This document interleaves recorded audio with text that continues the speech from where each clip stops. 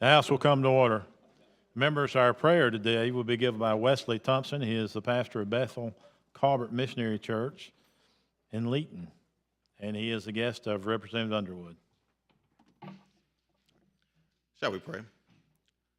Gracious God, we thank you for another day that you have given us. Thank you for another session of this esteemed house, an important body who is tasked to do a very serious job in looking out for the well-being of every single constituent across this state. We know that that's not an easy job, that each individual who has this esteemed title of representative before their name as a prefix, Lord, that I have no doubt that it gets tough, it gets rough. But God, that's where I ask that you provide them your peace, that you provide them your comfort, God, that you provide them your direction and your guidance. And may they adhere to what you have called us to do, and that oh so important question of what do you require?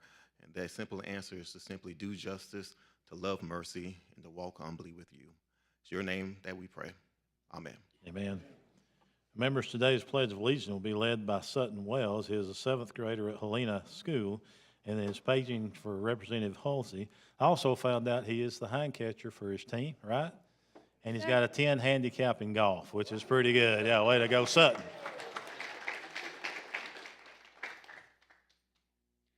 I pledge allegiance to the flag of the United States of America and to the republic for which it stands, one nation, under God, indivisible, with liberty and justice for all.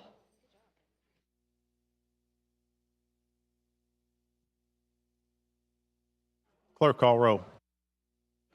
Mr. Speaker, Allman, Baker, Bedsole, Blackshear, Bolton, Boyd, Bracey, Brinyark, Brown, Butler, Carnes, Chestnut, Clark, Klaus, Collins, Colvin, Crawford, Daniels, Datcher, Drummond, Dubose, Easterbrook, Ellis, England, Ensler, Estes, Faulkner, Fiddler, Fincher, Fort, Garrett, Gidley, Gavan, Givens, Gray, Hall, Hammett, Harrison, Hassall, Hendricks, Hill, Holt Jones, Hollis, Hulsey, Hurst, Ingram, Jackson, Jones, Keel, Kirkland, Lamb, Lands, Lawrence, Lee, Lipscomb, Lomax, Lovern, Marcus, McCampbell, McClammy, Mooney, Moore M, Moore P, Morris, Oliver, Paramore, Pascal, Pettis, Pringle, Rafferty, Ream, Reynolds, Rigsby, Robbins, Robertson,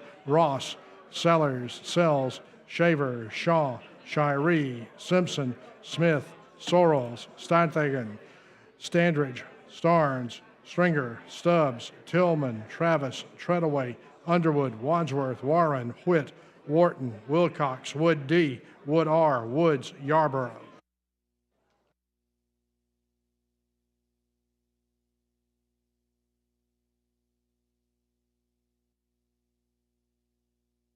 Fifty-seven members have answered roll. Quorum is present. The House is ready to transact business. The chair recognizes the gentleman from Hale, Representative Travis, for a special recognition.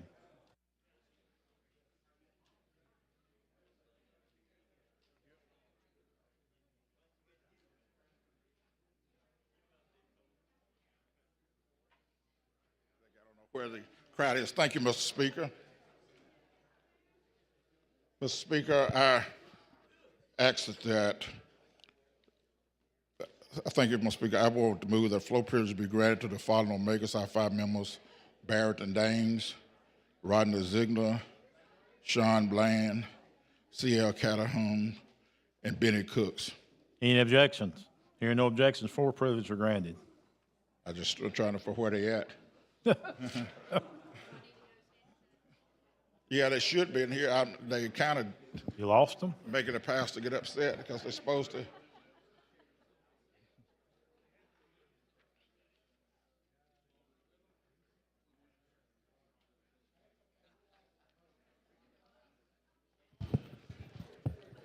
Yeah, while we're waiting on them, let's move on just a little bit. The chair recognizes Pro Tem Pringle for making announcements.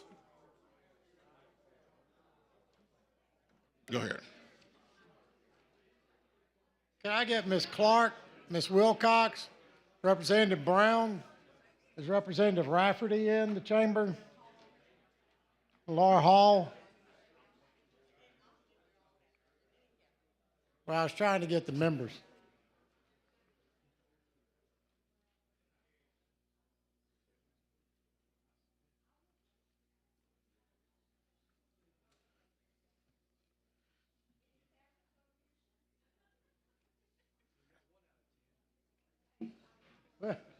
Not many.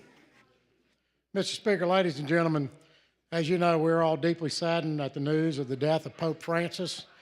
He was to me and so many other Catholics a lamp of shining in the dark world. Truly did he reflect the light of Christ to us all, particularly in his consent and example and teaching to reach out to the marginalized, the poor, and the oppressed, and the downtrodden. And I think Ms. Wilcox would like to offer a prayer. Would you like to? Please join me. Eternal rest grant unto Pope Francis, O Lord, and let perpetual light shine upon him. May the souls of the faithful departed, through the mercy of God, rest in peace. Amen. Thank you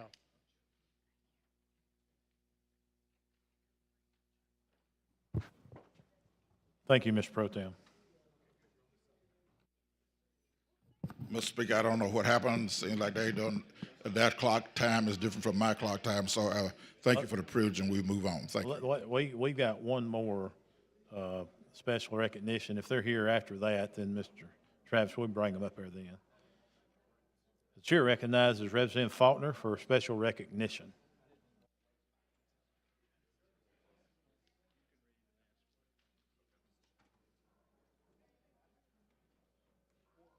Thank you, Mr. Speaker. Members, today is Yom HaShoah, Holocaust Remembrance Day around the world. There'll be different ceremonies throughout the week, but here in Alabama, it is recognized today, and we had a ceremony earlier with that the governor attended. And today we will do like we've done for the last 10 years or so. We will have the Holocaust survivor here on the floor with us, and we will have, and with that, we'll also have some rabbis, and we will have some family members. And with Speaker, I would move that floor privileges be granted to the following: Rabbi Scott Kramer, Rabbi Boraz, Dan Puckett, head of the Alabama Holocaust Commission, Holocaust survivor Jack Schachter, and his son Armand. Any objection? Hearing no objections, floor privileges are granted. Welcome to the Alabama House of Representatives.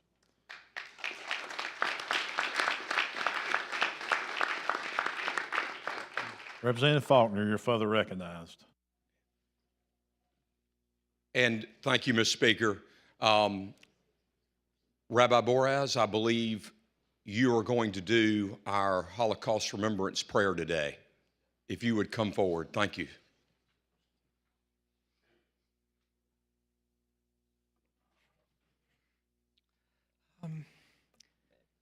Before I begin, I want to say what a tremendous honor it is to stand before all of you and to present the invocation for this afternoon.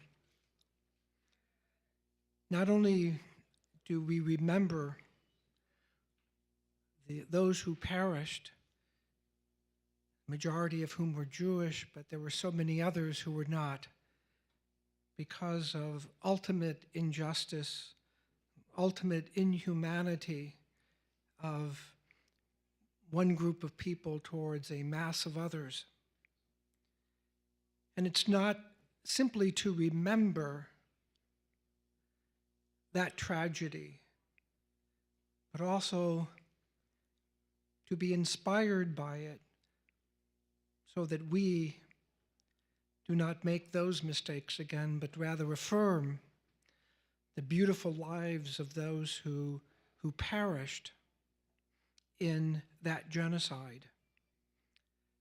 And so I want to begin by quoting Robert Frost, who said that the righteous person is never quite certain whether his or her actions are right in the eyes of the Eternal One.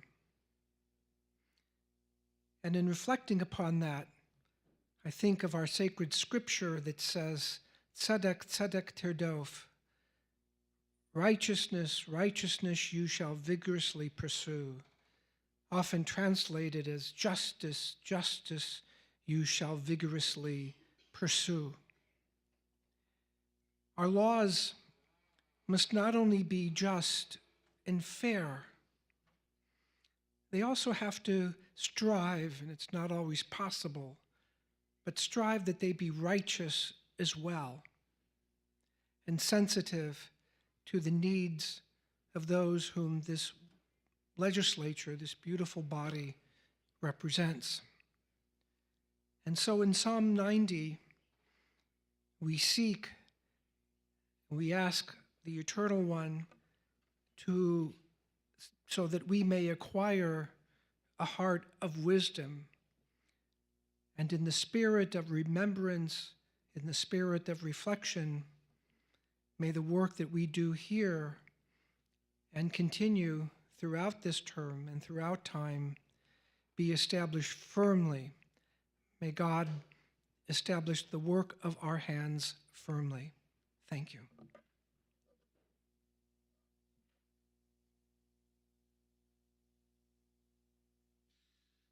Mr. Speaker, at this time, I would ask Dan Puckett, head of the Alabama Holocaust Commission, to come forward for some brief remarks.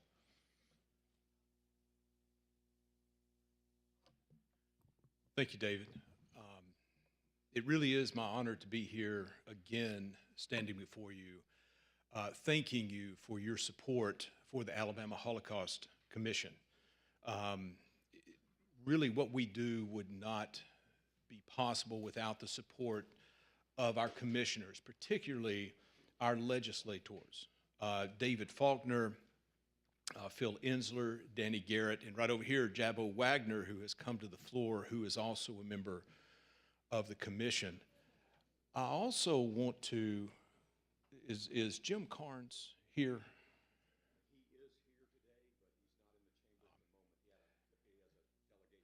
Representative Carnes was in the legislature and in 1999 and integral in getting the Alabama Holocaust Commission established. So I do want to include him in that. And our representatives here are just so important to what we do to expand and promote Holocaust education.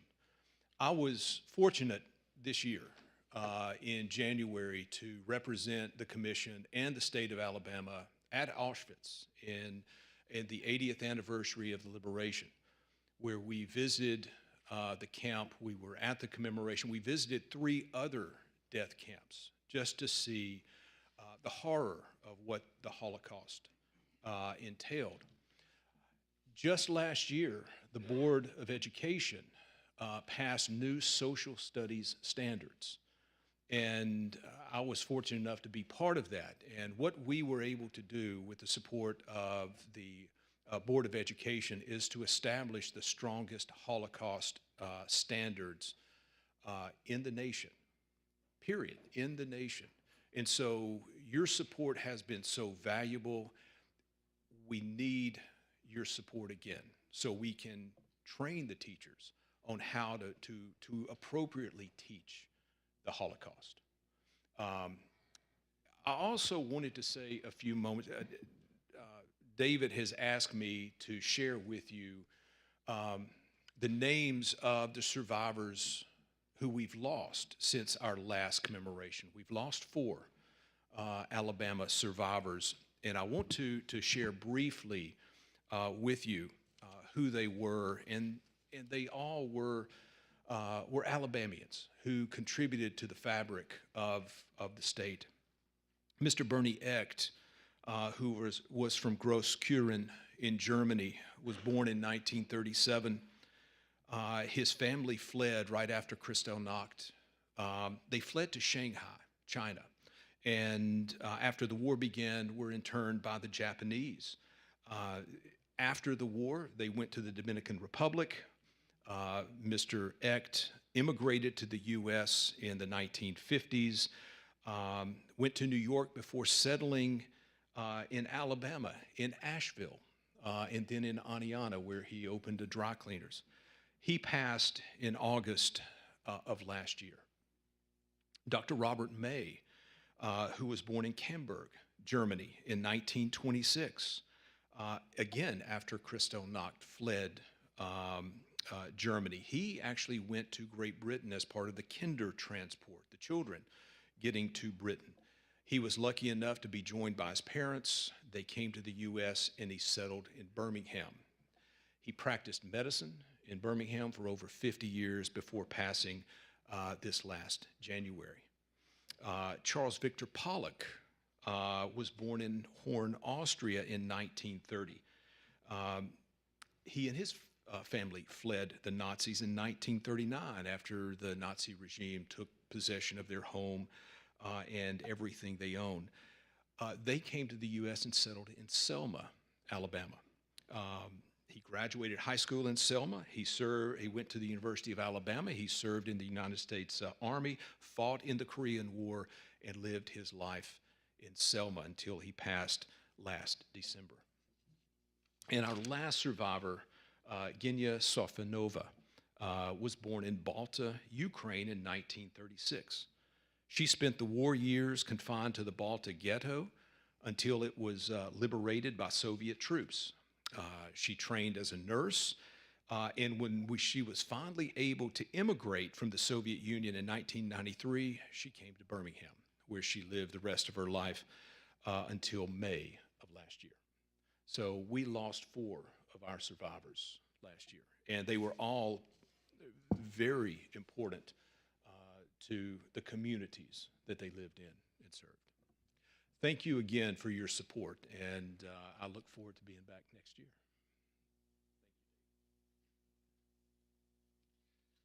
Mr. Speaker, we have a very special guest with us today. As y'all know, our survivors that live here in Alabama, we're losing them, and we don't have many left. So it is always such a tribute and honor when we have a survivor that can be with us. And today we have that opportunity. And Ms. Schachter, you don't have to stand okay, great. We have today with us, and I'm going to try to get the first name right. I know we all call you Jack, but it's Isaiah. Isaiah Jack, goes by Jack Schachter. His son, Armand. In the gallery is Armand's wife and Jack's 2 grandchildren. If we could give them a hand for being here.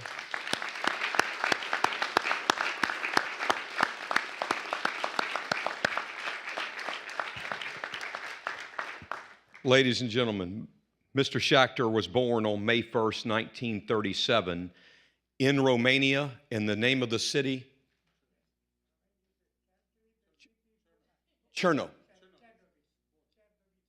Chatovița. Okay. All right. Chatovița, Romania. After the Germans occupied his town in July 1941, Jews were ordered to wear a yellow star. Although he was only 4 years old at the time, this remains a vivid memory for Jack. During this period, there were ad hoc roundups of Jews for forced labor. Less than 6 months later, a ghetto was designated in the former Jewish district of Yes. Jack and more than 50 of his relatives were relocated, bringing only what they could carry, including food and clothing. Their remaining possessions were confiscated by the authorities. Jack recalls that we had a very bad life in this ghetto. There were multiple families in a home and only 3 to 4 hours a day when they could even leave the building. After less than a year in the ghetto, the Schachters were able to return to their apartment, but Jack's father was sent to do construction work at Tangaju. a forced labor camp. Jack remained home with his mother, who struggled to make ends meet until her husband's return near the end of the war. Many of Jack's relatives had been deported to camps and ghettos in Transnistria, where exposure, starvation, and disease abounded. His grandparents sadly never returned. Mr. Schachter, it is such an honor to have you here today and to be recognized by the Alabama legislature. The members of the Holocaust Commission stand to my right, and of course you know the other gentlemen, but the members of this body honor you today, and thank you so much for being here, that may we always remember and never forget that.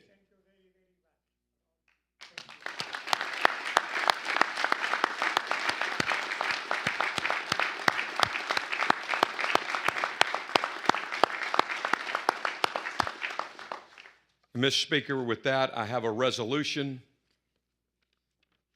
Clerk, see the resolution. Whereas the Alabama Holocaust Commission will host the 2025 State Yom HaShoah commemoration on April 22nd, 2025. And whereas Yom HaShoah was instituted by the State of Israel in 1951 as a day of commemoration for the 6 million Jewish men, women, and children who perished in the Holocaust, modern history's largest manifestation of hatred, intolerance, and murder. And whereas, while there is no institutional ritual for observing Yom HaShoah, many people will participate in solemn events such as attending synagogue services and communal vigils, while others will light memorial candles and recite prayers for the departed. And whereas the people of Alabama not only mourn those lost in the Holocaust, but also the following Holocaust survivors who lived in Alabama and who died in the past year: Bernie Echt, Robert May, Charles Pollock, and Genya Safyanova. For decades, they shared their stories and helped spread awareness of the horrors they personally witnessed, as well as their memories of those who suffered and died during the Holocaust. And whereas we also acknowledge Holocaust survivor Jack Schachter of Birmingham, who is attending this commemoration.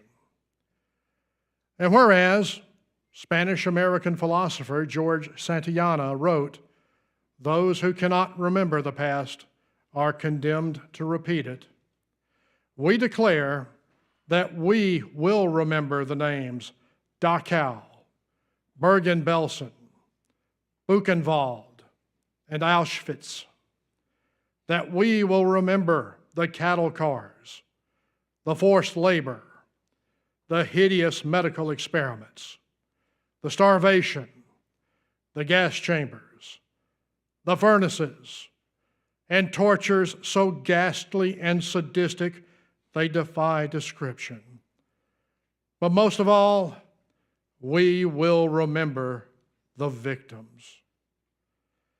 Now, therefore, be it resolved by the legislature of Alabama, both houses thereof concurring, that on this occasion of the Yom HaShoah commemoration, sponsored by the Alabama Holocaust Commission on April 22nd, 2025, we recognize, remember, and honor the memory of the lives lost in the Holocaust, as well as the survivors who have died over the last year.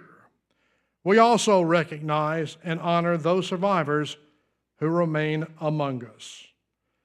Be it further resolved that events such as this year's Yom HaShoah commemoration must continue to ensure that Alabamians and the people of the world never forget the significance and the horror of the Holocaust.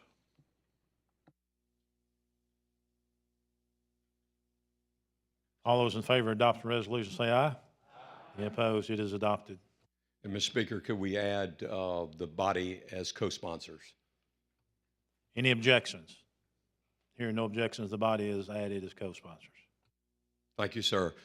Members, thank you. And again, Mr. Schachter, thank you from the bottom of my heart for being here. Thank you.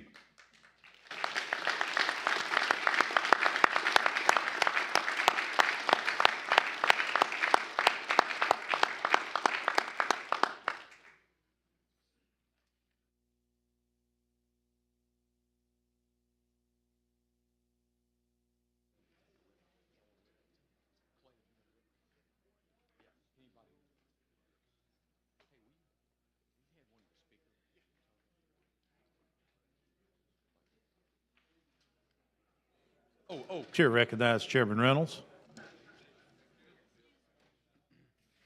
Thank you, Mr. Speaker. I'd ask to suspend the rules so the Ways and Means General Fund Committee could meet on one Senate bill at 1:30. All in favor say aye. Any opposed? Thank you, Granted. Mr. Speaker. Room 617.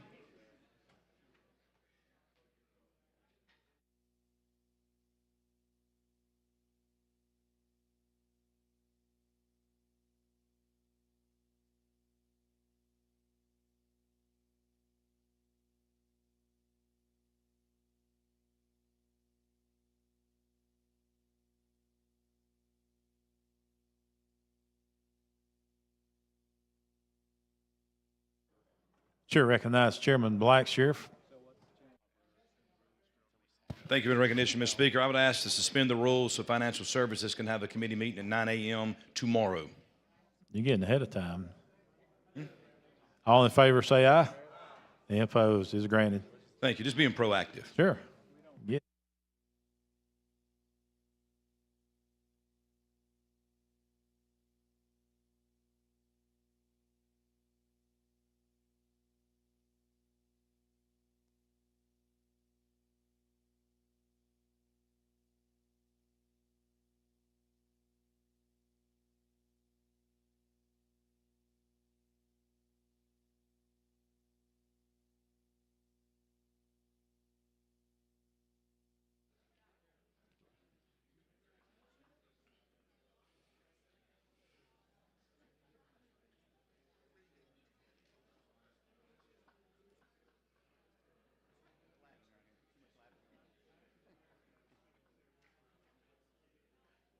The chair recognizes Representative Travis for special recognition.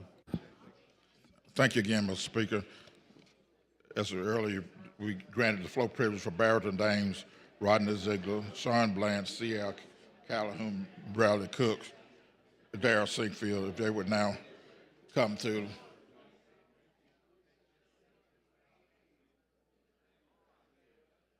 Sit right there. Sit right there.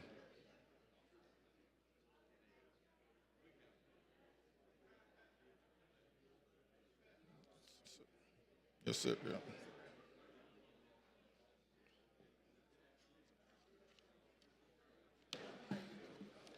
Mr.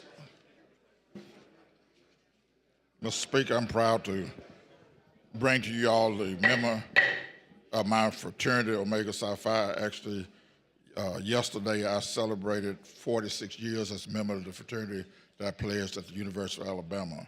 At this time, Mr. Speaker, if you don't mind, I would like to give a few recognitions for Barrett and Dames as flow privileges to speak, and then ask that the resolution be read. Permission granted. Whereas we are pleased to recognize April 22nd, 2025 as Omega Psi Phi Fraternity Incorporated Day in the state of Alabama. And whereas a nonprofit social and service-based organization, Omega Psi Phi Fraternity Incorporated, was founded on November 17, 1911, on the campus of Howard University in Washington, D.C. There are now more than 700 chapters located in the United States and around the world, with Alabama having 33 of those said chapters, with 18 graduate and 15 undergraduate. And whereas Mr. Darrell Sinkfield of Montgomery, Alabama, serves as the Omega Day Chair, Mr. Barrington L. Dames of Huntsville, Alabama, serves as the 21st State of Alabama representative of Omega Psi Phi Fraternity Incorporated. Mr. Christopher A. Brooks of Birmingham, Alabama, serves as the 25th 7th District representative of Omega Psi Phi Fraternity Incorporated. And Mr. Ricky L. Lewis of Los Angeles, California, serves as the 42nd Grand Basileus. And whereas Omega Psi Phi Fraternity Incorporated has continuously played a progressive and cooperative and constructive role in the civic and political life of our communities, the nation, and worldwide for more than 100 years. Now, therefore, be it resolved by the legislature of Alabama, both houses thereof concurring, that we take great pleasure in recognizing April 22nd, 2025 as Omega Psi Phi Fraternity Incorporated Day in the state of Alabama. Be it further resolved that a copy of this resolution be presented to Brother Barrington L. Dames, who serves as state representative of the organization, with the highest praise and sincere best wishes for all future service endeavors. Thank you.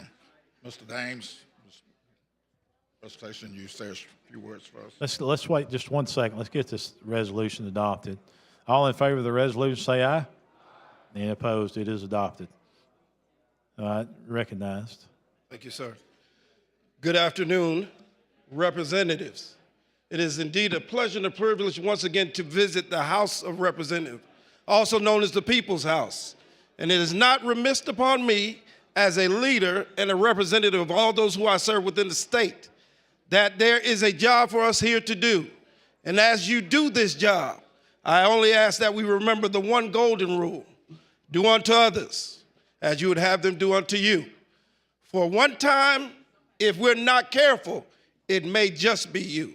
With that being known and with that being stated, continuing the work which you've begun, but make sure that when the record is read, that where you stand in history will be on the side of good and right, and not anything else that may be questioned. We thank you very much, and may God continue to bless you. Have a good day. Thank the gentleman. Thank you, Mr. Speaker. Thank you guys for being with us today.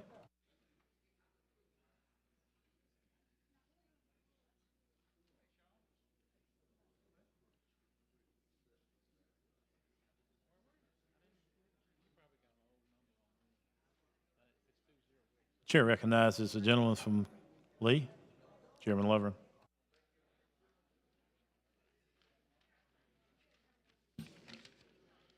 Thank you, Mr. Speaker. I request that leaves of absence be granted for absent members. Any objections? Hearing no objections, absent members are granted leave. Chair further recognizes the gentleman from Lee, Chairman Lovren. Mr. Speaker, I have a report. House of Representatives, your Standing Committee on Rules begs leave to report that it has carefully examined the Journal of the House for the 23rd Legislative Day and finds the same to be correct. Signed, Representative Joe Lovern, Chairman. Mr. Speaker, I move that the reading of the journal at length for the 23rd Legislative Day be dispensed with. Any objection? Hearing no objections, the reading of the journal is dispensed with. The chair recognizes the gentleman from Mobile, Pro Tem Pringle, for the purpose of making announcements. Thank you, Mr. Speaker. Ladies and gentlemen, the online form for your statement of economic interest must be completed and filed with the Ethics Commission no later than the 30th of April. Please pick up your bills and resolutions from LSA. Today is a mega day at the Capitol, as you are well aware. Legacy of Hope Exhibit and Advocacy Day is from 11 to 3 on the 6th floor lobby. The Tourism Bash is tonight from 5 to 8 p.m. at RSA Activity Center on Dexter Avenue. Wednesday, the Battle of Tom Bigby, where the Alabama legislature will defeat the Mississippi legislature starting at 6 p.m. in Riverwalk Stadium. And Thursday, as always, the Alcat Prayer Breakfast from 7 to 8 a.m. at the RSA Plaza, 6th floor. And the Alabama Society of Certified Public Accountants Legislative Breakfast will be Thursday from 8 to 9 in room 200. Mr. Speaker, I move that when we adjourn today, we leave the journal open for the clerk to complete his paperwork, and then we reconvene on Thursday, April the 24th at 9 a.m. Thursday.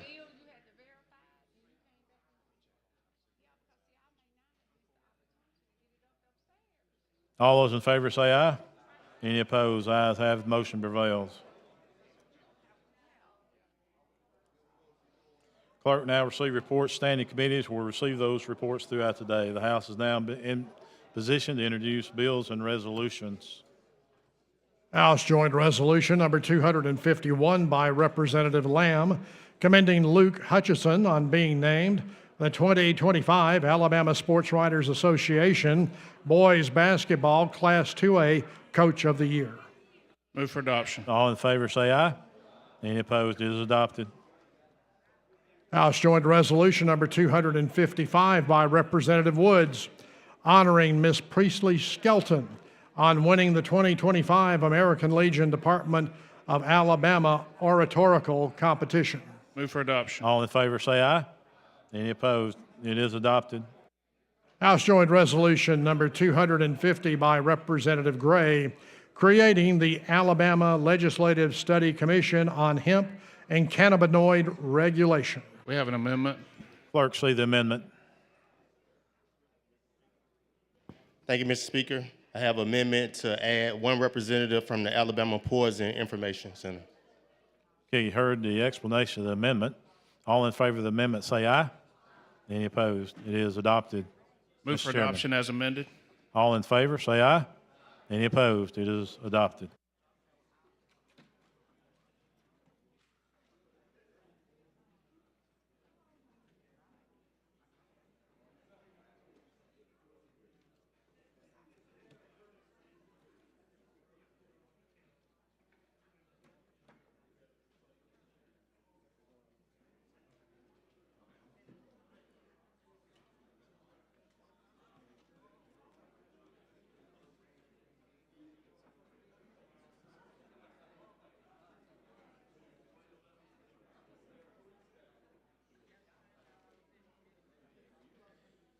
Would like to recognize in the chamber AARP chapter from Mobile and Montgomery. Thank you for being with us today.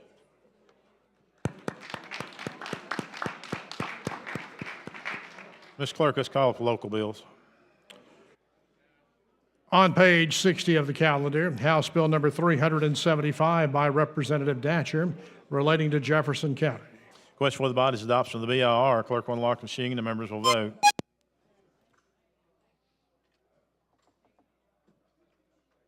Clerk will lock the machine. Record the vote. 54 ayes, 0 nays. The BR has been adopted. If the question now is final passage, clerk will unlock the machine and the members will vote.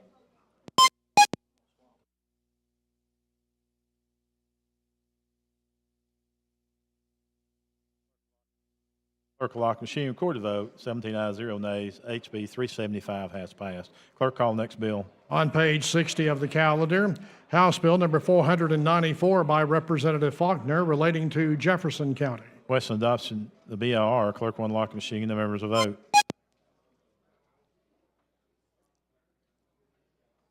Clerk will lock the machine. Record the vote. 63 ayes, 0 nays. The BR has been adopted. Question now is final passage of HB 494. Clerk will unlock the machine and the members will vote. Clerk will lock the machine. Record the vote. 23 ayes, 0 nays. HB 494 has passed. Clerk, call next bill. On page 49 of the calendar, House Bill number 510 by Representative Yarborough, relating to Lawrence County. Question for the body's adoption of the BIR. Clerk will unlock the machine and the members will vote.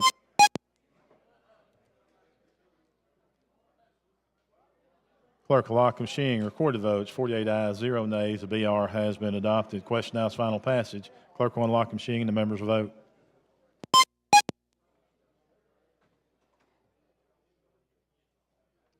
Clerk will lock the machine. Record the vote. 6 ayes, 0 nays. HB 510 has passed. Clerk, call next bill. On page 58 of the calendar, House Bill number 570 by Representative Paramore, relating to Pike County. Question for the body's adoption of the BIR. Clerk will unlock the machine. The members will vote. Clerk will lock the machine. Record the vote. 51 ayes, 0 nays. The BR has been adopted. Question now is final passage of HB 570. Clerk will unlock the machine. The members will vote.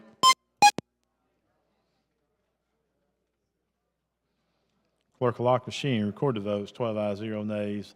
HB 570 has passed. Clerk, call next bill. On page 58 of the calendar, House Bill number 571 by Representative Baker relating to Escambia County. Question for the body's adoption of the BIR. Clerk will unlock the machine. The members will vote. Clerk will lock the machine. Record the vote. 56 ayes, 0 nays. The BR has been adopted. Question now is final passage. Clerk will unlock the machine. The members will vote.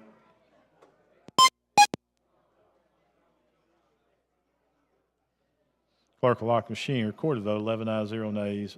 HB 571 has passed. Clerk, call next bill. On page 58 of the calendar, House Bill number 572 by Representative Baker relating to Escambia County. Question for the body's adoption of the BIR. Clerk will unlock the machine. The members will vote.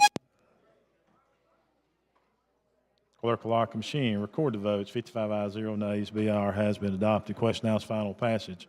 Clerk will unlock the machine. The members will vote. Clerk will lock the machine. Record the votes. 12 ayes, 0 nays. HB 572 has passed. Clerk, call up the next bill. On page 59 of the calendar, House Bill number 573 by Representative Baker relating to Escambia County. Question for the body's adoption of the BIR. Clerk will unlock the machine and the members will vote. Clerk will lock the machine. Record the votes. 54 ayes, 0 nays. BR has been adopted. Question now is final passage of HB 573. Clerk will unlock the machine and the members will vote.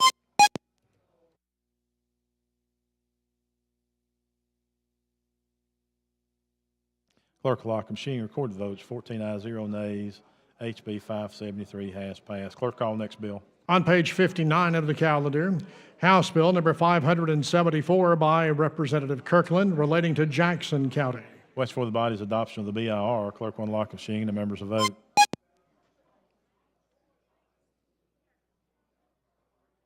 Clerk will lock the machine. Record the vote. 52 ayes, 0 nays. BR is adopted. Question now is final passage. Clerk will unlock the machine and members will vote. Clerk will lock the machine. Record the votes. 9 ayes, 0 nays. 574 has passed.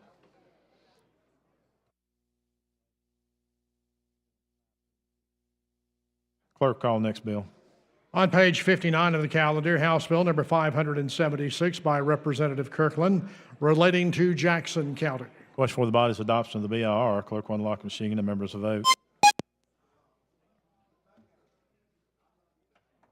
Clerk will lock the machine. Record vote. 52 ayes, 0 nays. BR has been adopted. Question now is final passage of HB 576. Clerk will unlock the machine and the members will vote. Clerk will lock the machine. Record the vote. 11 ayes, 0 nays. 576 has passed. Clerk, call next bill. On page 59 of the calendar, Senate Bill number 128 by Senator Kelly relating to Calhoun County. Question for the body's adoption of the BIR. Clerk will unlock the machine and the members will vote.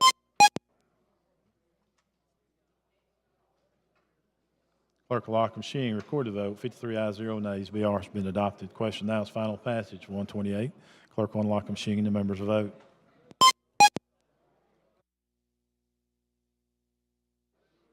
Clerk will lock the machine. Record the vote. 11 ayes, 0 nays. ASB 128 has passed.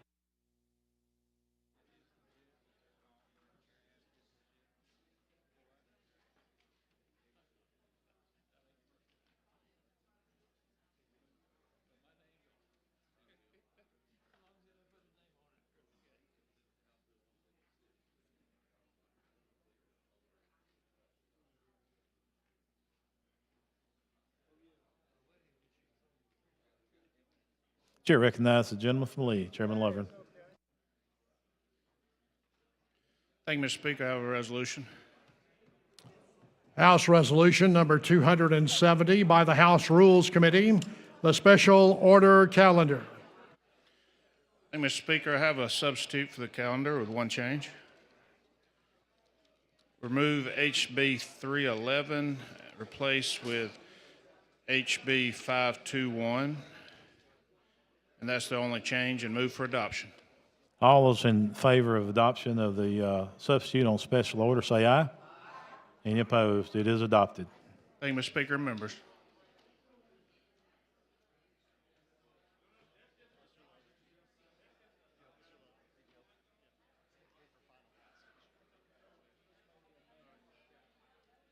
Move for final passage. Okay, I got some lights on now. Chair recognizes the gentleman from Mobile, Representative Bracy. Sorry, man. That was a great effort.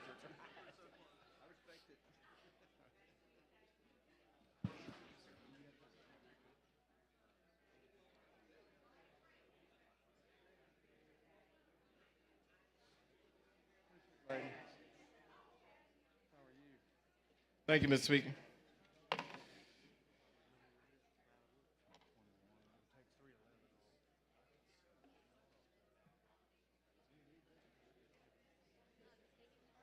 Was the gentleman you? Yes, sir. I saw you walk off. You thought it was, I was like, nah, you can't get off that easy today. I was trying to be efficient with our time today. I know you are too. Yeah. So that was a first, but what I was actually hoping that you would have done would have been to substitute SB 473. That's the one I was hoping that you would have taken off in order to put this one on. But I guess I wasn't a part of the conversation. Which one are you speaking of? HB 473. It's a bill that really should be a local bill, but it's apparently a statewide bill with local application. And it was a committee amendment that was placed on the bill that made it more local again, but everybody's going to be voting on it and debating on an issue that's really a local Mobile issue when, you know, a lot of times when we deal with issues in this body, we kind of give some type of local courtesy, but for some reason, this particular bill is a statewide bill, so we're going to treat it like that. We're going to treat it within the rules on how the rules are played based off of where we are. Representative Robbins kind of made it a local bill. He's a very, very smart committee member, and he's the one that I have to kind of work with a little bit to kind of figure out where we are. Beyond that, you know, I think we have a really decent calendar to look at. But one of the things that stick out to me on this calendar is this is a 22 bill calendar, correct? And we have 15 substitutes on the 22 bill calendar. Why do you think we have so many substitutes? It's starting to be a trend now. Like, we didn't quite used to have that. Like, you used to have amendments. You have some committee amendments. You may have some amendments on the floor. But it's hard to keep up because now we have so many substitutes. And when you start the substitute legislation, it's kind of like you get away from the original intent of the bill of the sponsor. That's one of the reasons why I don't co-sponsor a lot of bills. Because in this body, your bill is going to get substituted, and you could end up co-sponsoring something that gets substituted and becomes something that you don't even support. How do we kind of get to this point of having so many substitutes like how we have now? 15 of 22 is a lot of substitutes on the calendar. That's a great point, Mr. Bracy, and a great time for us to just recognize the work of our committees. We have several chairmen and several members of this committee that have really dug in on issues and done the work needed. And so it's coming out of committee with some changes by them focusing on some work that's needed to try to get it to this floor in the best conditions possible. So I think that's a great point, us having those substitutes. I took some original legislation, saw some things that needed to be changed to make it better, made those changes in committee before it even got to this process. So I had not even taken note of that fact of that many substitutes, but that's a great point, and I just commend all the work our committees have done. So you think the substituting the bills is probably a good thing? Well, it can be. That's just all the way to an amendment. You know, that's sometimes you don't know all the parts of an issue until you file that bill, and then people that you haven't had a chance to speak with will come forward and point out an issue. Or at least that's been my case where I've had bills I've filed and there's issues I hadn't even thought about pertaining to that issue. And it gave me an opportunity for us to work with different groups and try to make the legislation better for the state.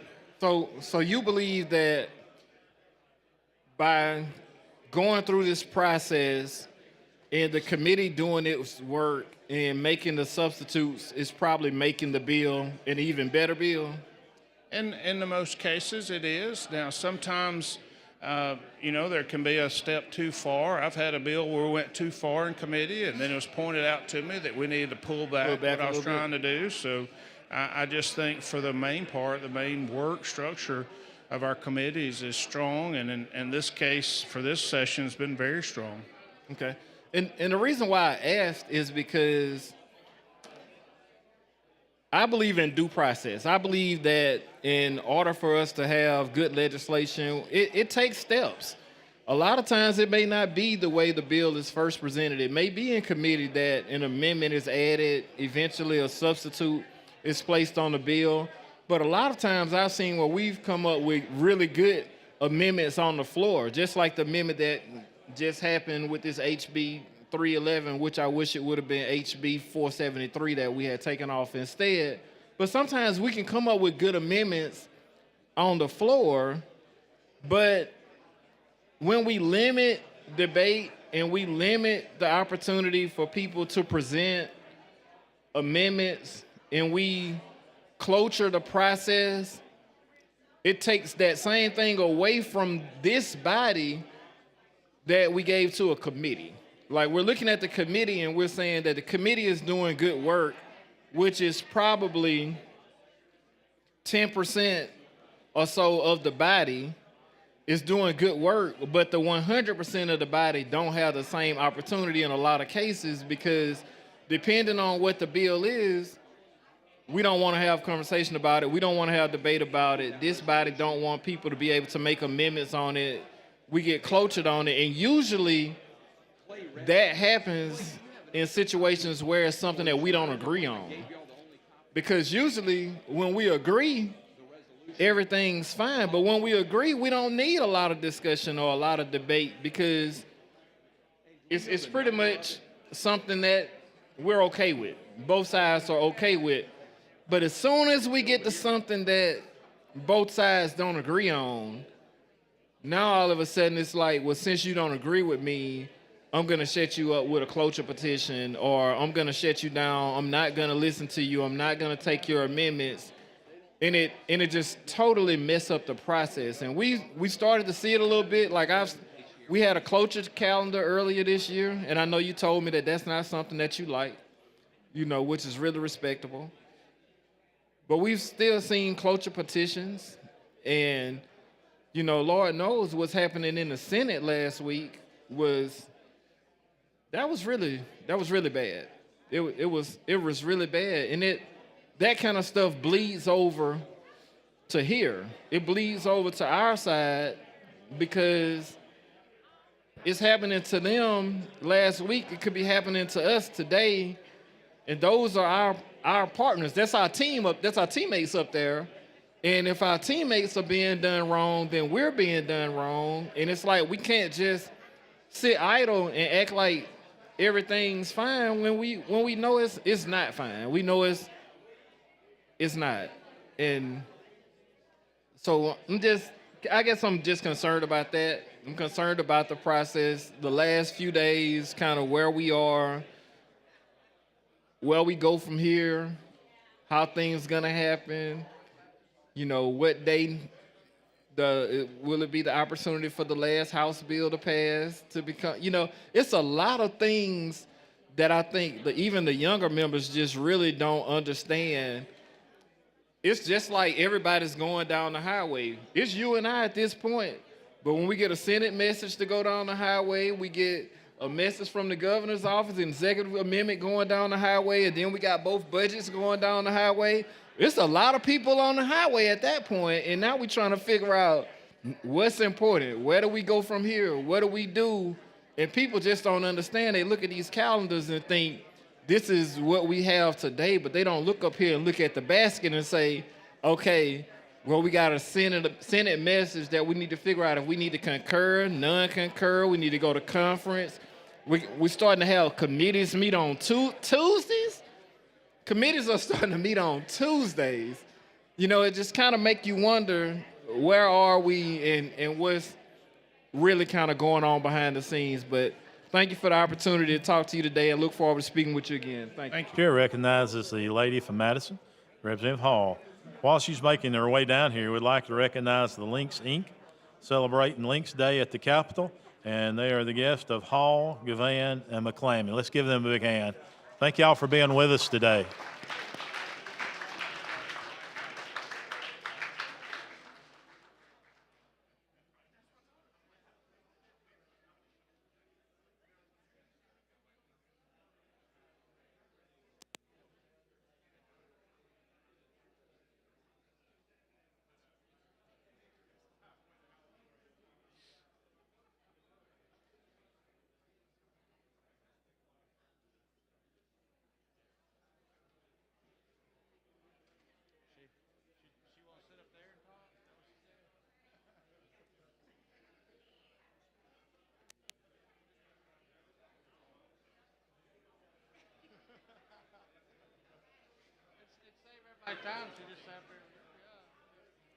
What did you say? I just appreciate, spend some time with you, Miss Hall. I'm glad you did. So I was looking at the calendar, Yes, ma'am. and you made a couple of replacements. I just made one replacement right here at the end, and Representative Bracy pointed out a good thing. We're trying to get as many things today to help the members get some bills passed. I had one on the calendar that was going to run into some issues with debate, and spoke with the sponsor, and we pulled that one off. And then we had another issue that people were ready to move forward, and so we just replaced it with that bill. So just that one change. So you were challenged as a chair in a committee on these two bills?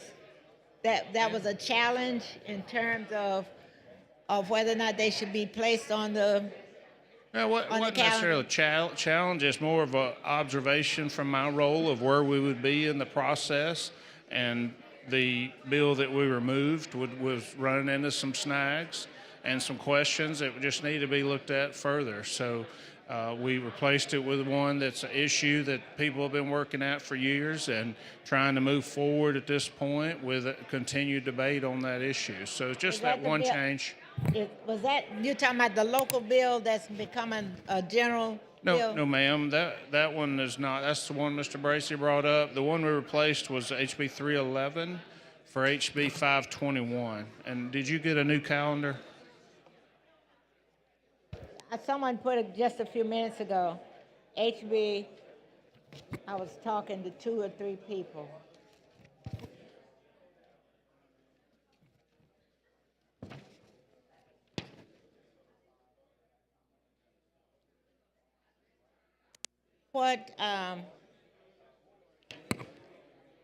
So I have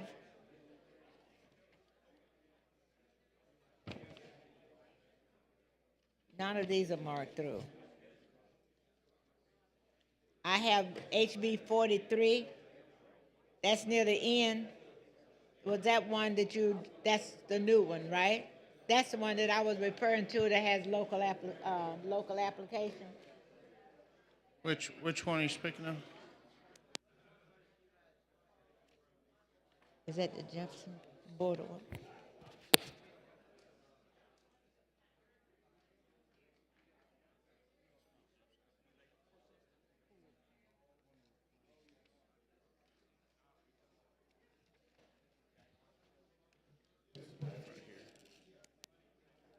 Okay, all right. Okay. So we're replacing 521. We're replacing 311 with What's 311? 311. It just should be on your yellow calendar, orange calendar here. It's kind of a Florida orange-looking calendar here for some reason, and you'll see 311 on that one. Oh, for the that one was removed. All right. Yes, ma'am. Okay. Yes, ma'am. Then I appreciate it. I'm corrected. Thank you. Yes, ma'am. Thanks for your question.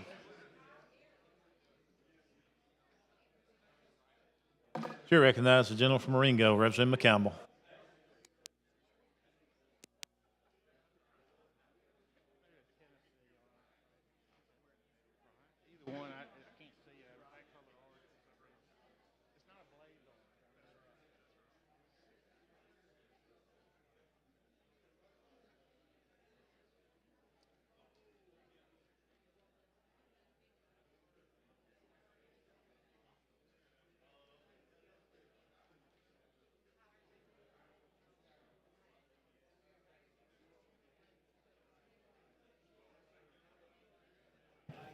Thank you, Mr. Speaker, for the recognition.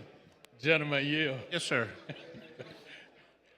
I was looking at the calendar also, and I was, since we were being so accommodating, I think I got a bill that would work well on this calendar, and I'd love to see it on there. I think it got on one calendar, and we didn't quite get there for some reason or the other, but that's HB 466. That's a good consumer protection bill. I think based on the I guess what's going on nationally and statewide, we need to be starting to look at protecting our consumers, our constituents, those regular people that get up and go to work each and every day and, do things of that nature. I've also been thinking about and looking at as I looked at this calendar is, there was a time when people talked about less government and, more ability for the average person for local rule and things of that nature. But it seems like we are starting to begin to try and legislate every aspect of a person's life. And I think that's a very dangerous road when we are going down that road. So, as I looked at this calendar, you said there was one that was going to be substituted. Yes, sir. HB 311 will be removed and substituted for HB 521. Oh, so 311 is on, okay. And it's going to be for 521? Yes, sir. And we didn't change the arrangement. It go in the same place that 311 was. Right Oh, there. okay. Yes, sir. That's that mixed spirit beverage providing for distribution, retail, sales, and tax. Yes, sir. And that one, I think that's the one that we were having a few issues with, different companies and things of that nature. But I guess we've gotten it all worked out.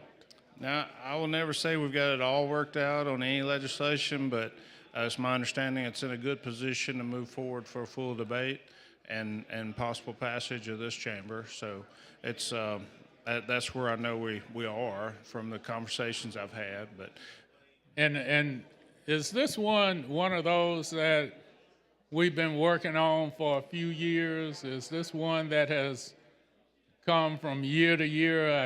I tell people when you come down here, you may have a good idea, but your good idea needs a little massaging sometimes.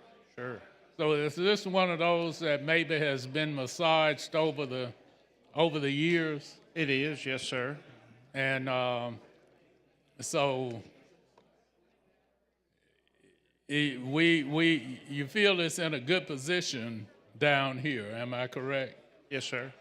But, all right, and I know you don't know about the Senate, but does it have a good prospect up in the Senate, or is this one we're going to massage maybe one more year?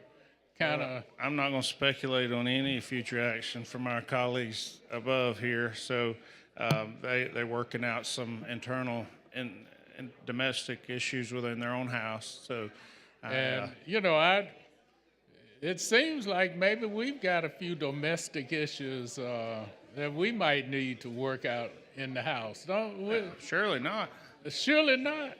I'm just checking. I was, it got a little heated, I guess, in here at some point, and so I was trying to make sure the air conditioner was still working, and that things were not as hot as I thought they were. Well, I'm not heated for anyone. I'm the only one I can speak for. So You're comfortable right now. I'm good. Okay. I'm not heated at anyone, or if you are. I'm not heated. You got on comfortable shoes. No, you got on boots today. These are comfortable. I came prepared either way. You came prepared today because either way. I guess you are kind of excited to be able to talk to us today. But you're always glad to talk to me, right? Always glad. And this change, we tried to tell your caucus early so we'd know, and I put it in exactly the same place, so we didn't rearrange any bills. We just trying to move any House bill that we can that would have a chance to try to move it to the other body, or at least move to this debate for this floor for a full debate. So okay. Well, I appreciate the opportunity to just talk a little bit about the calendar, and probably a little bit about where we are in this whole process, because I guess I'm going to look forward to asking some questions, especially on my colleague, matter of fact, my delegation member. I need to get a little, I'm going to want to know something about HB 479, because that's going to be dealing with the next election and voting and things of that nature. So I've kind of looked over that particular one, and I have some questions and concerns about it. And so I think we're going to have to see exactly what his intent is with this, because you don't want to disenfranchise people from exercising their right to vote. I know that it has been said after you cast a certain vote back last year that you'd never have to vote again. I pray that that's not the case. But it could be what this world and this United States is moving toward. So I think all of us need to open our eyes and be aware that one statement such as that cannot be a one-off.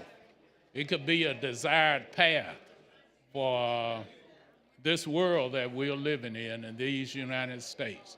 But I'm going to be one of those that'll say it's going to have to be over my dead cold body that happens. Thank you, sir. thank you. Chair recognizes the gentleman from Clark, Representative Jackson.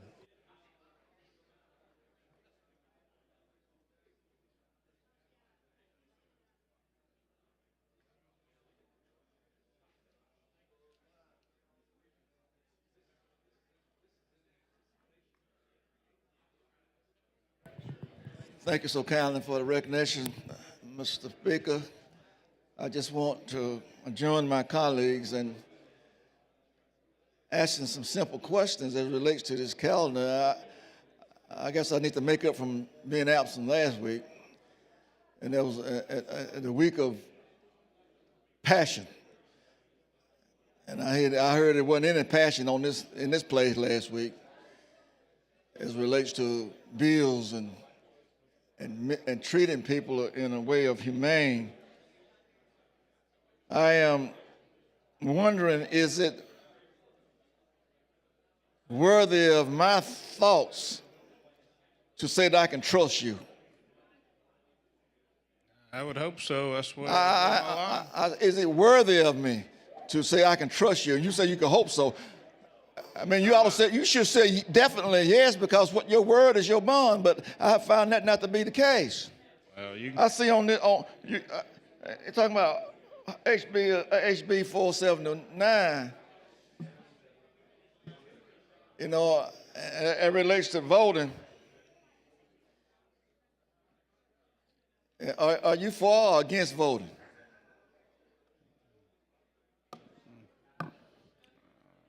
If you're going to challenge my word, I'm I'm asking a question. So, are you for or against voting? this your time.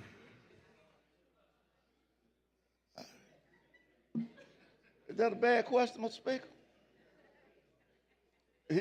He chose not to answer, so I guess he would say that he's not for voting. And my reason for making that statement, because I've introduced voting legislation for the last 14 years here, early voting, trying to get people to get to the polls before the election, 2 days prior to, and it's not partisan, because a lot of League of Women Voters, and they're mostly Republican women, have asked me to carry that legislation. A lot of senior citizens, AARP, has asked me to sponsor that legislation. And we can even get it on the calendar in the committee. So that's why I asked the question, even though you got voting on this calendar, but you won't say whether you are for or against it. That's how all of us got here, through some type of voting. And I think voting is good for democracy. That's what make democracy what it is. We elect our representation of person to speak on our behalf. This portion of this experience that's been put in place for 250 years is almost coming to an end from our national level, as we can see people are doing away with agencies and the building blocks that have made America what it has been for the last 248 years. And voting is the reason and why we are here. But we have the chairman of rules can't answer whether he's for voting or not. And that really puts us in a bad situation as members of policymakers for the state of Alabama. Everything seems to be on the downswing as it relates to the spiraling down, as democracy is being attacked from every angle, from every viewpoint, even from outside agitators, non-citizens, putting a sledgehammer and a chainsaw to our agencies, of doing away with Department of Education and messing with the IRS, Medicare, Medicaid, CHIPS program. All the things that help Alabama to be Alabama, because Alabama send $1 to Washington and get 3.5 back. So we in need of federal dollars. We can't function without federal dollars. We don't have enough income to manage this state without dollars from the federal government. Head Start. A lot of our grandchildren are in Head Start. And when you take away that early educating agency, you're taking away an opportunity for people to become fully developed citizens of this state. And I always argued against building billion-dollar prisons and closing rural hospitals. You know, Alabama got a lot to give an account of on Judgment Day, when we put God in the top of the house and do everything against what he has placed in the scripture. For taking care of the least, supporting the poor, providing for welfare, promoting domestic tranquility. And we've gotten away from those things when it comes to people. And we put our emphasis on person rather than people. You know, that was a question that was asked in a good scripture. You know, we just got through having 2 days ago, they say Easter, but we call it Resurrection Sunday. Triumph over tragedy that week, last week. And I watched, I don't know if anyone did this morning, but I watched the program there at the Vatican on Sunday morning before day early. And the Pope was there. And someone read his address, and yesterday morning when I get up and found out he has passed away. And so we don't know how close all of us are to that point of death. That's why it's so important for us to do what's right toward people, for people, because we're going to have to give an account of all this stuff that we are doing here. There's a passage in the scripture that says, for we all must stand before the judgment seat of Christ to give an account of everything we've done in this body, whether it's good or whether it's bad. I wanted the Lord to say that what you've done was good. Not for yourself, but good for those who need it the most. See, all of us are self-indulgence. But what we do for those who need it, and we got the opportunity to do it for them, and we refuse because the party bosses don't want us to do it. But he can't stand before God for you. You're going to have to stand before God for yourself, Mr. Chairman. And all my resolutions that never got out of rules because you didn't like what they was all about, and they're nothing but giving people an opportunity to do what was right. So it's not so much that whether you got the authority to be in the rules chair, but give the people an opportunity to express their thoughts, even through a resolution. Your authority has overstepped your bounds, and that's what is happening in our nation. We've taken our authority a little far, overreached, until we can dominate and tell people what they can and cannot do. People disappearing off the street, end up in El Salvador in a prison somewhere. Democracy still stands, and I'm going to stand with democracy. God is still king, not Caesar. Thank you, Mr. Speaker. Chair recognizes the lady from Montgomery, Reverend Morris.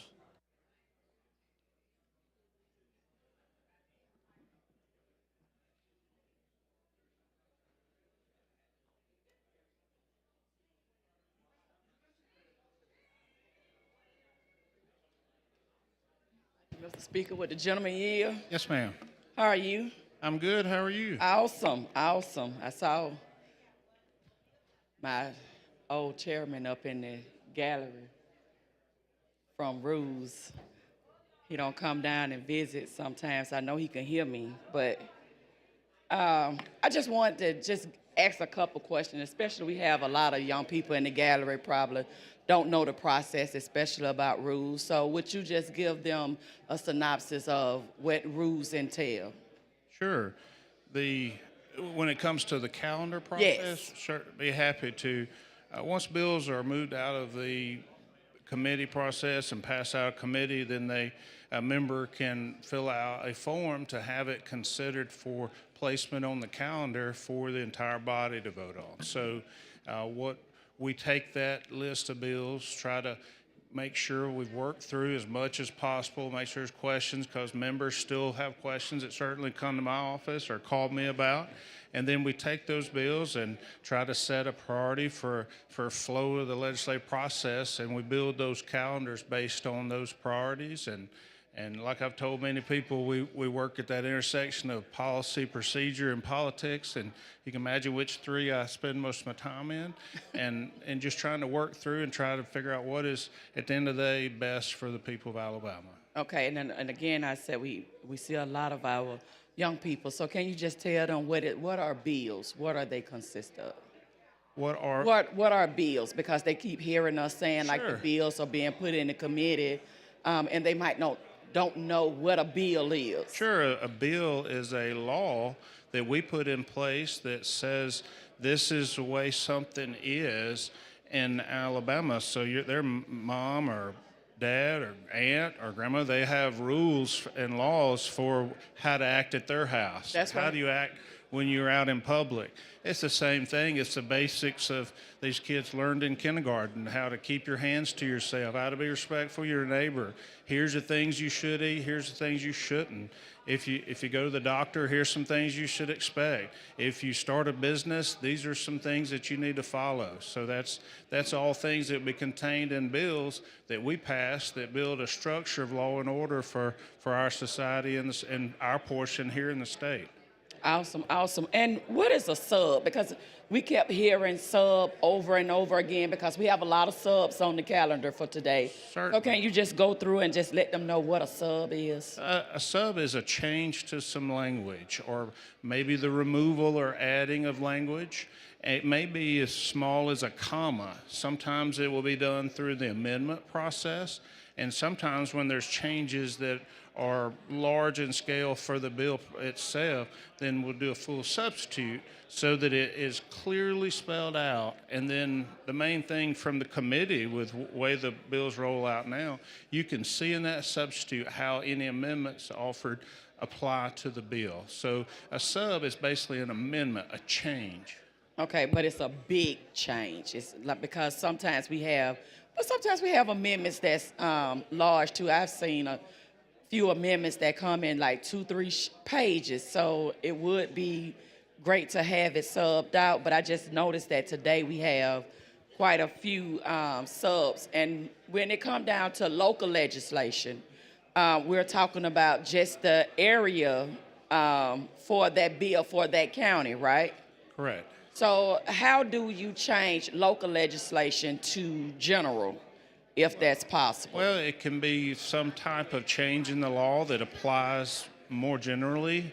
It can be what type of law it is. And then if it touches more than one county, then it has to roll out to a general bill.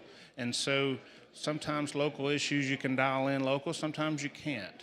And then sometimes people will go a pathway of local bill, not find success, and then they'll go to a broader spectrum for more people to see the issue and make a decision on that issue. And what is a local application? So a local application where it draws down to just for that local issue. So if you have a bill that's like a CA, like a constitutional amendment, it would go down to just a vote of that area. So if you have if you have a general bill and the delegation or the decide that they don't want to go, a member, whoever carrying the bill, make a decision that they don't want to take the bill through that route, that they're going to take it general, can you then add local application to that? That would just be for constitutional amendment, correct? So Just a constitutional CA where and if somebody votes no on that local application, then it has to go to the entire state. So I've seen on the ballot before where I'm voting on something in some county and I have no idea what it is. And I will tell people that ask me, I'd say just don't vote on it. So if you don't know, don't vote on it. So there's different ways that ends up. Because that can really, if it's local and it goes statewide and people don't actually know what it is and they start voting on it, it can really vote it down if possible if somebody get out and make a great campaign for it. Well, it could, or it could vote for passage. And it could be- pass too could if go they make either way. a great campaign Sure can. for that. How are bills picked for the calendar? Well, that's a good point.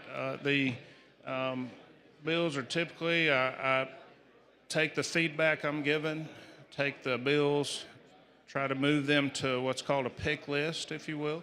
It's bills that I feel like are ready to move forward. And then our committee and Rules Committee does a great job. And a lot of people don't realize that when we're done for the day, usually our Rules Committee is going to work. So our committee members are meeting with members, seeing what priorities are, and then when the list comes out, they pull and take those priorities based on feedback each of them have been given to try to help us design a calendar for all the body to consider. Okay. And if a member have a bill on the list, how do they get it picked? They would lobby the committee to try to say this is a priority, this is what the bill does, and I would appreciate the consideration for it to be placed on a calendar. Okay. Awesome. I think they are. So what is the difference today between the two calendars that we have? I saw that we had one calendar, and then when we came back, well, not came back, just was sitting, and then we got another calendar. So can you tell me the difference in between the two calendars? Certainly happy to. We're in that final push, trying to move as many bills as we can to help the members of this body to have consideration upstairs. And we had one bill that looked into more debate, and I spoke with a sponsor that was very generous to said, I don't want to hold up the process if we need to move away from my bill being on the calendar. So we replaced just one bill, HB 311, with HB 521. So it's just that one change, same location, and no additional bills, just those two, 311 for 521. So they didn't tell you there was two bills on here that could have been had some issues, but that's fine. Thank you. I appreciate it. Appreciate your questions. Mm-hmm. Chair recognizes the gentleman from Tuscaloosa, representing England.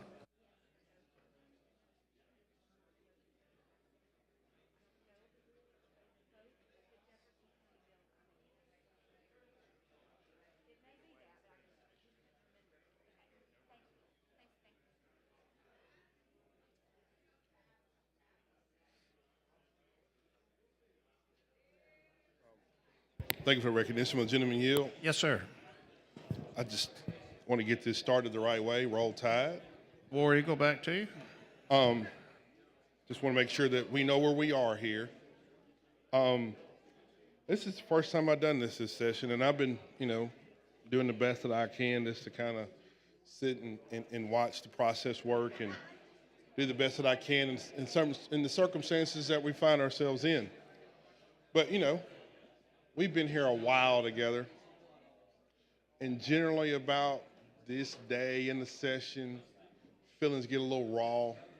Somebody gets feelings hurt, and then we start getting in this little adversarial position, and here we are, up in the Senate, from what I understand, if what I hear is correct, they got their little calendar activity going on, and it's Republicans cloturing themselves, then speaking on their bills, not allowing any amendments to go on bills, even in committee, and then forcing them out, forcing themselves to have smaller calendars. And from what I understand, we're not even getting the opportunity to speak on anything. So there's got to be some solidarity at some point. I'm talking about just from the House itself, because we suffer the consequences from that too. Because, they came upstairs and said a lot of good bills are going to die. Those are our bills. Right.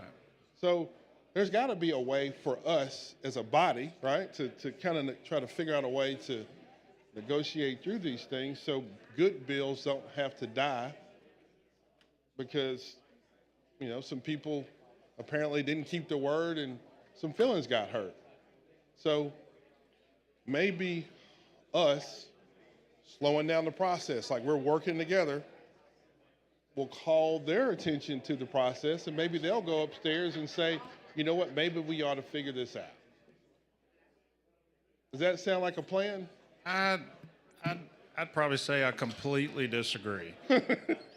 I think that we could set a good example, talk through our specific differences for legislation, and get the wheels of the government moving again. I think we could set a great example for them to follow, would be my outlook on it. Would be the War Eagle side of the nation would be, the state would be very positive, that a lot of great things can come from this. Let's see what we can do to set the example from our side. Well, I don't agree. That's not the War Eagle side of this. And I'm gonna take it a step further too. Okay. Because if there are times, just like a couple of weeks ago, and I heard the speaker say this, and I 100% agree with him. Hogwash. When he was talking about one of the senators upstairs was like the House isn't being fair to us, and the numbers didn't even match up. Talking about we're not treating them fairly. Are you kidding me? That's hogwash. That's actually a pretty good word. It is. It's very accurate. There's no explanation. Everyone knows exactly the meaning. So I think it was applied appropriately. And when I saw the senator say that we weren't treating him fairly and we were passing bills in the Senate, we were passing Senate bills, we're bringing them up in committee, and he killed every single bill upstairs for several days in a row, especially House bills. First thing I thought, I thought some cuss words initially, but hogwash worked a lot better. That's something I could say to my kids. And I'm saying that what's going on upstairs and how things are working, I'm gonna use it too. That's hogwash. There are better ways to do this. Better ways. And married guy, at home, I only like to take responsibility for the things that I've done, right? Like I did wrong. Sometimes my son will do something stupid and then I get yelled at, okay? So I go back to him and I say, hey, go do it because I don't want to be yelled at. Well, we're getting blamed upstairs, the Democrats, for slowing the process up, tearing things up. But we hadn't had a chance to yet. Again, it's Republicans doing all that stuff upstairs. And usually, I don't mind watching Republican on Republican crime going on, but here, this is different. I don't want to see a lot of good bills die, and I'm sure you don't either. We did a lot of work passing these bills to get them up there only for them to do, I think they're doing 2 bills. I got a 2-bill calendar up there right now. Really? And we got a 22-bill calendar, and it's got all sorts of bills on it. We're calling special meetings all week long outside of the rules, to accommodate Senate bills. And they basically have told us they're going to kill a bunch of good House bills. Now, how are we just going to go along with that? Well, if you'll see, there's no Senate bills of those 22, so we're trying to move as many House bills in position so that when they're ready to move forward with the process, we'll have plenty up there with them to move forward. So. But aren't we suspending the rules now to meet and move some Senate bills? Well, yes. Yeah. Why? We're setting the optimistic example. Oh, we don't need to. Do as I say, and do as I do, as I say. You've been here long enough to know, has that ever worked? Has that set an example for the Senate ever worked? I think it has. It has with me. Hogwash.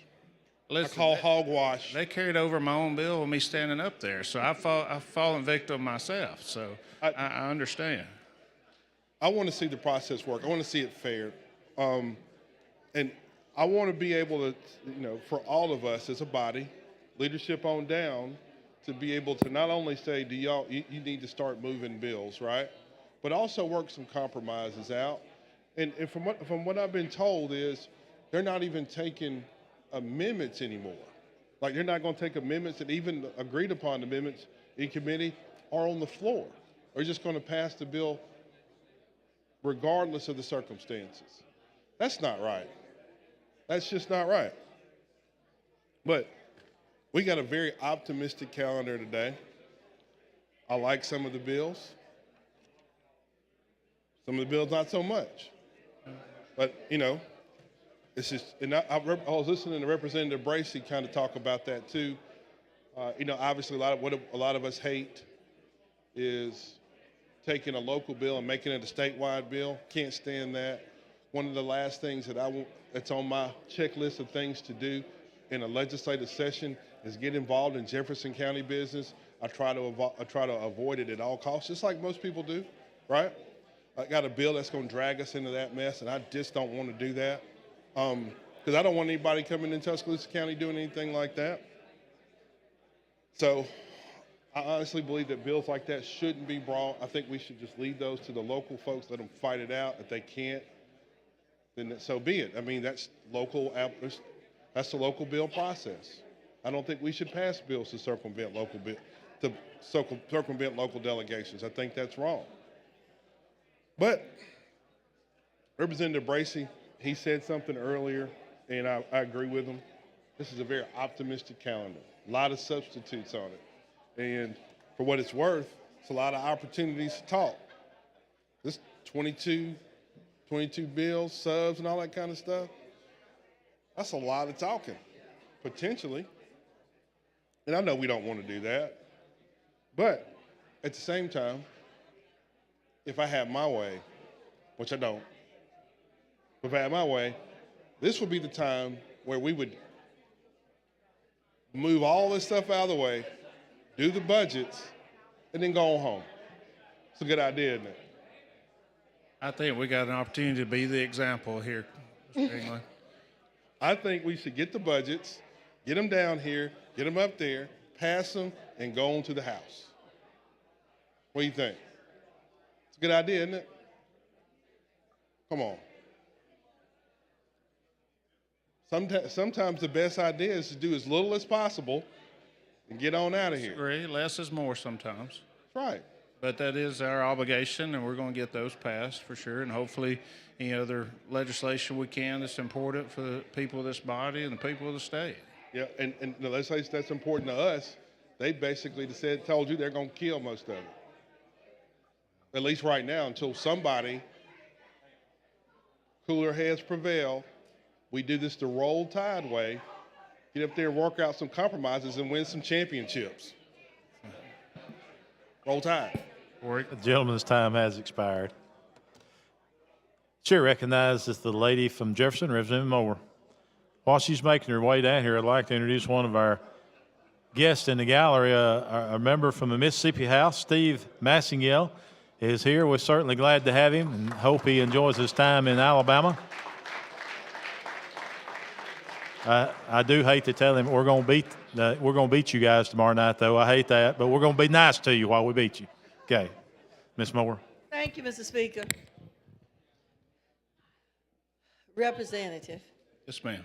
I think that one of the common things that we have today, and I know with the city of Mobile, they have a bill that they would rather not come up today, but it bothers me that the state legislature has decided to dip into local legislation, and they put them in local and municipal government rather than for local issues, for local legislators to deal with it. And I think that there's a concern, and I could understand where Mobile is coming from. If it's an issue that they have, they would rather settle that themselves. And the part of the bill that I don't like specifically, when it talks about elected officials can have the opportunity to be appointed to boards, I think you end up having a level of conflict there. But it is our concern that we are elected from about the same number of people you all are elected from, everybody in this body.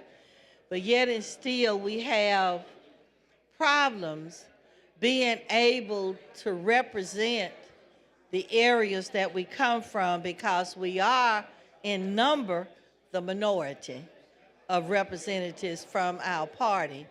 Now, I talk to people all the time, and I say now, when I came into the legislature, the Democrats were in control, but I can also remember that if I served on a committee, if it was a 15-member committee, we'd have 7 Republicans and 8 Democrats. If we had a Republican chair, we had a Democratic co-chair, and vice versa. And that way, everybody got a chance to be at the table and to discuss it. Now, with most of the bills that come up, it's usually bills that those of us from some areas of the state are going to have problems with because it's local issues. And like I said today, the one that Mobile have, I'm sure that if someone had called a meeting together and they all discussed it, and then if there were anything that needed to be done or the bill needed to be tweaked, it could happen. We're involved in a similar situation coming down the pike with the bill that's dealing with Jefferson County that no one ever spoke to us about. No one ever wanted to sit down at the table, and let us sup together as we, work out our differences and be able to come up with something that I think someone say, we are here to, and when my colleague was asking you about a bill and about rules and how you go about deciding which bills are better bills, our primary goal here is to do what we feel is best for the whole state of Alabama, be it something that's a local issue. That's why we give that privilege to that local delegation to be able to work it out, rather than to make it a bill that will go statewide, and the state decides how that particular local government would operate. And I truly wish we could get back to that level of working together, because whether we're a Democrat or Republican, we are here for all the same reason, to make sure that we provide the best quality and quantity of life for all citizens in the state of Alabama. And we can't do that if we're going to continue to be divided. A house divided can't stand. And that's why we have so much turmoil. All of us need to have that one, or we might have to have that 2 times each one of us get a chance to fight for our area, and we are victorious and being able to help the area where we live do better. But when it doesn't work like that, it causes turmoil, and it causes turmoil not only in the House, but the Senate also. If it starts in the Senate, then it's incumbent upon us in the House to do what we could do, and our sole purpose is, how do we come up with a compromise? And if we can't do that, and the leaders of the House can't get with the leaders of the Senate and say, let us come up with a compromise. Let's bring the whole group together that it impacts and give everybody the opportunity to work it out. We don't do that, and that creates hard feelings. Then we get into that zone where I got to get you because you got me. And that's a game that adults don't need to play. Adults need to be about, if we were elected in good faith by the citizens in each one of our districts, but we're elected to represent the whole state of Alabama. But when we don't give all representatives and all senators an equal opportunity when it comes to local legislation, and we come up with a path where 1 or 2 members of that local delegation can say, I'm going to bypass them and take it to another committee, and I'll take it to that committee, when we haven't gotten together and talked about it at all. To me, I don't think that's in the best interest of the Alabama legislature, and I heard my colleague before say we'd rather be about taking care of the set of bills that we have for today. But sometimes The lady's time has expired. Thank you. Yes, ma'am. Question for the body is adoption of the special order calendar. All those in favor say aye. Aye. Any opposed? It is adopted. Clerk, call first bill on special order calendar. On page 62 of the calendar, House Bill number 487, with substitute by Representative Moore P., relating to Alabama GI Dependent Scholarship Program. Representative Moore, you're recognized. Thank you, Mr. Speaker. Body, This bill is a Alabama GI dependent scholarship program. It's part of the Alabama Military Stability Commission. And what it does, the sub changes it from 20% back up to 30% on an agreement. And the payer of last resort was stripped and put back just the way it was in the current language. If there are no questions, I ask for the BIR. Chair recognizes the lady from Jefferson, Representative Gavan.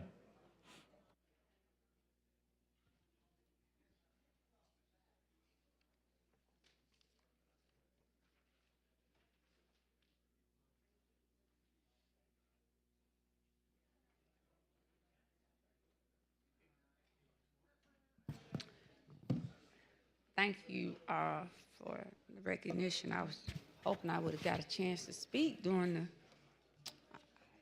the special order.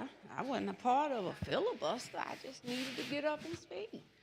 I just think one should not assume that just because the light is on, that you're part of something that somebody's doing. Everybody's voice is different. So at the end of the day, more. Parker. Tell me about this bill. Yes, ma'am. So as part of the Alabama Military Stability Commission, they come together and The who's? the Alabama Military Stability Commission. Okay. It was put together by Lieutenant Governor Ainsworth to address military issues, and one of the issues that was proposed and brought forth this bill was to try and benefit some of our military veterans and their children. Okay, I thought we passed something like this out. Did we not have something relative to the military? Maybe it was something about the tag or licensing. Maybe it was something last year. I thought somebody had something. Tags? It was something relative to the military that had come up. Maybe it was last year. I'm not sure. So right now, so does this mean the state would be giving the tuition assistance? So we currently are. So and this is just amending it to also create a pilot program for 2 years to see about veterans that have moved into our state and have lived here for 5 years.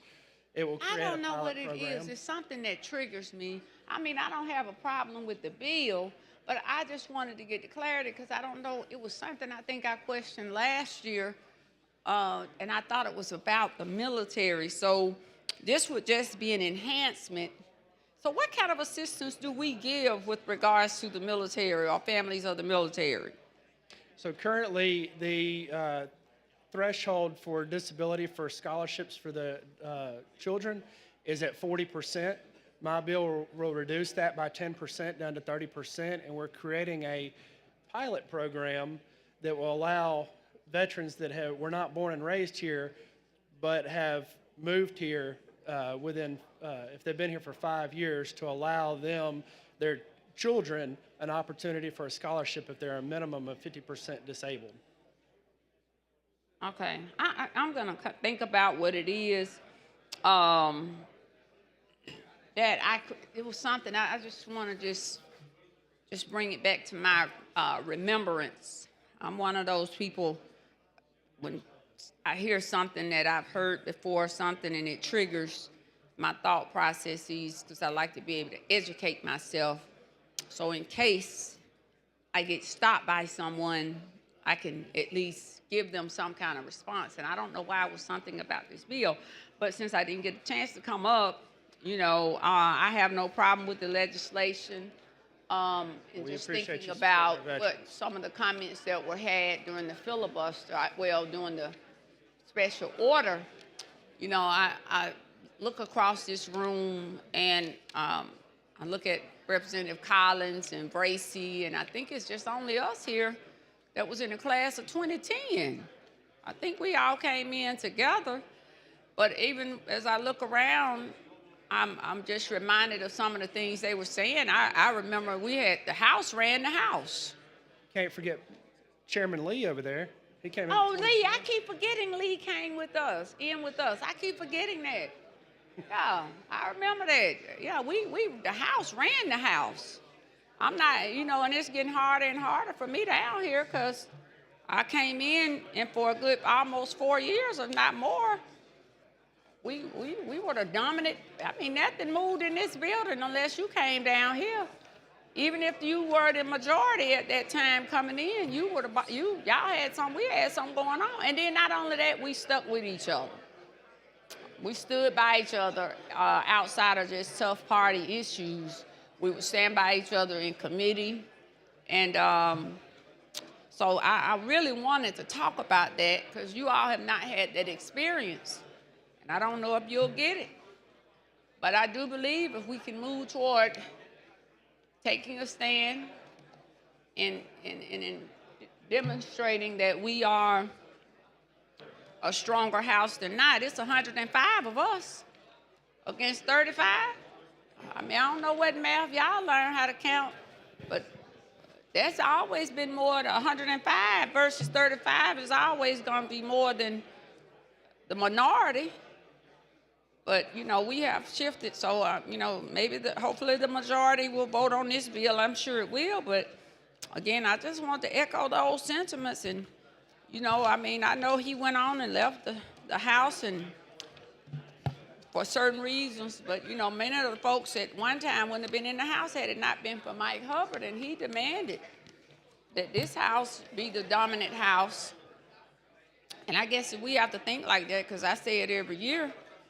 For various reasons or another, that, it makes it hard to come down this road sometimes. But the scholarship programs, the GI, and the GI dependent. Oh, this is for the dependents. Somebody had this bill. Okay, so I just wanted to get the clarity on it, but I thought that we had something relative to this. But I'm interested in getting to this. I think this squatters bill is on here that Lipscomb had, I think, last year. And so I definitely want to get to that bill. But I just want to make sure that folks understand that just because somebody has their light on, I left early last week. I don't know what any other conversations are going on around this house, other than I got a few calls about some stuff. But I don't want anyone to always assume that just because you're in a particular party, everybody has the same issues when their lights are on. But I appreciate it.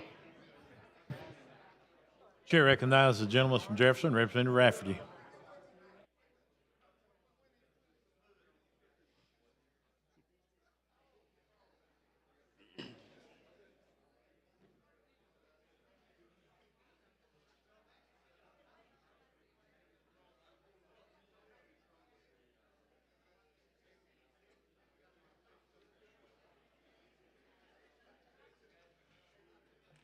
Thank you, Mr. Speaker. Does the gentleman yield? Of course.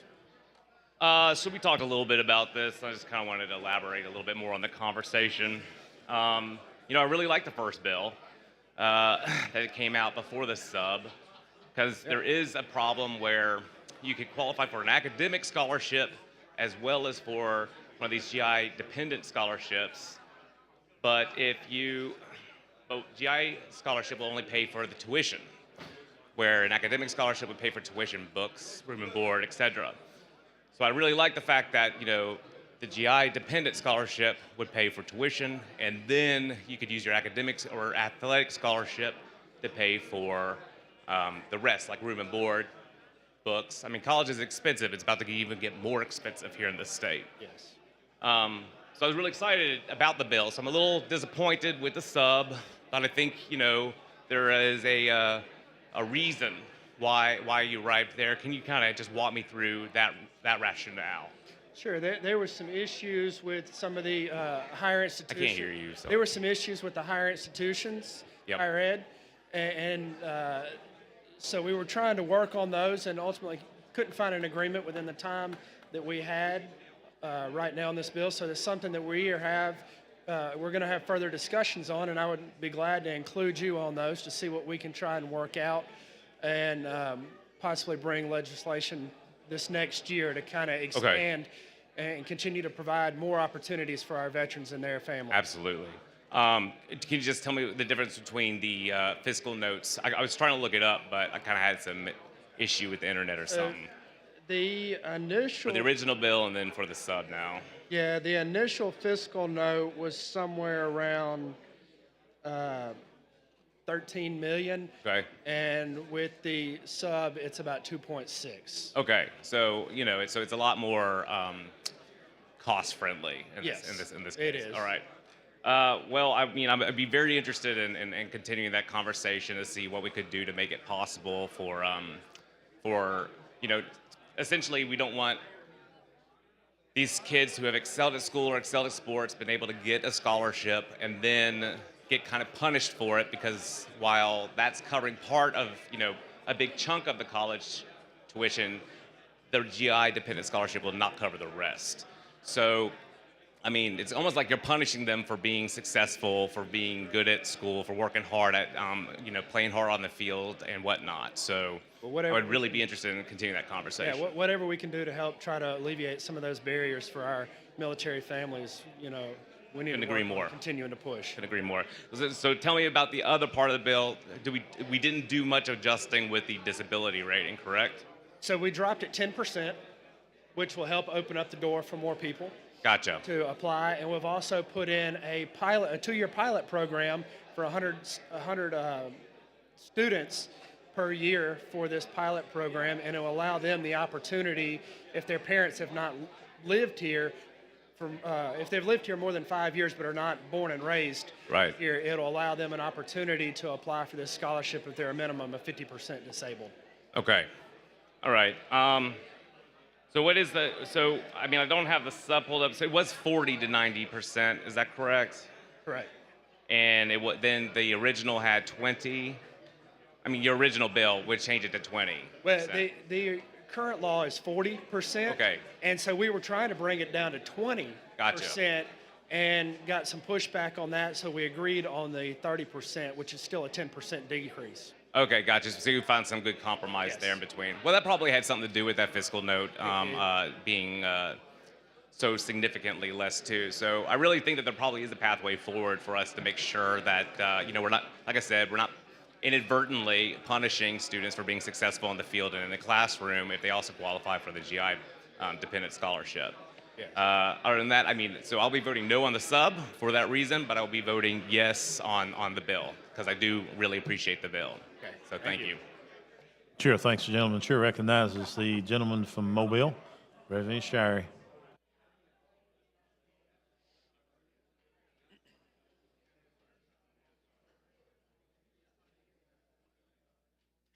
Thank you for the recognition. I think this is an excellent bill. We're doing really something for our veterans. And the part where we're doing the pilot program for veterans that are moving into the state, that wouldn't qualify at this point, but after 5 years they would qualify. Is that correct? Correct. Thank you for bringing this bill. Yep. Chair thanks the gentleman. Chair recognizes the lady from Marshall, Representative Ross.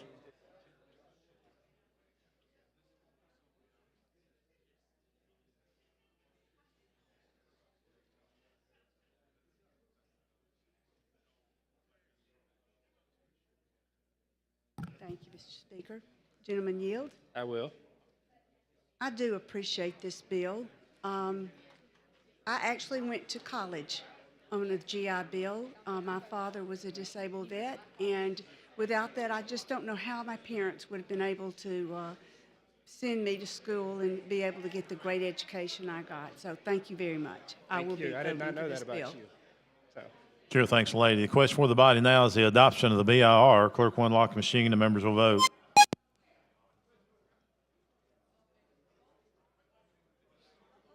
Clerk will lock the machine. Recorded vote 101 ayes, 0 nays. The BIR has been adopted. Representative Moore. Mr. Speaker, I move to adopt the sub. Okay, you explained the sub. Yeah, so we are moving, in committee, there was an amendment to move it from 20% up to 30% and to strike the payer of last resort out and put it back the same way current language is. Okay, you've heard the gentleman's explanation of the substitute. You don't speak on the sub or the bill? The bill. Ms. Moore?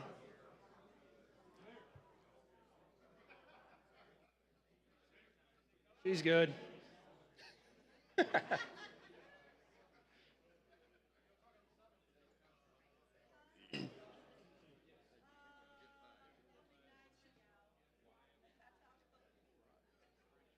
Question for the body is adoption of the substitute.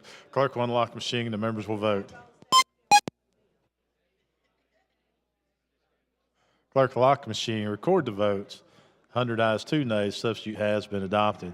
Representative Moore. Mr. Speaker, I ask for final passage. Chair recognizes the lady from Jefferson, Representative Moore. I knew when I left from over there, it's that time. But most people don't know that this is my cousin. You know, when I do things, he get the punishment for it. He get all the emails, all the threats, and I keep telling him for him to tell him that was my cousin that did that, and they'll get off of him. But I looked at this bill, and you know, my basic thing was this was a time I need to just come up and just kind of help my cousin out. I know you don't need to help, but it's the opportunity for them to know about the family connection. Well, Thank you, Mr. I appreciate it. Chair thanks the lady. There is a resemblance I see there. Chair recognizes the gentleman from Jefferson, Representative Sellers.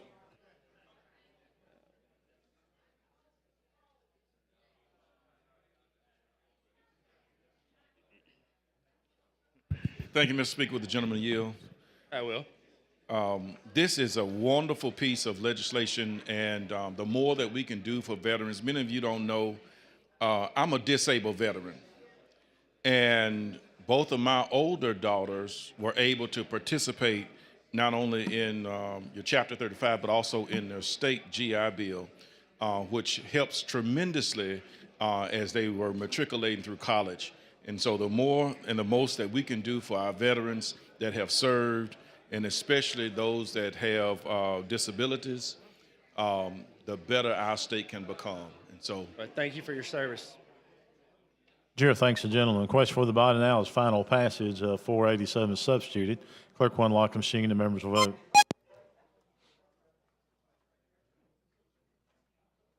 Clerk will lock the machine, record the vote. 103 ayes, 0 nays. HB 487 as substitute has passed. Thank you, Mr. Speaker. Thank you, body. Thank you, gentlemen. Clerk, call next bill. On page 43 of the calendar, House Bill number 479 with substitute by Representative Brignac relating to voter registration. Representative Brignac, you're recognized. Thank you, Mr. Speaker. Members, this is HB 479. This is a bill that I'm carrying for the Secretary of State's office. When the current Secretary of State came into office in 2023, Alabama participated in the Electronic Registration Information Center to provide voter information in its database. The purpose is to identify voters whose addresses have changed so that we can have accurate voting rolls. This bill removes ERIC as the database that we use. With that being said, I ask for the BIR. Chair recognizes the lady from Jefferson, Representative Gavan.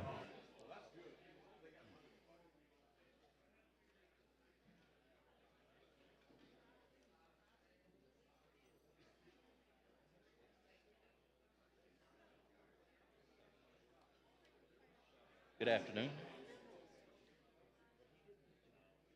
Thank you for the recognition. Listen, I remember this bill coming out of committee, and I understand the concern that you all have. My question is, when will you all, and what will be the process for engaging a new system? The new system has already been in place since 2023. You said what now? The system has already been in place since 2023. But I thought we were going to get rid of the system that was. Secretary Allen hasn't used the ERIC system. So he hasn't, and that's what I think I was trying to get to clarity. I thought that we had used it, had some issues with it, and then now we want to get rid. The state had used it until 2023. John Merrill, when he was Secretary of State, John Merrill got us in the ERIC system. Secretary Allen actually ran for office on some of this, talking about some of this, and ran to get us out of the ERIC system because the Eric's system, the concerns he had about it was that there's no physical headquarters. It seems to be. I thought we had problems getting in contact with them Yeah, or being able to reach he somebody. went there. The office in D.C., I think, or outside of Virginia, it was just a shell office. It wasn't manned. It wasn't, it was just a rental So how office. much did we end up paying for this system? $30,000 a year was what was being paid. So is the state still paying the $30,000 No. for the system? No. Okay. And the new system that we've come up with is the AVID, A-V-I-D. That's the Alabama Voter Integrity Database. And I'll talk about it when I talk about the sub, actually. So let me ask you, how many states are now using that? Did you say AVID? AVID, it's our own system. And right now, Tennessee, Arkansas, Louisiana, Florida, Mississippi, Georgia, Kentucky, Texas, and Ohio participate in that with us. We have memorandums of understanding with those states, and we share certain information with those states. It was originally thought that the states that are around our state were most likely to be where our citizens would go if they left Alabama. They would be going to Florida, be going to Mississippi, Tennessee, Georgia. And so those were the first states that kind of came in on this, and now it's expanding. We were actually just contacted by Ohio to come in and do it with us. So when you say contacted, so these states, I vaguely remember it came in, I was in the committee. Listen, I'm one, with all due respect to the League, of Women Voters and others, organizations, things of that nature, I'm gonna always do my extended research on everything. I've never been one to allow one entity to come and rule over me, and just because they say it, and that's not always the case. Some people do that. I don't.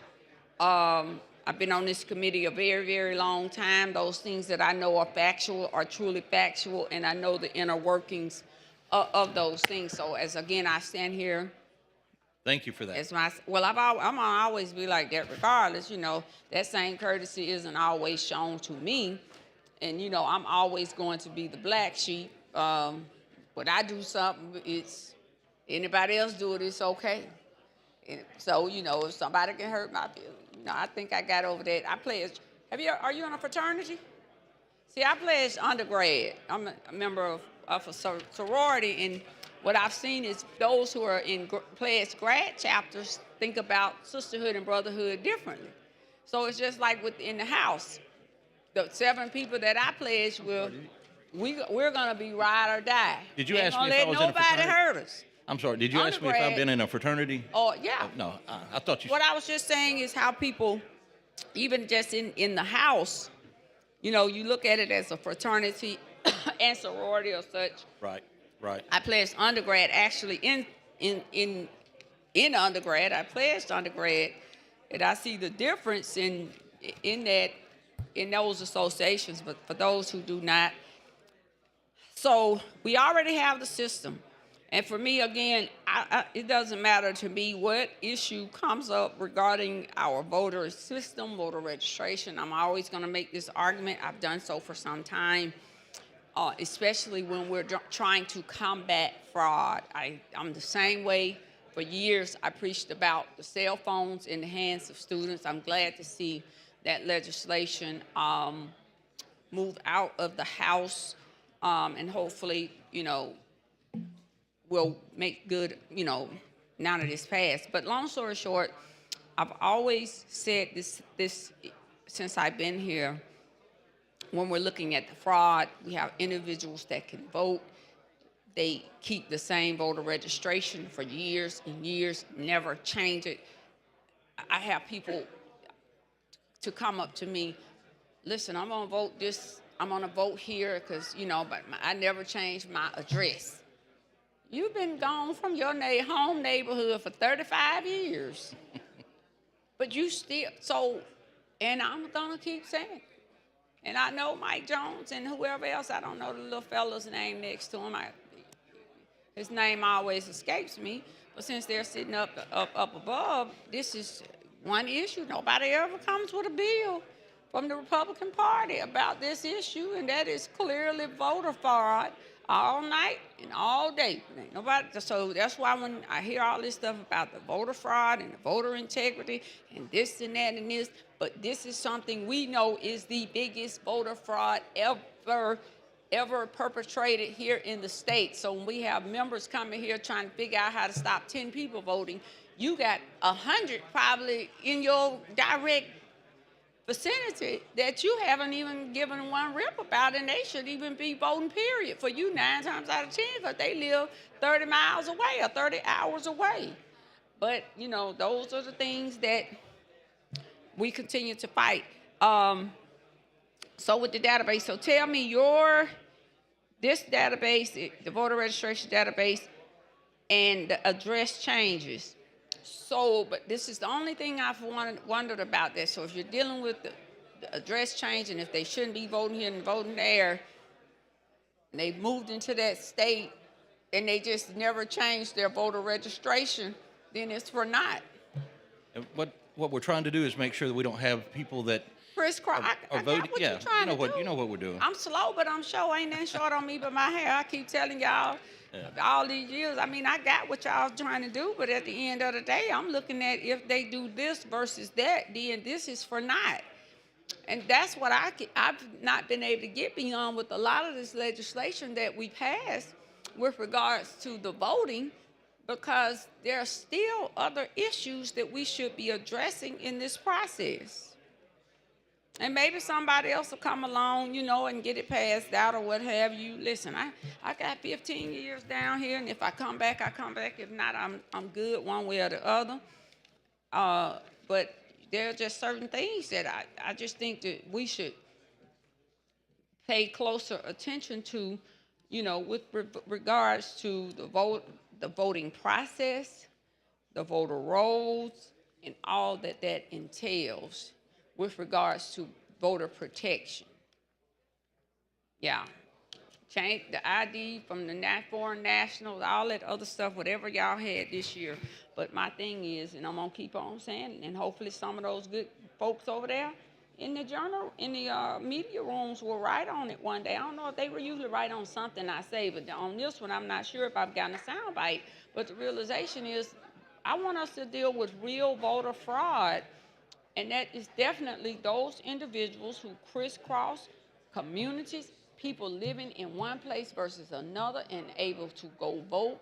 They have no business voting in the city you live in the county you live in, or even just anywhere. But they do it all the time. Representative Moore and I have talked about that over the years, you know, and so. And it seems so funny to them when they do it, but the realization is when you're in office and you're scrapping for every one vote, there are some votes in some elections where people literally win by 2 or 3 votes, 20 votes. So that's my only thing about it. You know what, y'all do what I told you, y'all do whatever y'all choose to do down here. I'm not here to try to stop you from doing anything. I ain't gonna beg you not to do it. I ain't gonna come with no sad story. I ain't gonna come shake your hand first and cry in your arm. I am not going to do it, because 9 times out of 10 your mind is made up. But I am gonna always try to speak the truth about the realities of where we are in this society. Thank you. Ladies' time has expired. Chair recognizes the gentleman from Pickens, Representative Bolton.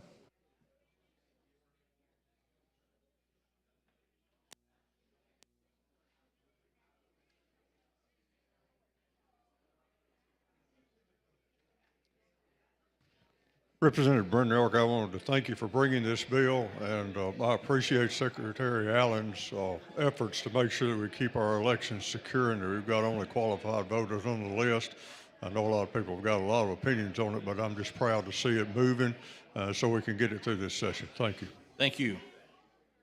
Chair recognizes the gentleman from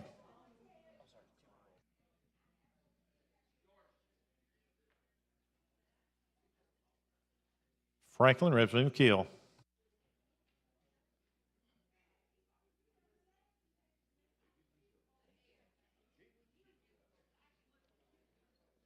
Thank you, Mr. Speaker.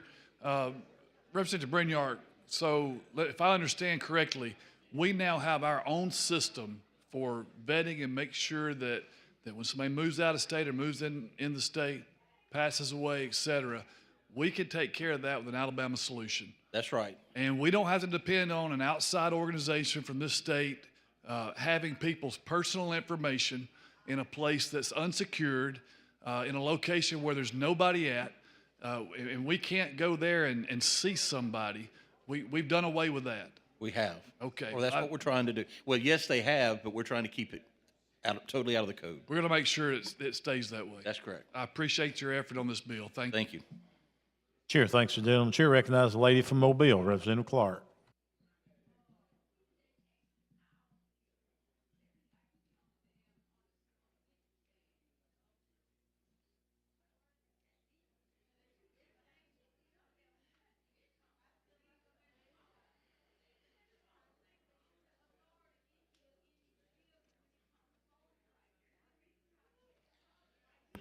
Thank you, Mr. Speaker. Representative, how are you today? Doing well. Good. Glad to be good. I think I serve on Constitution campaigns and elections. Did somebody Yes, ma'am. present this bill in committee? Yes, ma'am. I did. And you actually Yes, did ma'am. come, didn't you? I did. That was a good committee meeting, wasn't it? Yes, ma'am. At any rate, I think that I mentioned in committee that I was aware that some voters had received notification that their residency was being questioned and that they were required to return a card, I think it is, to verify their address.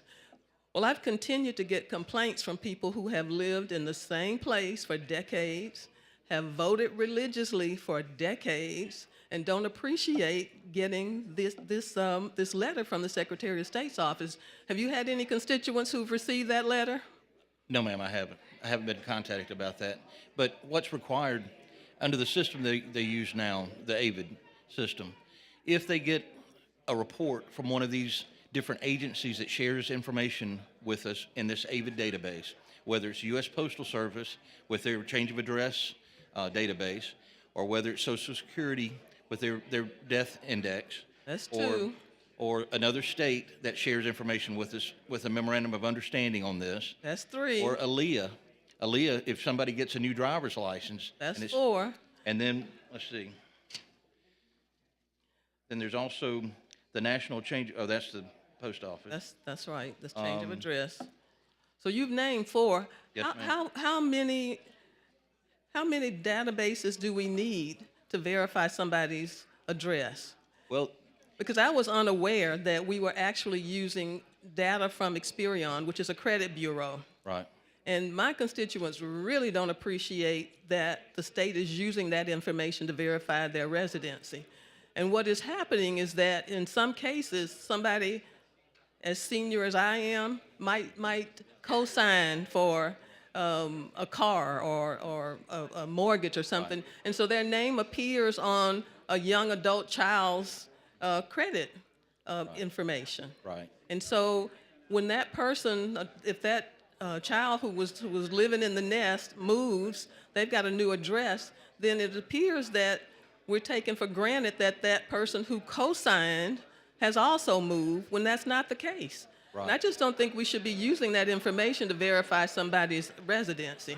Well, all of these act as tools in a toolbox. All these different reporting agencies, and of course, the Secretary of State does try to refine the use of these things and review the ways that he can use that data that comes in. He's continuing to fine-tune that. But it's good to have these different sources, and that's why they don't take, like if the credit report, if they get a ping, if the Secretary of State's office gets notified that there might have been a change of address, they do send that card, and they have to fill out the card and send it back, but they don't take them off the voter roll automatically. That's why they send out the card. Not automatically, but at some point, if they don't send it, If and they let me don't tell send you, it- I don't know about at your household, but I get more junk Yeah.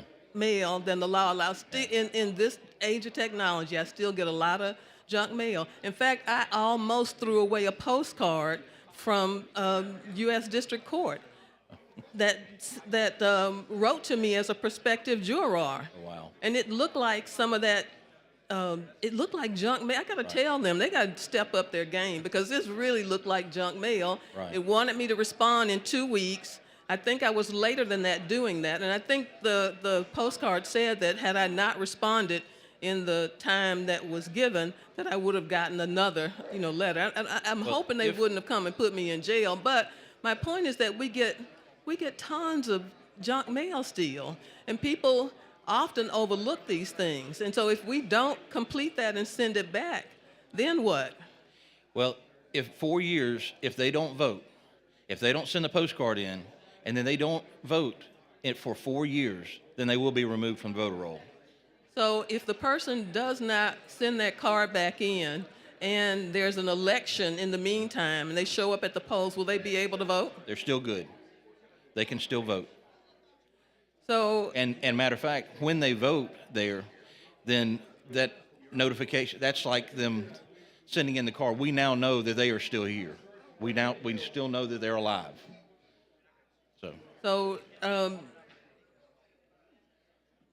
attorneys for the Secretary of State's office are sitting up there above us. Hi, guys. And so they know that I bet they are texting you. So what Mike Jones said to me when I said, do we have to use the credit bureau information? He said, we're tightening it up. And I said, how are we tightening it up? He said that they can use filters in order, hopefully, so that so many people don't get flagged and have to go through this process. Yes, I still think it is absolutely unnecessary, and therefore, I bring an amendment. Okay. I have an amendment. We got to get the BR first, Ms. Clark. If you want to go turn your light on, I'll call you back up here. Thank you. Yes, I'll ma'am. bring my amendment back, Rep. Thank you, Mr. Speaker. Yes, ma'am. Thank you. Question for the body is adoption of the BIR. Clerk will unlock the machine and the members will vote.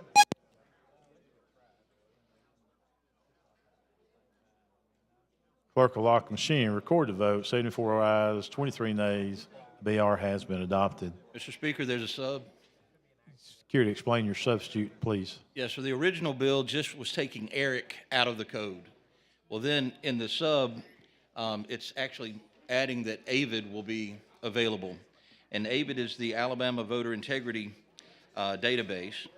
It's all here in our state.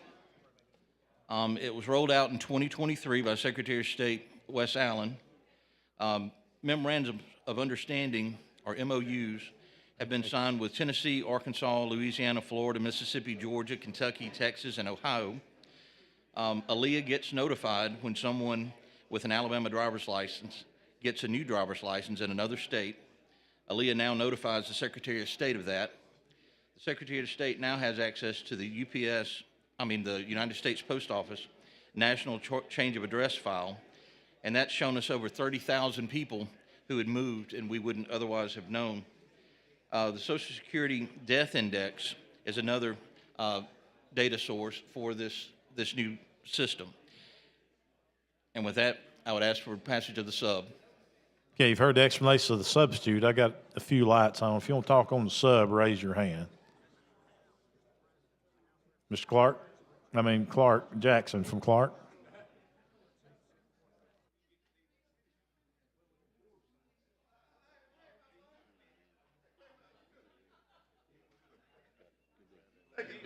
Good. I got to have a little fun. Thank you, Mr. Speaker. I want to ask a few questions this morning. First of all, it's afternoon. Well, what you say, but the Bible said the evening and the morning. Okay. So I go by what the Bible say. Okay. It'll change in the evening. It'll be another day. Okay. In the evening time. Is that what the Bible say? Yes. Do you know anything about that? Yes. All right. Well, here.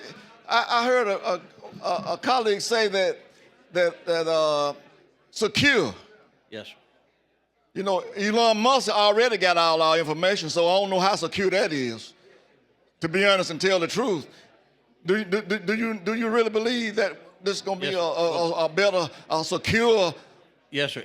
Than what it was before? Eric wouldn't even tell where they kept their servers. We had no idea. They had no accountability to us. Now and we were sending Alabama's.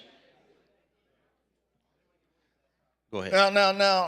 Now, you're selling the bill of goods here. Window dressing look good on the outside, but when you open the curtains, Pastor, It's beautiful. You're going to see some termites. Beautiful. And what's going to happen here? What's going to happen here? Now, I got registered as a voter. I got one of those letters. I've been living in my residence for 40 years, and I get a letter. I said, now, what's wrong with these people down here? I got up and went down to the registration's office and asked them, what's going on? Somebody had changed my Social Security number. Now, how did that happen? They don't know. See, it's a lot of tricks and, calling and crafting mess going on here. 932,000 people Alabamians have been taken off the voters list. 932,000. Now, let me say, I should be a voter as long as I live. I don't vote anymore in my life. I'm still registered, as long as I'm not a criminal. But there's a criminal that votes. It lives in free housing. And so we come playing this game here in Alabama, talking this stuff, because I got a bill and been putting the bill in constitutional elections for the last 14 years and can't even get it on the calendar. Early voting. Secretary of State don't want that. What's wrong with early voting? I mean, the senior citizens want it. They don't want to stand in line when it's a hot day and one machine isn't working. And they won't even let that bill come up even for a hearing in committee. But we want to do what's right as it relates to the Republicans and the MAGA. Now, the problem is, I'm going to deviate. Are you a member of a church? Yes, sir. Do you attend every service? Yes, sir. Now, what about the ones that don't attend every service? Do they have to go back and rejoin? No, sir. See, let me say this. See, what happened Sunday, see, the regular folk can stay at home where the first time folks show up on one time or two times a year, Easter and Christmas. So you stay at the house and let them come in where they can sit, and they won't be back until next year this time. Are they still members? Yes, sir. See, you don't make them go back and rejoin. Now, why is my name taken off the voters list because I missed the election? There's something wrong with that, That's the devil's in the details here. It sounds good. You're talking about voter integrity. You know all the news reports that happen when voters fraud. You know who was guilty of that? Republicans, MAGA folks, voting twice. One man voted in 2 states.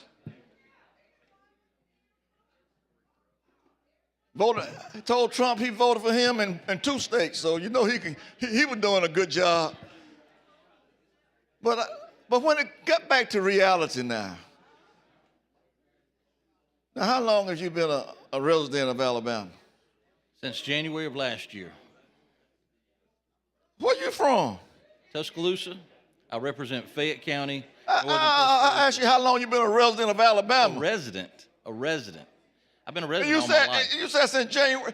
Well, where you from? Tuscaloosa. But Tuscaloosa in Alabama? It's not. I've been a resident all my life.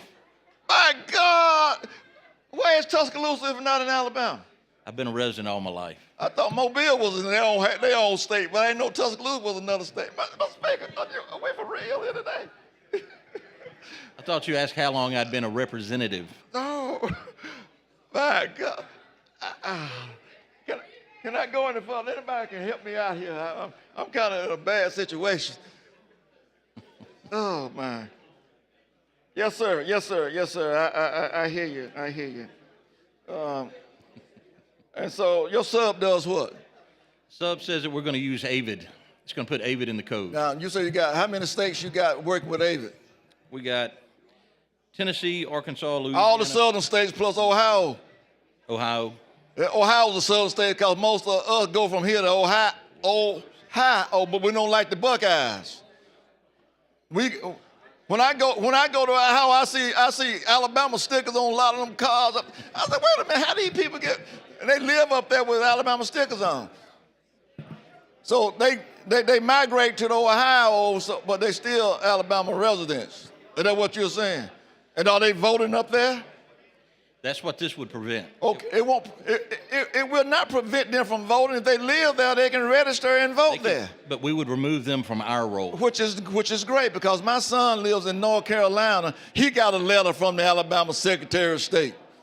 Now he don't live in Alabama. What are you getting the notice for? That means he was still on the voter roll in Alabama. No, he been voting up there. I understand, but he was still registered at the local board of registrars. So in other words, this is good legislation. It's good legislation, yes. But it took off 932,000 people off the roads, and some of these people still live in their residence. You got some data on that? Yes, sir. Could you kind of tell the people what's going on?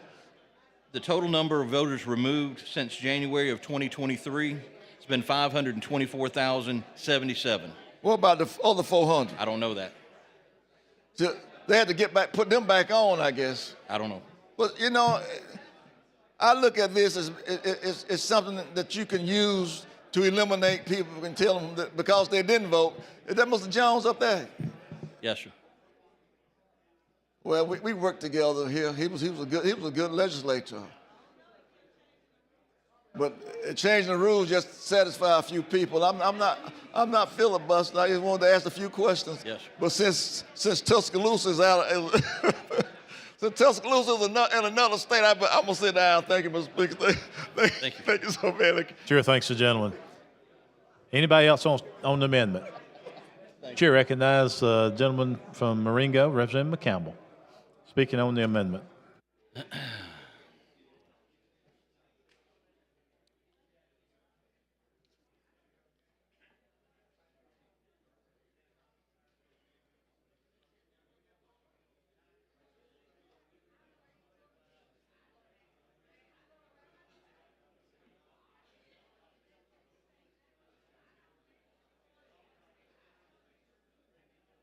Thank you, Mr. Speaker, for the recognition. The gentleman yield. For you, yes, sir. Thank you now. I have what was introduced, and if I look at what was introduced, the only thing I saw was on line 42, well, beginning on line 41, they went to a National Voter Registration Act. I saw that as the only thing that was actually being changed in this legislation. And then you have a sub. Do you have the sub? Yeah, that was the only thing in the original bill, yes. That's the only thing that was changed in the original bill. That's all that was changed. Was introduced. Yes. And then I get, and I guess that's the reason I was asking for the sub, because on Allison, the sub doesn't come up. Yes, I know. And now I look at, we've got a whole new, I mean, just everything on it has changed. And so what I need you to do is like go through it line by line, and let's look at what the changes are. Because, when I get over here to, I guess the majority of the changes begin on line 6. On page 6. Correct. Am I correct? That's correct. And I'm down here now because I've been living in my house since 1999. I voted in the same precinct since 1999. And guess what? My wife got one of those cards. And the thing that bothered me about that card is said, if she doesn't return it in 90 days. And then doesn't vote for 4 years. Okay, so, she has been voting. Then she would not be removed. Okay, so if she does not return it within that 90 days, but she has been voting. If she votes from the time she gets that card, if in the next 4 years she votes, then that's like turning in the card. We know that she's there. Okay, so if she misses voting one time, because say she's in the hospital. 4 years. Okay, so if she only votes one time within that 4-year period, you aren't going to take her off? If she doesn't vote during the 4-year period for whatever reason, then yes, she would be removed. If she doesn't vote for 4 years straight, or if she votes 1 year and then doesn't vote for the next 3 years? Then as long as she votes one time, then they don't take her off the roll. Okay, so what was the purpose then of the card? To see if she's there or not, because if they don't return the card and then they don't vote for 4 years, then we know that they must have moved somewhere or died, and we can take her off the roll then. Okay. That's actually. I know that's actually law national. right now. Yeah, that's I know that. Yeah. But that was the first time I had really experienced it, so that's why I'm down here now. And that if you go over here to all these changes that you're now starting to make, explain these changes to me, because I need to go through them one by one, because it doesn't jive. You know, I've been down here long enough and know that we could start with 6 pages and end up with a 32-page bill that doesn't do what it said it was doing. So I'm now trying to find out exactly what are we doing with this that's changing? What's going to make the lives of individuals here in the state of Alabama, what's going to make it easier for them to vote, for us to have integrity in our voting? So tell me, what is it? It's going to increase the accuracy of our voter rolls. It's going to get this is a vast improvement over what we had. The other was a kind of a shell company that didn't really have, they wouldn't even let us know where their servers were. We don't know what state that information was being held. Here we are giving personal information about Alabamians to that ERIC system that we are now getting away from and taking out of the code. That was in the first bill, like you saw. Okay. Now this is the AVID. This is the Alabama Voter Integrity database. This is what our Secretary of State's office has created and been using since 2023. And what it does, where this starts, this starts saying that the Secretary of State shall be responsible for directly conducting regular state voter registration list maintenance programs, and that's what AVID is going to be, a part of that maintenance program, to ensure the database integrity.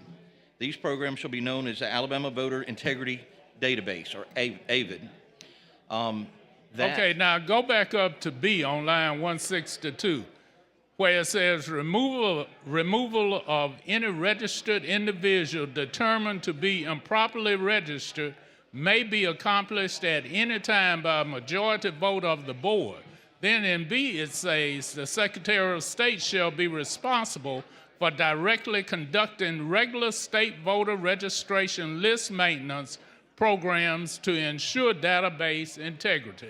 I understand that part. Okay. But the part that I'm concerned about is the removal of the registered individuals determined to be improperly registered. Now, what does that word improperly mean? Because you're talking about if they are not in the state, first of all, or if they have moved to another address. Exactly. Is that correct? That would make them improperly registered here.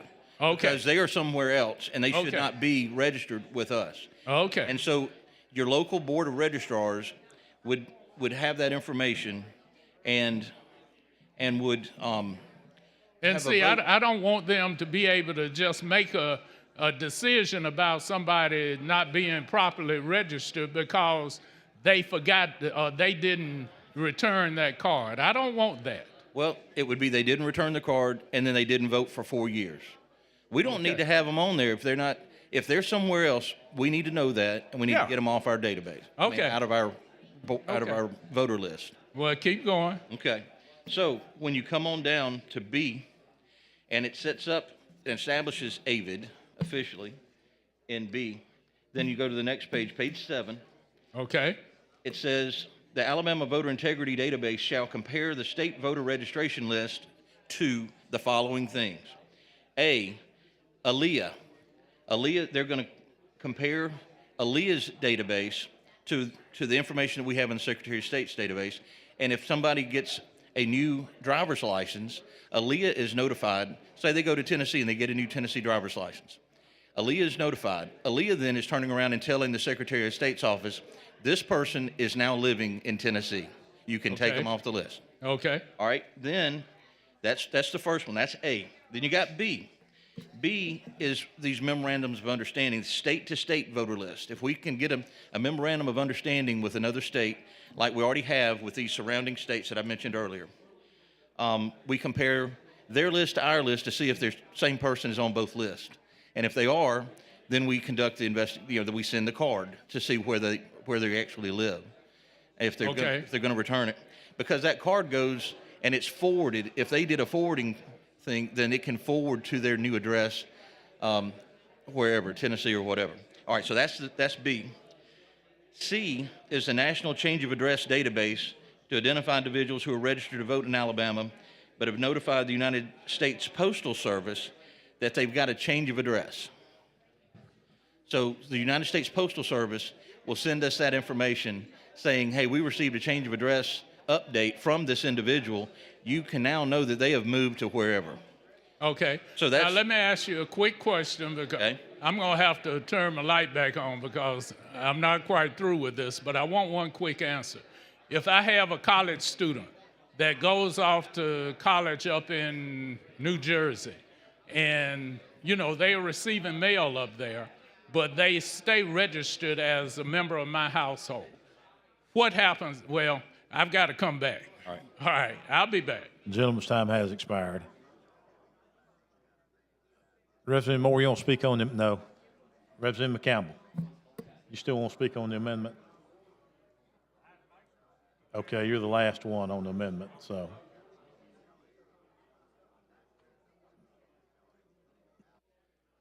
Okay.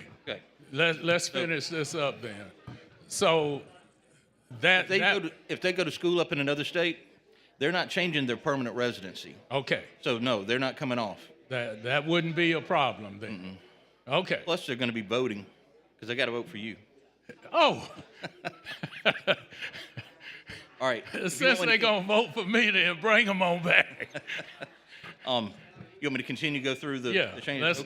Let's All right, so we finish just this talked about the U.S. Postal Service giving us their information from their change of address database. All right, then you got the Social Security Death Index data. If Social Security is notified of a death in our state, they are notifying the Secretary of State's office so that we can take them off of the voter list. So that's another one, Social Security. Then E, the U.S. Department of Homeland Security and Immigration Services data to identify people who are registered to vote in Alabama but are ineligible to vote because they are non-citizens. Okay. So then the next thing is number 2. So those are all the databases, or the points of the tools in the toolbox, so to speak, of the program. And then individuals, then you go to number 2, the bottom of the page on page 7. Individuals identified shall be timely communicated by the Secretary of State to the appropriate board or boards of registrars to process. And that's it. Okay. So basically then what this is, other than what was introduced, because what was introduced Let me tell you where that came from. It came as a recommendation by 2 senators, Senators Linda Coleman Madison and Marika Coleman. So that's they asked for the amendment. Well, this amendment. Yes. Okay.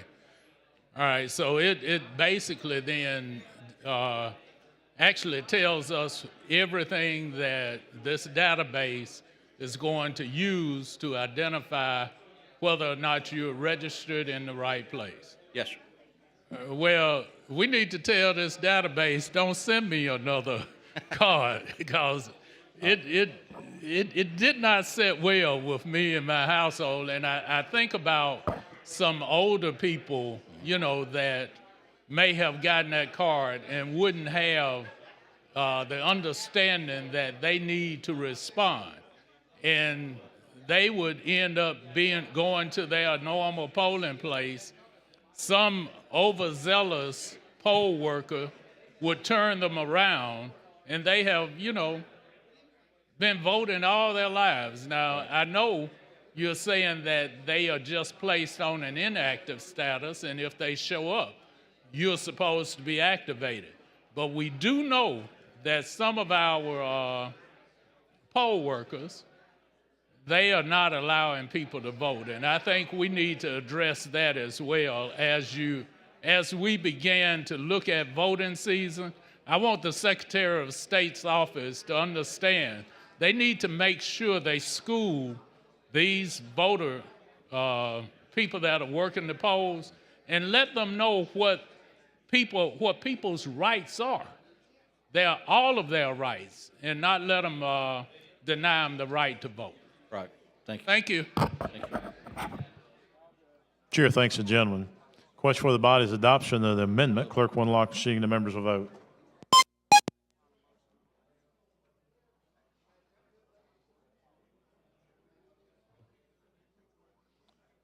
Clerk will lock the machine, record the votes. 79 ayes, 16 nays. The amendment has been adopted. Representative Brinyard. Call for final passage.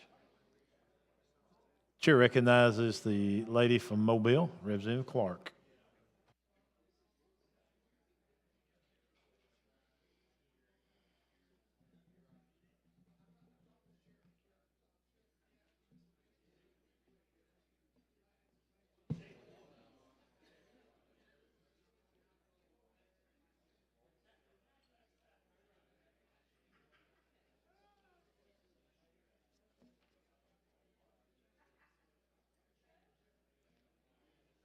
Thank you, Mr. Speaker.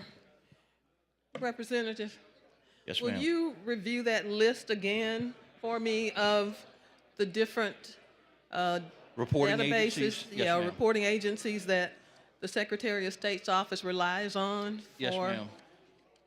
for residency information? I know one is the National Change of Address Yes. program of the U.S. Postal Service. Hang on. There it is. Okay. Got it out of order. Okay. Aaliyah, that's 2. Okay. The state-to-state memorandums of understanding. 3. You said Postal Service already, right? Okay. Yes. Social Security. That's 4. And then the United States Department of Homeland Security. So what data does Homeland Security provide that helps with this process? The United States Department of Homeland Security, Citizenship and Immigration Services data to identify individuals who are registered to vote in Alabama, but who are ineligible to vote because they are non-citizens. Okay, and then I think we also use death information as well. Yes, ma'am. Okay, so does the National Voting Rights Act does it state that a certain number of these agencies and databases have to be used? No, ma'am, I don't believe it says how many. So if we eliminated one of the programs that we're using, that won't cause a problem, will it? It would save us time, it would save us money, because we're mailing these letters to thousands of people who have not moved since Hector was a puppy and have voted consistently and are being annoyed because they are getting these letters when they're being The elections. good citizens.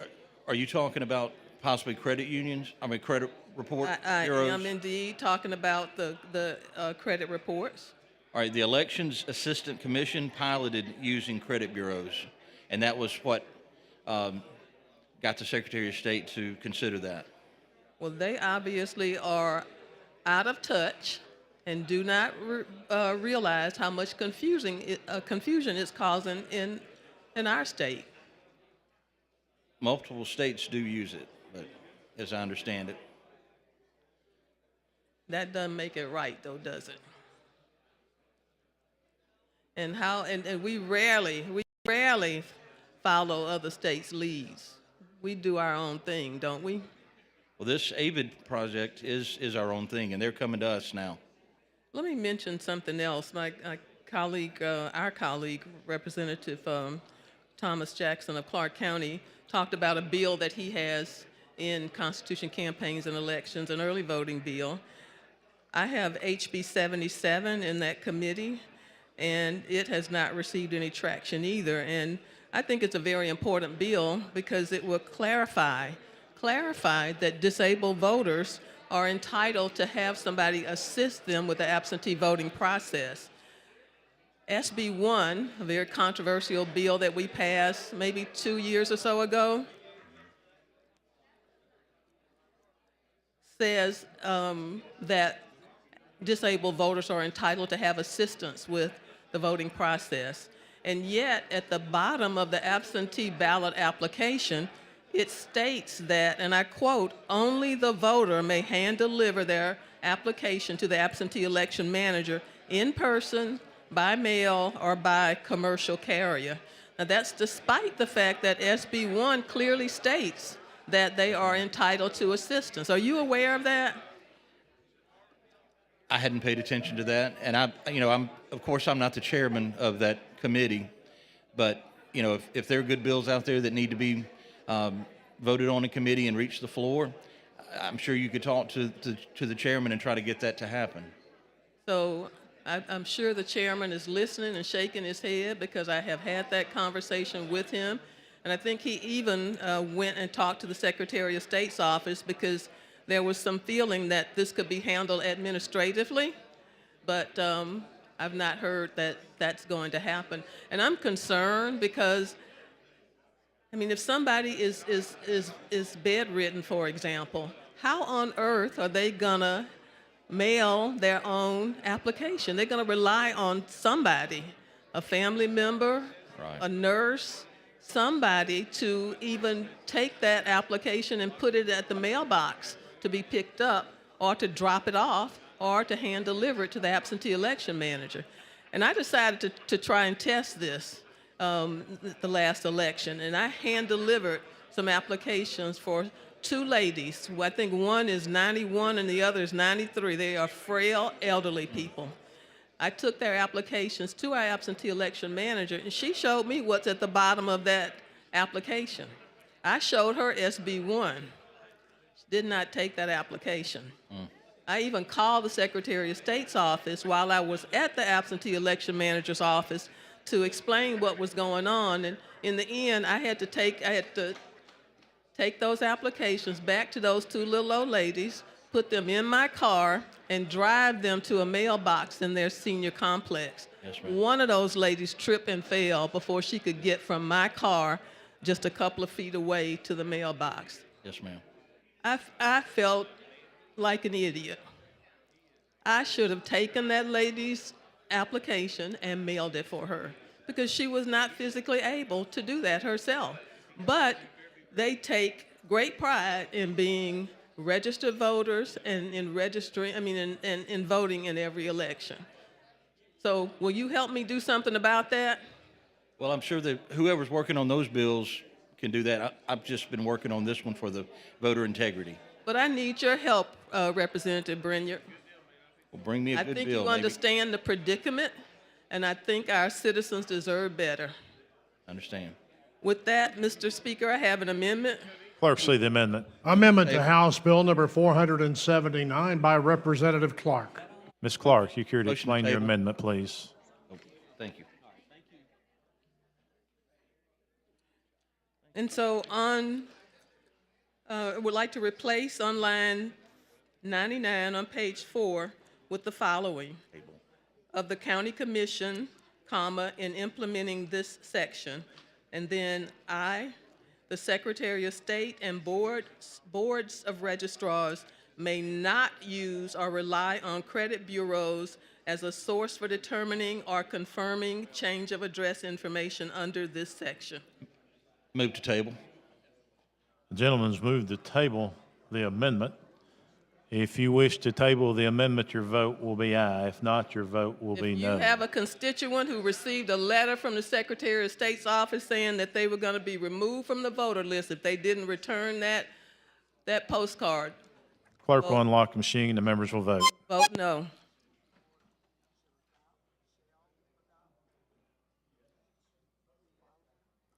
Clerk will lock the machine. Record the vote. 73 ayes, 28 noes. The amendment has been laid upon the table. Thank you. Thank you. Mr. Speaker, with that, I'll ask for the. Thank the lady. Thank you. Chair recognizes the gentleman from Shelby, Representative Mooney.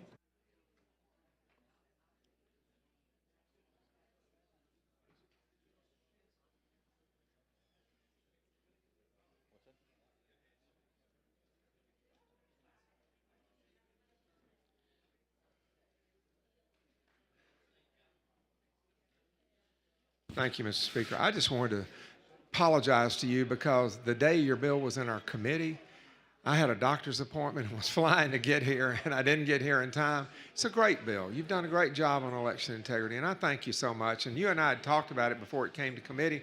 I just apologize and wanted to publicly say that. Thank you, sir. Thank you. Thank you very Chair much. thanks the gentleman. Chair recognizes the gentleman from Montgomery, Representative Hassel.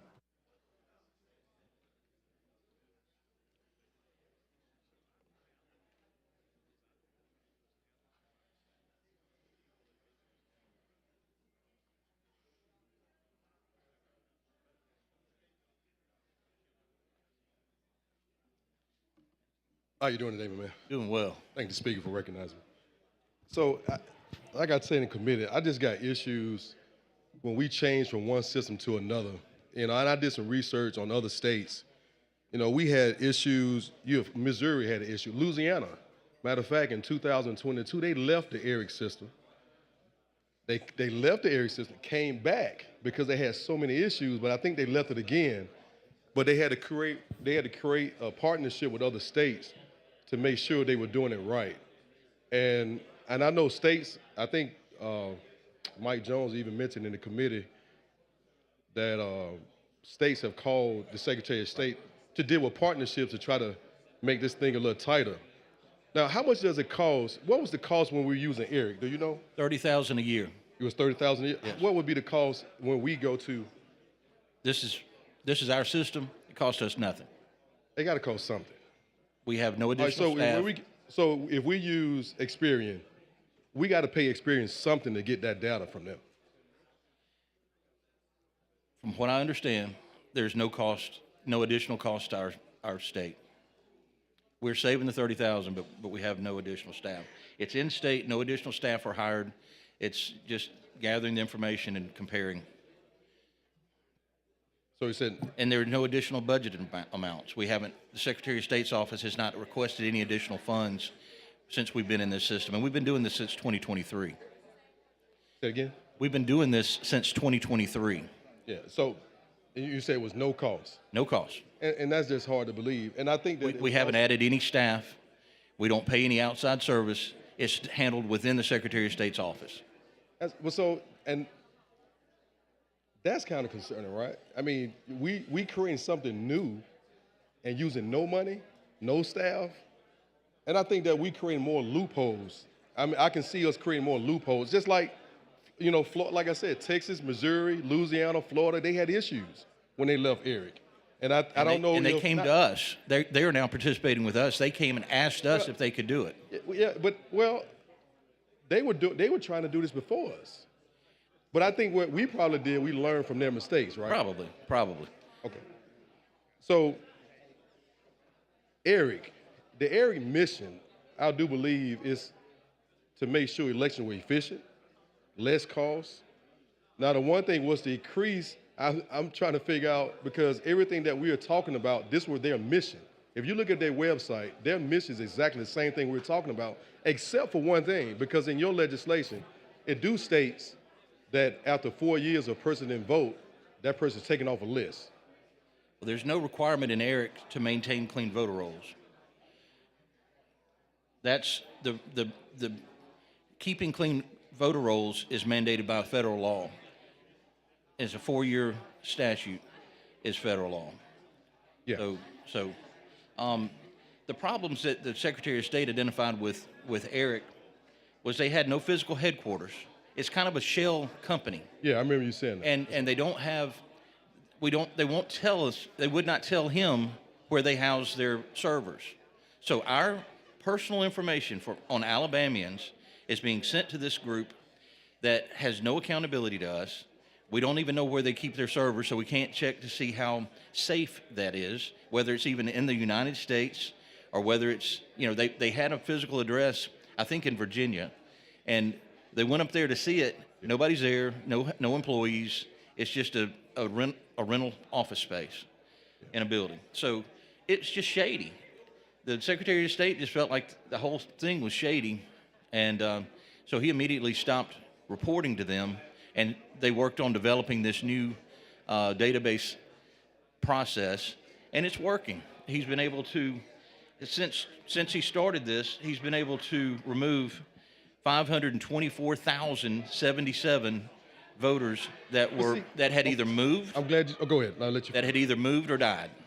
Well, I'm glad you said that because, and I think that's the difference between the ERIC system and the system that we're trying to create. Because I got to say, the ERIC system, in their mission, they said they want to increase voter registration. And I'm like, is that the issue that we're having, or some of the states are having? And because that's the only difference I see to what we're trying to do between the mission of the Secretary of State office and the mission of ERIC. Now, I understand the concerns, right? If you made a visit to Virginia and you saw that it was just a server, but could we create a legislation to hold them more accountable through Congress and also through the state? Wouldn't it be easier? And because it is hard to believe that we're not using any type of funds, but can we create a legislation to hold ERIC more accountable? I think the thought is it's better to keep Alabama's information here in Alabama. It's better for us to gather our own information. We know what we're doing. We know where we're getting it from. It's not costing us anything. We're better able to secure our data, our information, and then we get better, cleaner election rolls, voter rolls. So our election has always been efficient. We have caught a lot of people that was dealing with fraud. And that's why I asked the question, what's the purpose of it all?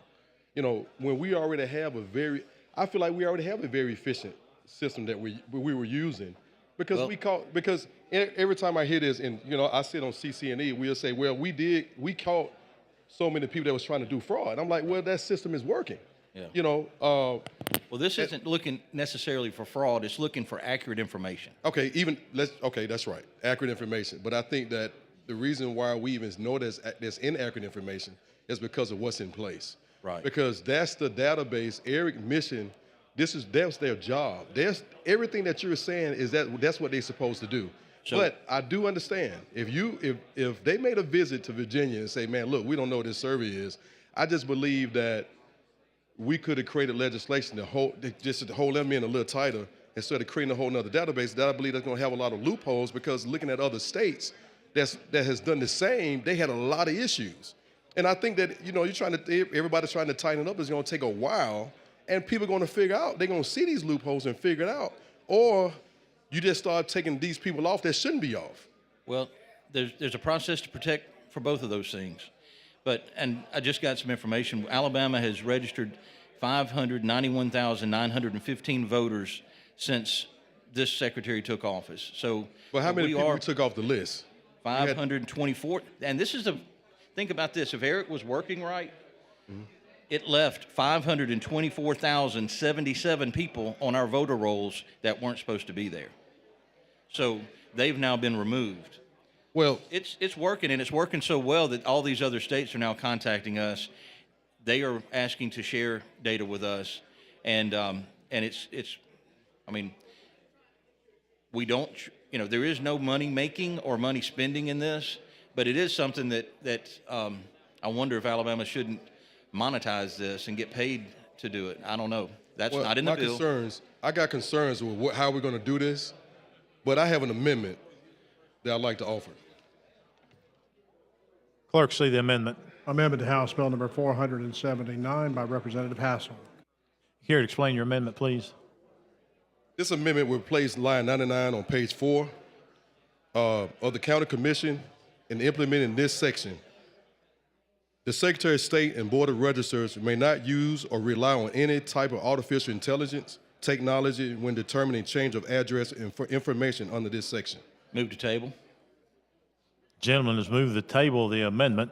If you want to vote to table it, your vote will be aye. If not, your vote will be nay. The aye Clerk would will be- unlock the machine and the members will vote.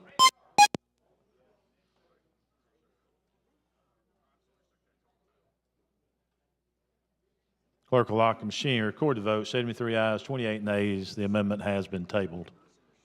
Thank you. Thank the gentleman. Chair recognizes the lady from Jefferson, Representative Moore.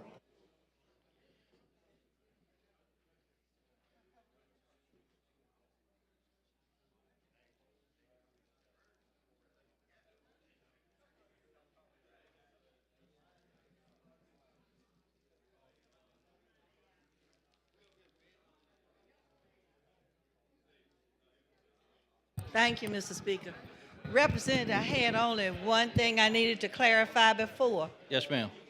but I got a concern after I've listened to everybody come up here, because I thought in your initial statement you said something, I'm paraphrasing, that we want voter integrity. Yes, ma'am.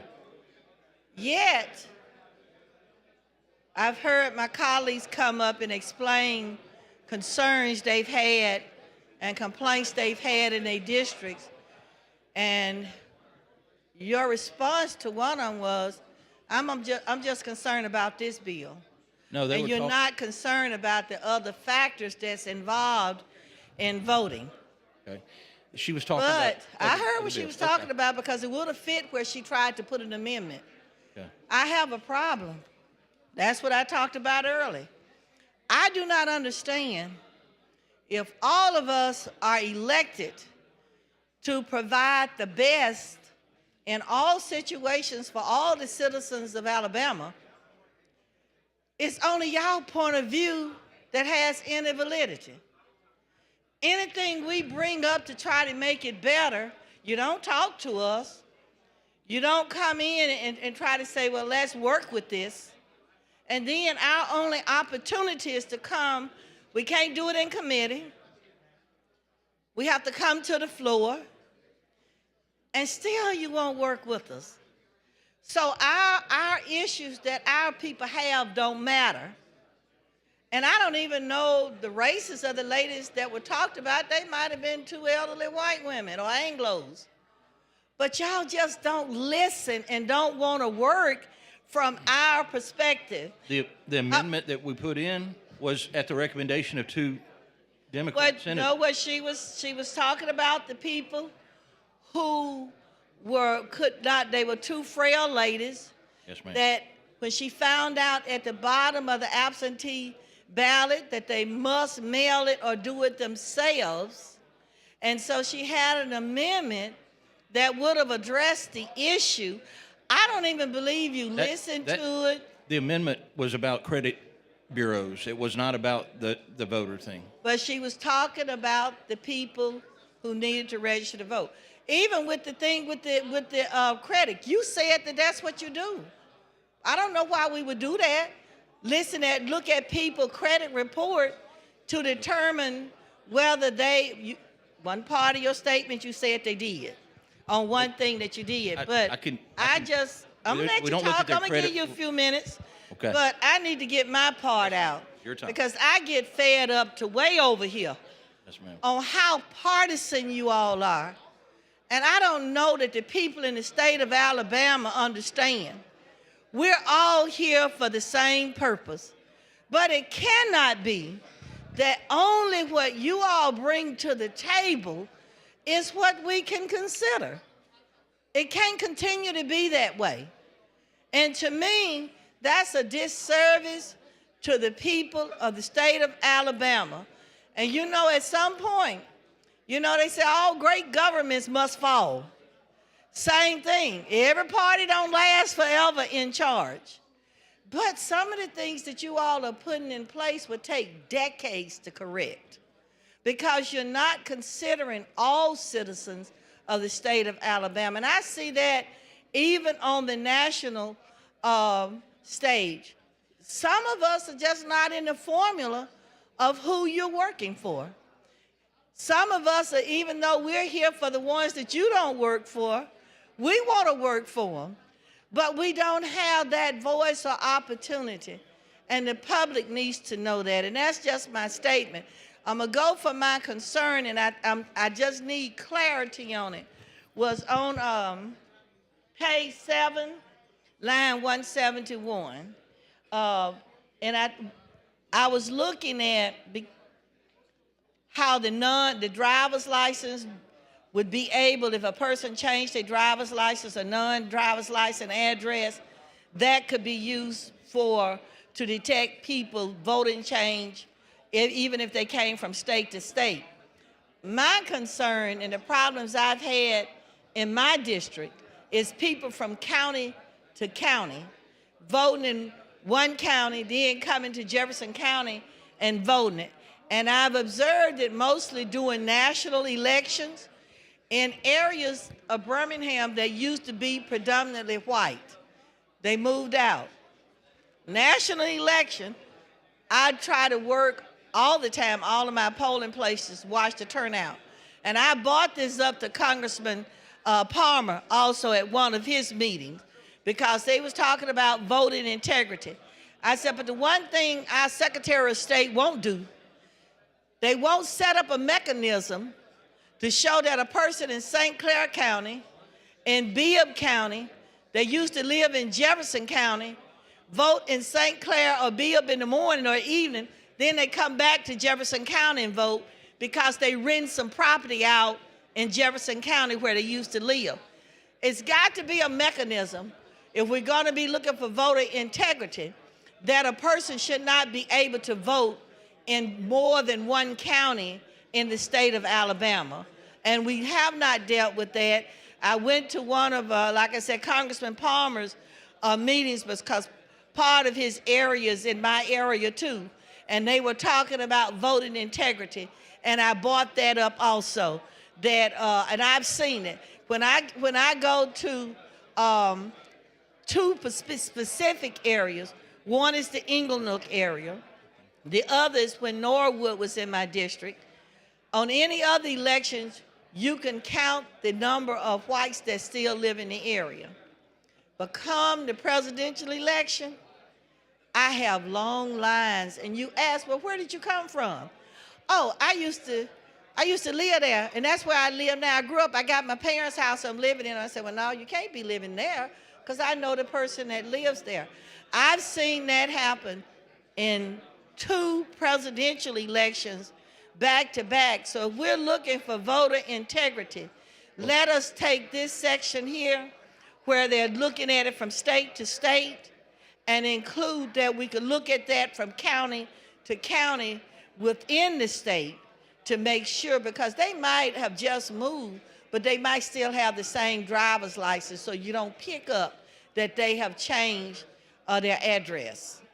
Well, what you're saying is illegal, and we do have the GIS software to identify that. But if it's reported to the Secretary of State's office, it gets investigated for voter fraud. I've been talking about this for years, and I still see it. I saw it last year, and I saw it last year, and I talked to Congressman Palmer at one of his meetings there at Vulcan about it way before the election. But came last November, when we had the election, I went to Inglenook, and I could probably count on one hand the number of whites that still live in the section that was white in Inglenook. So why do I get 20, 30, 40 people standing in line? That's the kind of thing that needs to be reported. Well, you have. That's the kind of thing y'all don't want to address, because I've done it. Then I went to Norwood. Same thing. I'm saying, well, where do these people live? They've been gone. So why are they here for this election? And like I said, it's specific. We only see it happen during presidential elections.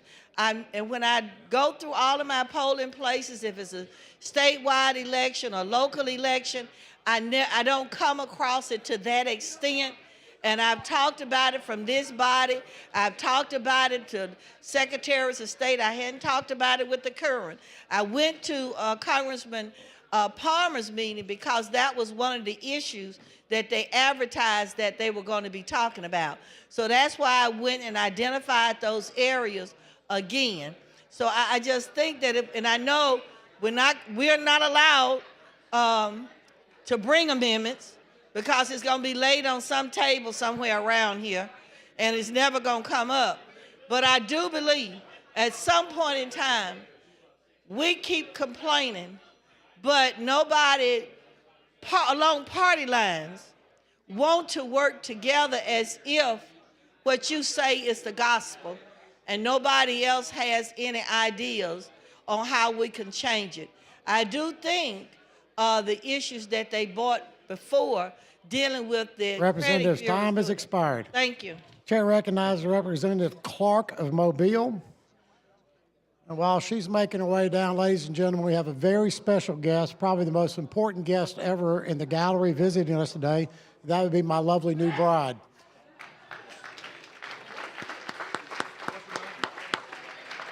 Laura, welcome to the Alabama House of Representatives.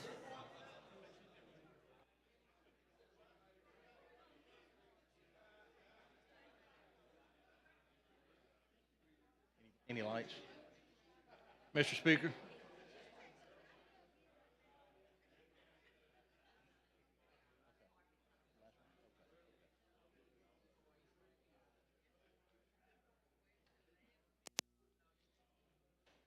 Thank you, Mr. Speaker.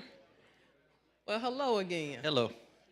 I just wanted to come back and talk about Experion, the credit bureau, just a little bit more. Do you know where it's based? I think it's Louisiana. It's a long way from Louisiana. I don't know. So how about Experion is based in Dublin, Ireland? Wow. Who would have thought? It has a North American headquarters in Costa Mesa, California, but it is based in Dublin, Ireland. Wow. And now some of us are gravely concerned about our personal information, about our data being in the hands of foreigners. Am I correct? That's Yes, why I ma'am. want to tell Yes, you ma'am. where it's based. TikTok is one such company. We know that President Trump has threatened to even ban TikTok in the United States. And U.S. lawmakers are very concerned about TikTok. We think that it poses, we think that it poses a threat to national security. Can I tell you something? Yes, We don't send them any information. They only send us information. I don't believe it. Who owns this company? The Secretary of State does not send any information to them. This parent company is based in Dublin, Understand. Ireland. I understand, but we don't share information with them. If They they- do send us information. If they want our information and they're the parent company, if they want it, they're going to get it. I rest my case. Experion is based in Dublin, Ireland. Wow. Thank you. Thank you, ma'am. Mr. Speaker. Call for final passage. Question for the body's final passage of HB 479 is substituted. The clerk will unlock the machine. The members will vote.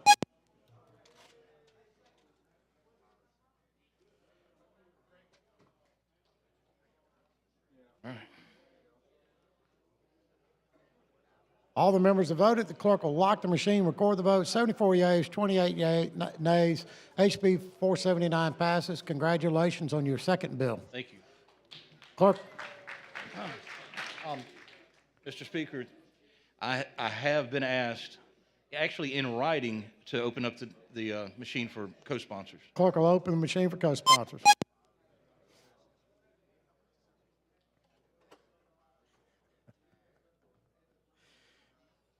Has everybody co-sponsored? Clerk will lock the machine, record the co-sponsors. Congratulations. The clerk will call the next bill on the special order calendar. On page 38 of the calendar, House Bill number 454 by Representative Hurst relating to crimes and offenses. Chair recognizes Representative Hurst of Talladega.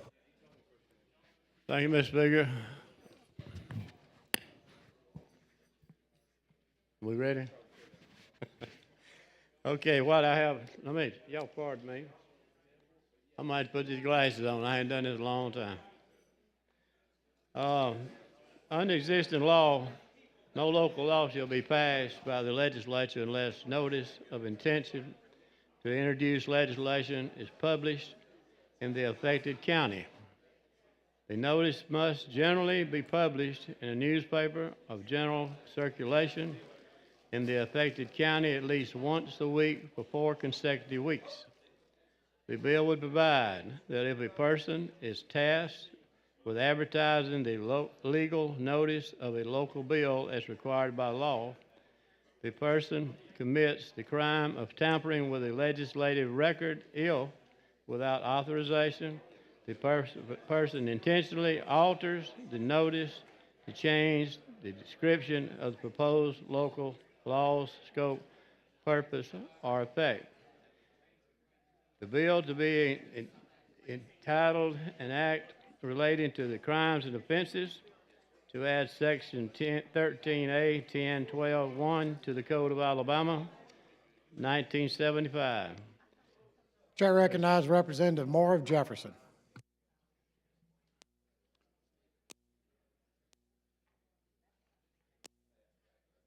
Trying.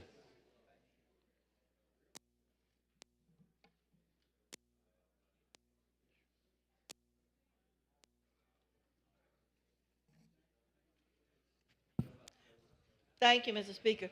Could you clarify for me how they are tampering? Yes, ma'am. There's a situation where that somebody, let me rephrase it. I'm not going to call names. What has happened is somebody has wanted to send information down, and they have asked a legislator, I need to send information periodically to Montgomery. Can I use your name? This individual said, yes, you can. Later on, they find out there's a bill that has been written and advertised and sent down. And they use your name to do That's it? correct. Or somebody else's name? That's I don't mind saying they use my Because I'm name. wondering, how do they tamper with the advertisement itself? But that's somebody that might cause down and say that they're you, and No, they didn't say they were you. They I said mean, they who did they say they were? They said that they used my name to be able to send the bill down. To say Right. that I authorized it. Right, but you didn't. No, ma'am. Not at That's all. what I'm saying. Okay. Okay. I didn't know how they can tamper with it. Okay, I'll continue on this next part. Chair recognizes Representative Hill of St. Clair.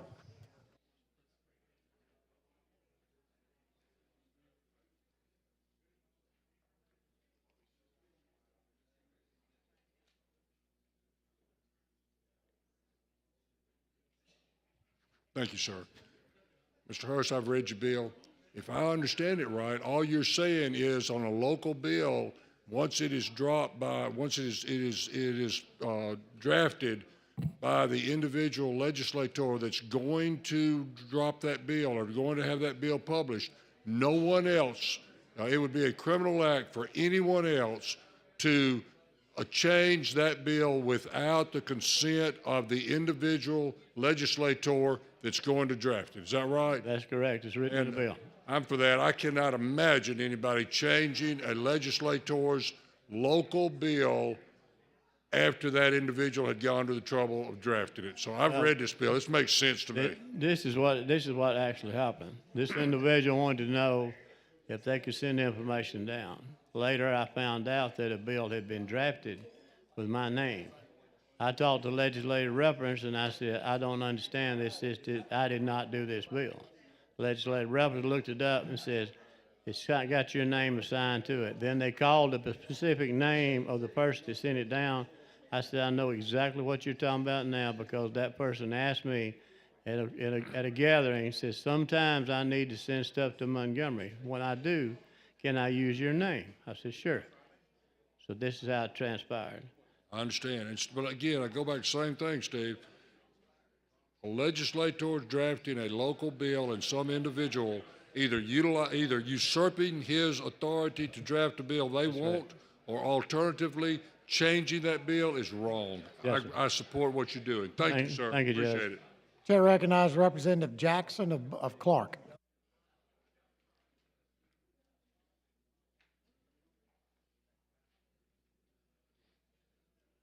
Thank you, Mr. Speaker. I want to commend you.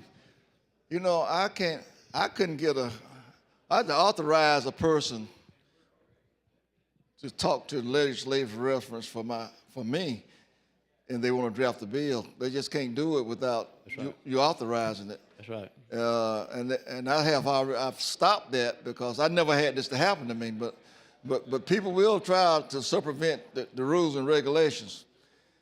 So legislative reference called me to see if I approve of the person doing it, and I did, but these things can happen.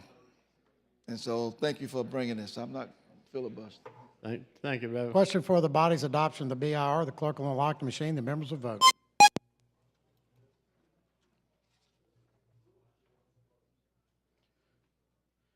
Clerk will lock the machine, record the vote. 102 yeas, no nays. The BIR is adopted. Chair recognizes the Representative Robbins, Talladega.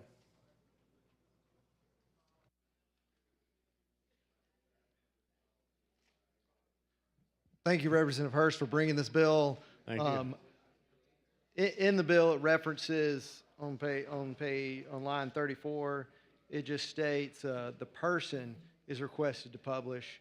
We got a recommendation from the County Commission Association to add that it just clarifies that you're a member of the legislature, and you're okay with that amendment, Yes, correct? no problem. With that, I'd like to introduce an amendment. Clerk will receive the amendment. Amendment to House Bill number 454 by Explain. Representative Robbins. Would you explain that again? I did not can. hear. So on line 34, if you read in the bill, it says, the person is requested to publish. So what it's stating here is now the person is requested to publish by a member of the legislature. So it's just clarifying that it's the member of the legislature that's asked for it. It's not some third party. So it just clarifies that it's a member of the legislature. That's all correct. the amendment does. That's correct.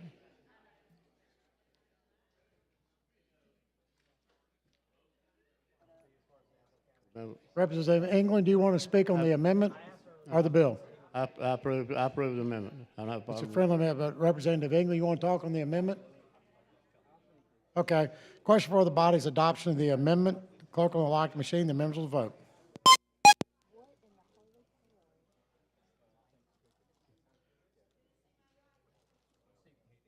Clerk will lock the machine, record the vote. 96 yeas, no nays. The amendment's adopted. The chair recognizes the Representative England of Tuscaloosa.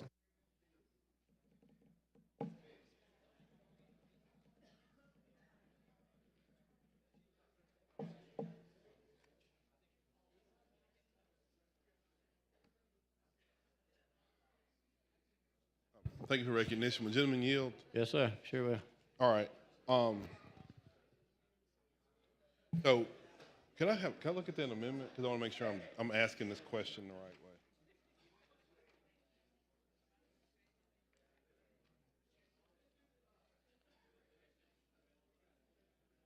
All right, so this is about publication of a bill, not drafting a bill, but publication of it, right? The bill was drafted. What happened? The individual asked me at a gathering, said, occasionally I'd send stuff to Montgomery. Is it okay when I do, can I use your name to send some stuff down? I said, sure. Then I found out later on that a bill had been drafted. Matter of fact, I talked to legislative reference and I said, would you look this up? I did not do this. Sitting in my office, he pulled it up on the phone and he said, yes, it's authorized by Representative Steve Hurst. And then they called the name of the individual, sent it down. I won't call the name. Okay, because what I'm trying to figure out here is somebody calling the Legislative Reference Service or LSA and saying, I want you to draft a bill. It's different than saying, I want that bill advertised. Well, So did somebody advertise it? What they done is they asked it to be drafted and they advertised it, yes. So they asked it to be drafted, then took that. And they advertised it. And then they took the version they asked to be advertised. Yes. And then, That's they took the bill, got it drafted, and then took what was drafted and then had it advertised. That's correct. So what the crime would be having it advertised? No. Here it said the crime is going to be, well, look on the last page.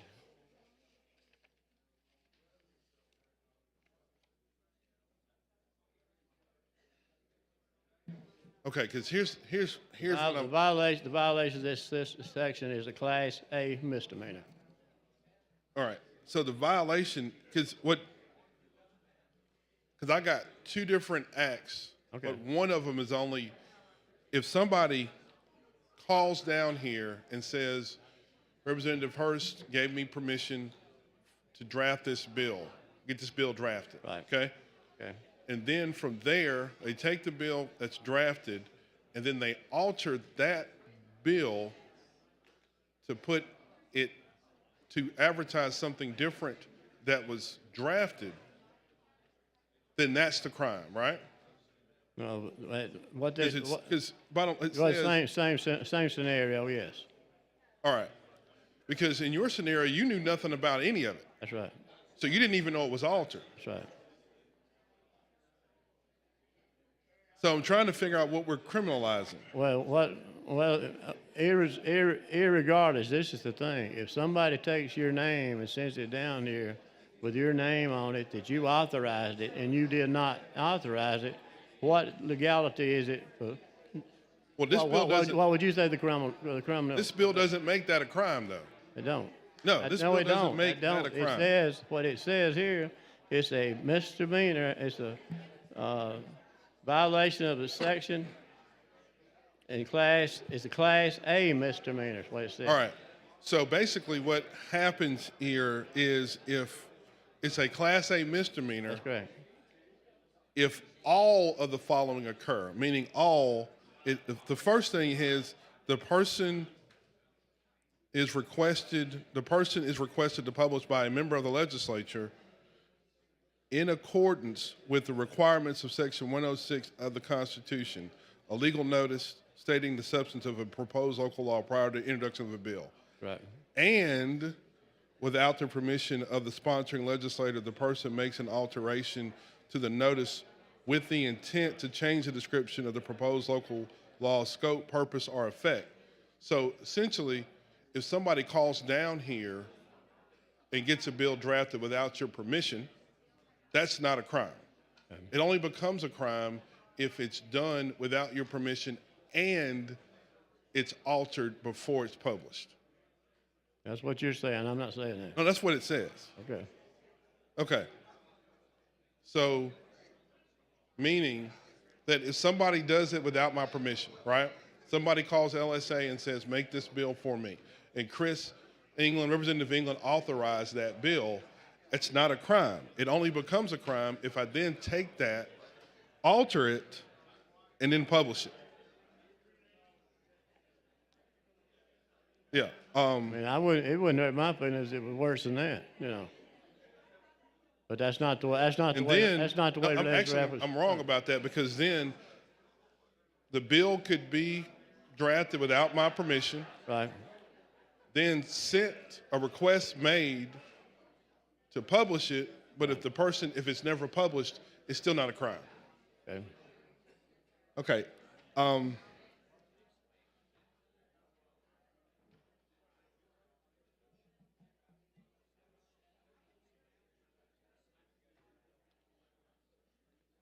And also, the intent doesn't actually have to be bad.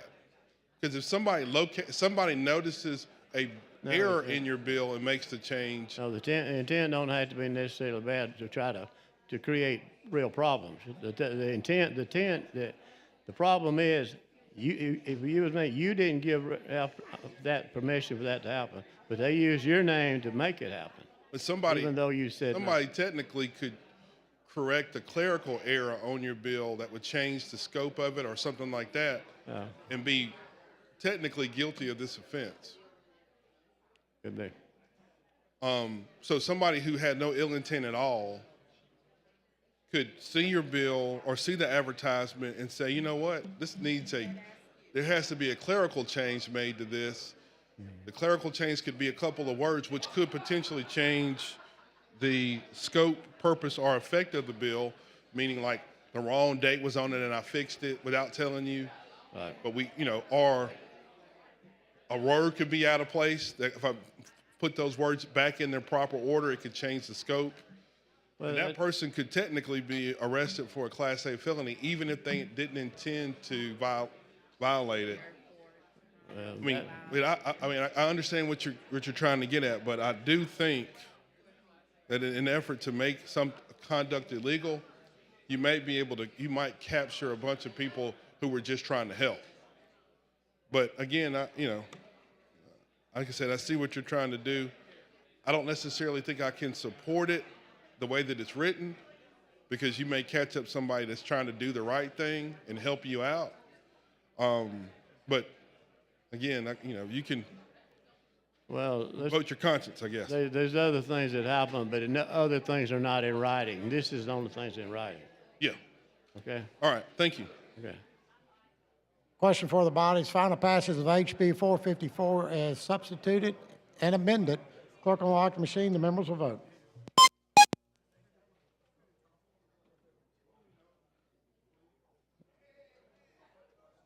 Have all the members voted? Clerk will lock the machine, record the vote. 94 yeas, 1 nay. HB 454 passes. Thank you, members. Thank you. Clerk, call the next bill in the special order calendar. On page 47 of the calendar, House Bill number 542 is substitute by Representative Shaver relating to district attorneys. Chair recognizes Representative Shaver from Cherokee. Thank you, Mr. Speaker. HB 542 started out dealing with some issues concerning assistant DAs coming into the DA retirement plan and changing the district attorney benefit multiplier, but that's been removed from the bill, as I'll talk about as there is a sub. So it is left doing one thing, and that is allowing certain district attorneys who are independently qualified as an assistant DA in the employees retirement system, and also who have with separate service apply in the supernumerary program. It allows them to draw both. And with that, Mr. Speaker, I move for the BIR. Question for the body is adoption of the BIR. The clerk will unlock the machine. The members will vote.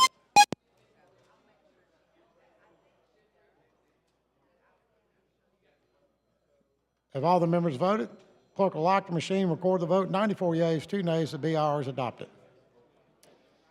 Mr. Speaker, there is a committee sub that I mentioned. Question for the body is adoption of the committee sub. The clerk will unlock the machine. The members will vote.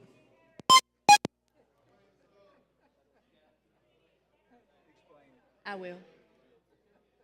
Clerk will lock the machine, record the vote. 93 yeas, 1 nay. The substitute's adopted. As I mentioned briefly in the introduction, the bill started out dealing with some issues concerning assistant district attorney retirement and also the DA multiplier, and that was removed. So we took all of that out and just left, and we're only dealing with the supernumerary issue where you have, there's only 11 in the state, 7 are have already been appointed supernumerary status. There's only 4 currently serving as a DA. And so they have separate service for the 2 systems, and it's not using the same years to qualify for that. It's totally separate. So this would allow them to be able to still qualify for their previous retirement and participate with the supernumerary program. That is the explanation.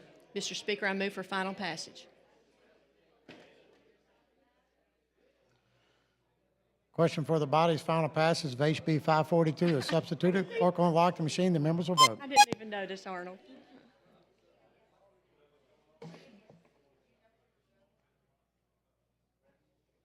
Have all the members voted? Clerk will lock the machine, record the vote. 95 yeas, 1 nay. HB 542 passes. Thank you, Mr. Speaker, and members except for Pettis. The clerk will call the next bill in the special order calendar. On page 41 of the calendar, House Bill number 283 was substitute by Representative Shaw relating to data privacy. Chair recognizes Representative Shaw. Thank you, Mr. Speaker. This is HB 283, the Alabama Personal Data Protection Act. Right now, federal government doesn't recognize our rights over our data, so 19 other states have had to pass a law like this. We'll get into the details in a minute, but basically this covers the businesses that are covered and gives us, tells us what rights we have over our data to add, delete, update, things like that. But for that, first, I'd like to move for the BR. Question for the body's adoption of the BR. The clerk will unlock the machine. The members will vote.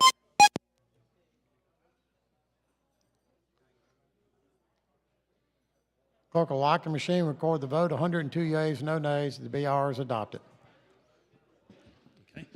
Thank you. And with that, we do have a committee sub, but a lot of people like to talk about this bill. So we had some amendments to it that complicated it so much that we ended up working that into a new sub. So I would move to table the committee sub first. Question for the body's the motion to table the committee saw. The clerk will unlock the machine. The members will vote.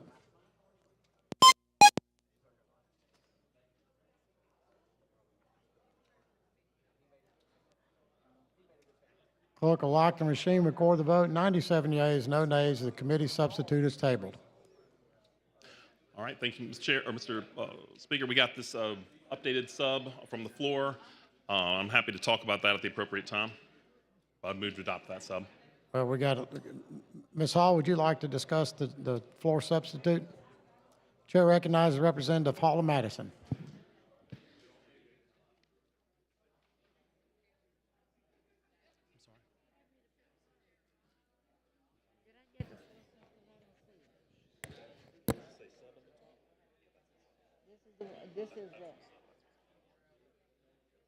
All right, I'm trying to make sure I have the right one. JPPJ6FF, the letters in the left corner. Should be it. There's only one, so yes, yes, ma'am. Okay, so this is the one that said it was offered by Rigsby.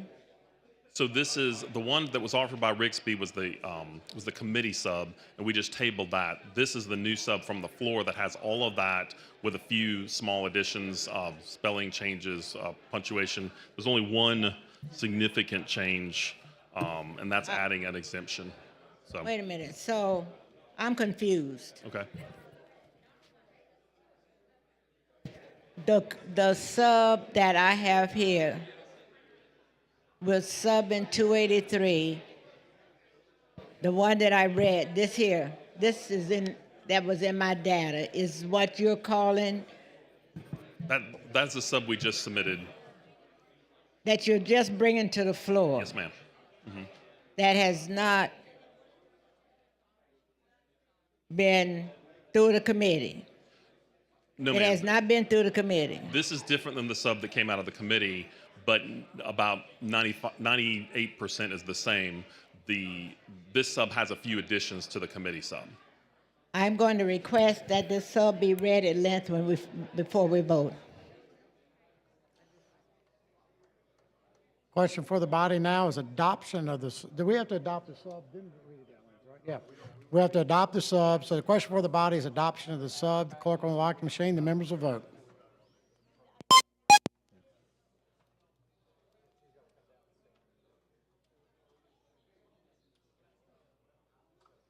Clerk will lock the machine, record the vote. 80 yeas, no nays. The substitute is adopted. Question now before the body is going to be final passage, but there's been I'm sorry, Representative McCampbell, you are recognized.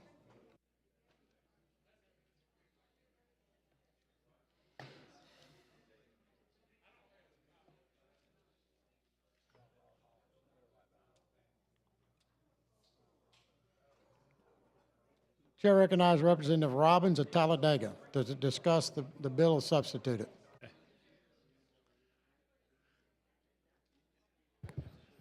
I know we talked at length about this. I was going to talk to Ms. Hall about the amendment. I didn't get a chance to. So what we talked about was just adding neural data.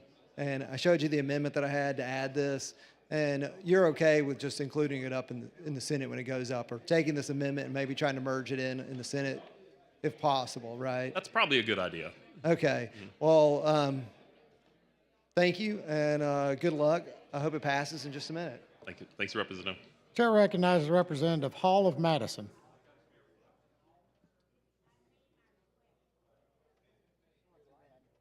Yeah. That's, she can come down and stand, and we're about, is the clerk ready to have the bill read at length? Okay, Ms. Hall. Clerk will read the bill. Relating to data privacy, to authorize the consumer to take certain actions regarding the consumer's personal data, to regulate the manner in which a controller may process personal data, and to require the processing of de-identified data.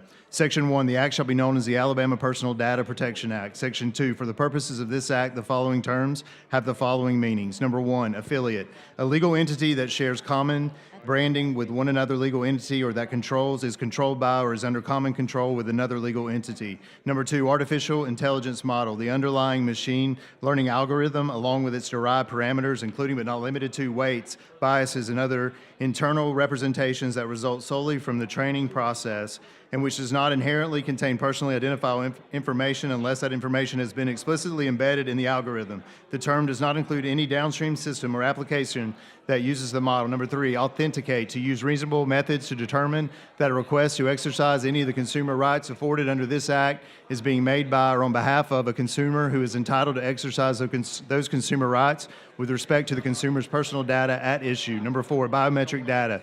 Data generated by automatic measurements of an individual's biological characteristics, such as fingerprints, voice print, retina, or iris, that are used to identify a specific individual. The term does not include any of the following: a digital or physical photograph, an audio or video recording, any data generated from paragraphs A or B, unless the data is used to identify a specific individual. Child, an individual under 13 years of age. Number 6, consent, a clear affirmative act signifying consumers freely given, specific, informed, and unambiguous agreement to allow the processing of personal data relating to the consumer, including but not limited to a written statement or a statement by electronic means. The term does not include any of the following: acceptance of a general or broad term of use or similar document that contains descriptions of personal data processing along with other unrelated information, hovering over, muting, pausing, or closing a given piece of content, an agreement obtaining using a dark pattern. 7, consumer, an individual who is a resident of this state. The term does not include an individual acting in a commercial or employment context or as an employee, owner, director, officer, or contractor of a company, partnership, sole proprietorship, non-profit, or government agency whose communications or transactions with the controller occur solely within the context of that individual's role with the company. Number 3, control, any of the following: ownership of the power to vote more than 50% of the outstanding shares of the class of voting security or company. Control is a manner over the election of a majority of the directors of or individuals exercising similar functions, the power to exercise controlling influence over the management of a company. 9, controller, an individual or legal entity that alone or jointly with others determines the purposes and means of processing personal data.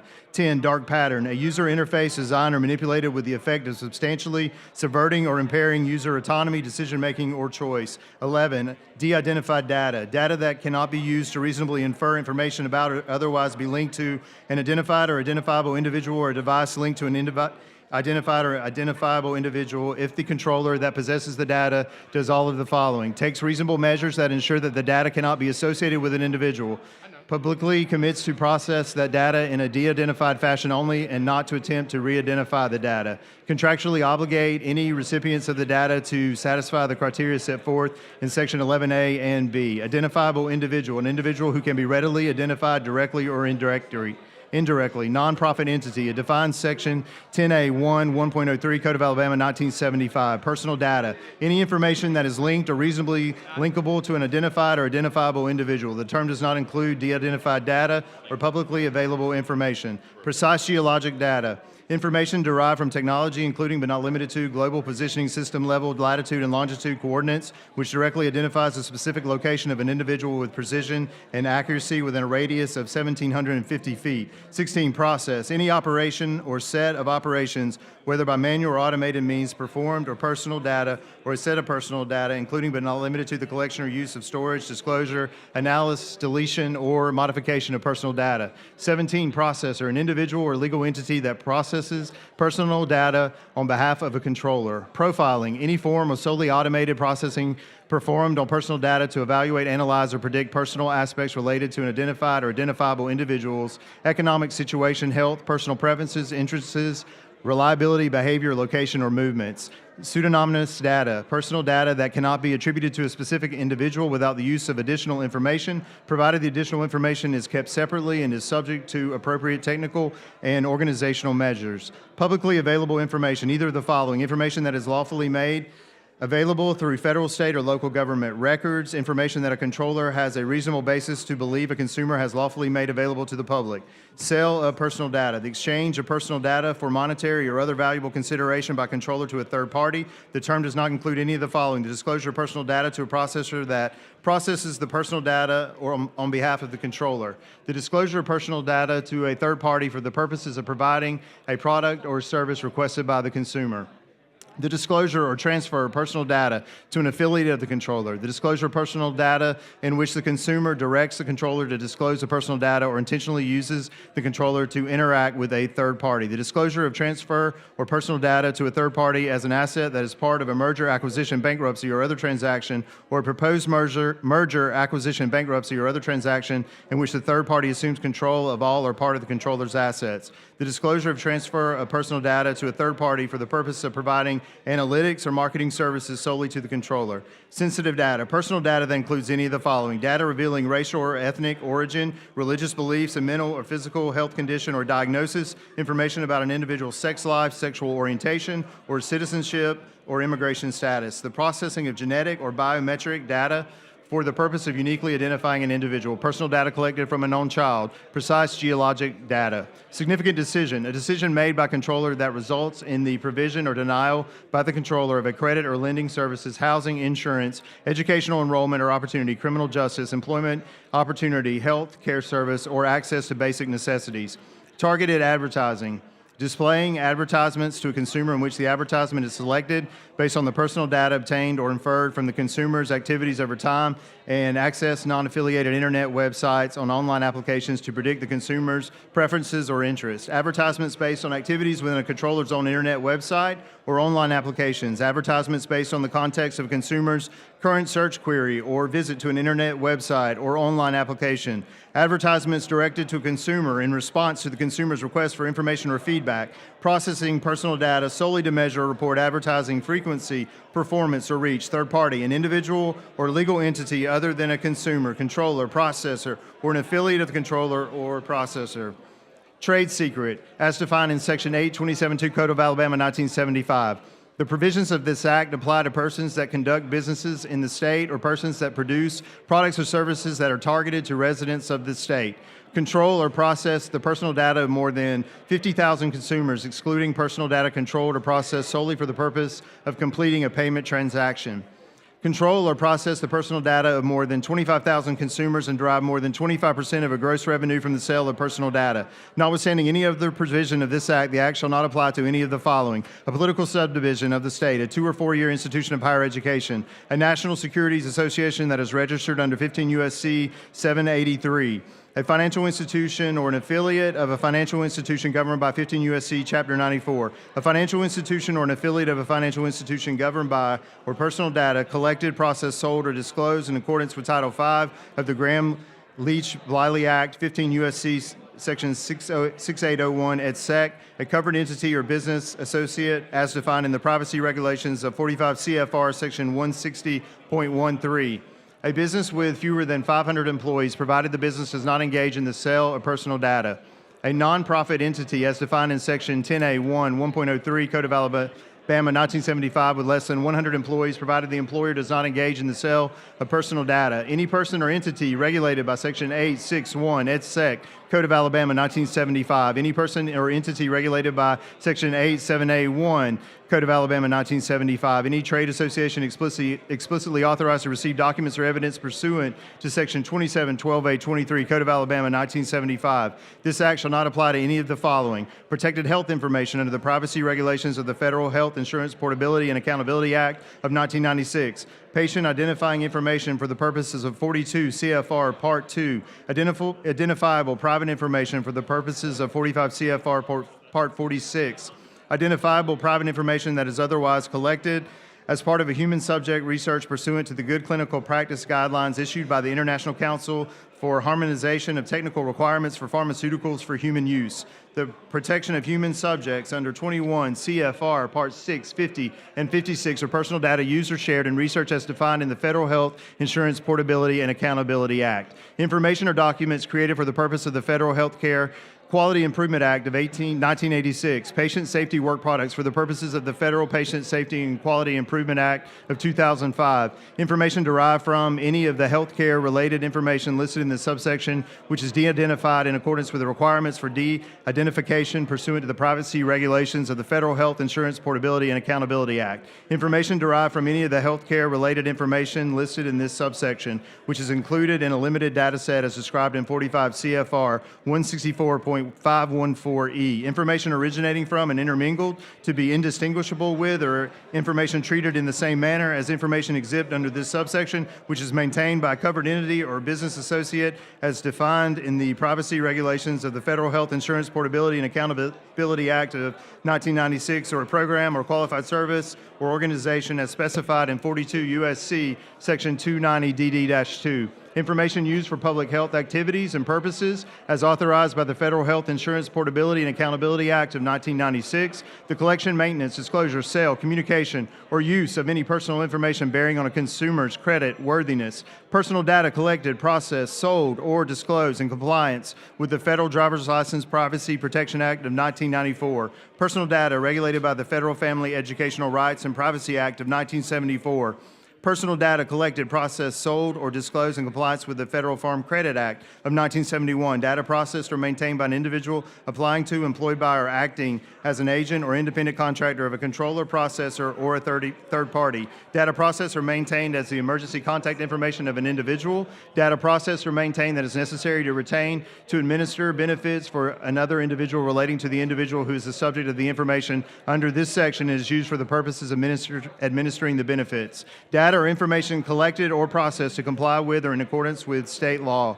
Artificial intelligence models, provided that no personally identifiable data is present in the model or can be extracted from the model. Personal data collected and used pursuant to 21 U.S.C. Section 830. Controllers and processors that comply with the verifiable parent consent requirements of the Federal Children's Online Privacy Protection Act of 1998 are compliant with any obligation to obtain parental consent pursuant to this act. Subject to authentication and any other conditions or limitations provided by this act, the consumer may invoke the rights authorized under this subsection at any time by submitting a request to a controller specifically specifying the right the consumer seeks to invoke. A known child's parent or legal guardian may invoke a right on behalf of the child. A controller may comply with an authenticated request to do any of the following: correct inaccuracies in the consumer's personal data, considering the nature of the personal data and the purposes of the processing of the consumer's personal data. Direct a controller to delete the consumer's personal data. Obtain a copy of the consumer's personal data previously provided by the consumer to a controller in a portable end, and to extend a technically feasible, readily usable format that allows the consumer to transmit the personal data. Opt out of the processing of the consumer's personal data for any of the following purposes: targeted advertising, the sale of the consumer's personal data, profiling and furtherance of solely automated significant decisions. A controller shall establish a secure and reliable method for a consumer to exercise rights established by this section and shall describe the method in the controller's privacy notice. A consumer may designate an authorized agent in accordance with Section 6 to exercise the consumer's rights established by this section. A parent or legal guardian of a known child may exercise the consumer's rights on behalf of the known child regarding the processing of personal data. Except as otherwise provided in this act, the controller shall comply with a request by a consumer to exercise the consumer's rights authorized by this section as follows. A controller shall respond to a consumer's request within 45 days of receipt of the request. If a controller declines to act regarding a consumer's request, the controller shall inform the consumer of the justification for declining the act within 45 days of receipt of the request. Information provided in response to a consumer request may be provided by a controller free of charge once for each consumer during any 12-month period. If a consumer's requests are manifestly unfounded, excessive, technically unfeasible, or repetitive, the controller may charge the consumer a reasonable fee. If a controller is unable to authenticate a consumer's request using commercially reasonable efforts, the controller shall not be required to comply with the request, initiate an action pursuant to this section, and shall provide notice to the consumer that the controller is unable to authenticate the request until the consumer provides additional information. A controller that has obtained personal data about a consumer from a source other than the consumer is in compliance with a consumer's request to delete the consumer's data if the controller has done either of the following: retained a record of the deletion request and the minimum data necessary, opted the consumer out of processing of the consumer's personal data for any purpose except for those exempted pursuant to this Act. A consumer may designate another person to serve as the consumer's authorized agent and enact on the consumer's behalf to opt out of the processing of the consumer's personal data for one or more of the purposes specified in Section 4. A controller shall comply with the opt-out request received from an authorized agent if the controller is able to verify with commercially reasonable effort the identity of the consumer and the authorized agent's authority. An opt-out method must be both of the following: provide a clear and conspicuous link on the controller's internet website of an internet web page that enables the consumer of an agent of the consumer to opt out of the targeted advertising. By no later than January 1st, 2027, allow a consumer or an agent of the consumer to opt out of the processing of the consumer's personal data for the purposes of the targeted advertising. May not unfairly disadvantage another controller, may not use of a default setting, but require the consumer to make an affirmative, freely given, and unambiguous choice to opt out of the processing. Must be consumer-friendly and easy to use by the average consumer. Must be consistent with any federal or state law or regulation. Must allow the controller to accurately determine whether the consumer is a resident of the state and whether the consumer has made a legitimate request. If a consumer's decision to opt out of any processing of the consumer's personal data for the purposes of targeted advertising or any sale of personal data through an opt-out preference signal sent in accordance with the section conflicts with the consumer's existing controller specific privacy setting or voluntary participation in a controller's bona fide loyalty rewards, premium features, discounts, or club card program, the controller shall comply with the consumer's opt-out preference. If a controller responds to consumer opt-out requests received in accordance with this section by informing the consumer of a charge for the use of any product or service, the controller shall present the terms of any financial incentive offered pursuant to this section. A controller shall do all of the following: limit the collection of personal data to what is adequate, relevant, and reasonably necessary. Establish, implement, and maintain reasonable administrative, technical, and physical data security practices. Provide an effective mechanism for a consumer to revoke the consumer's consent under this Act.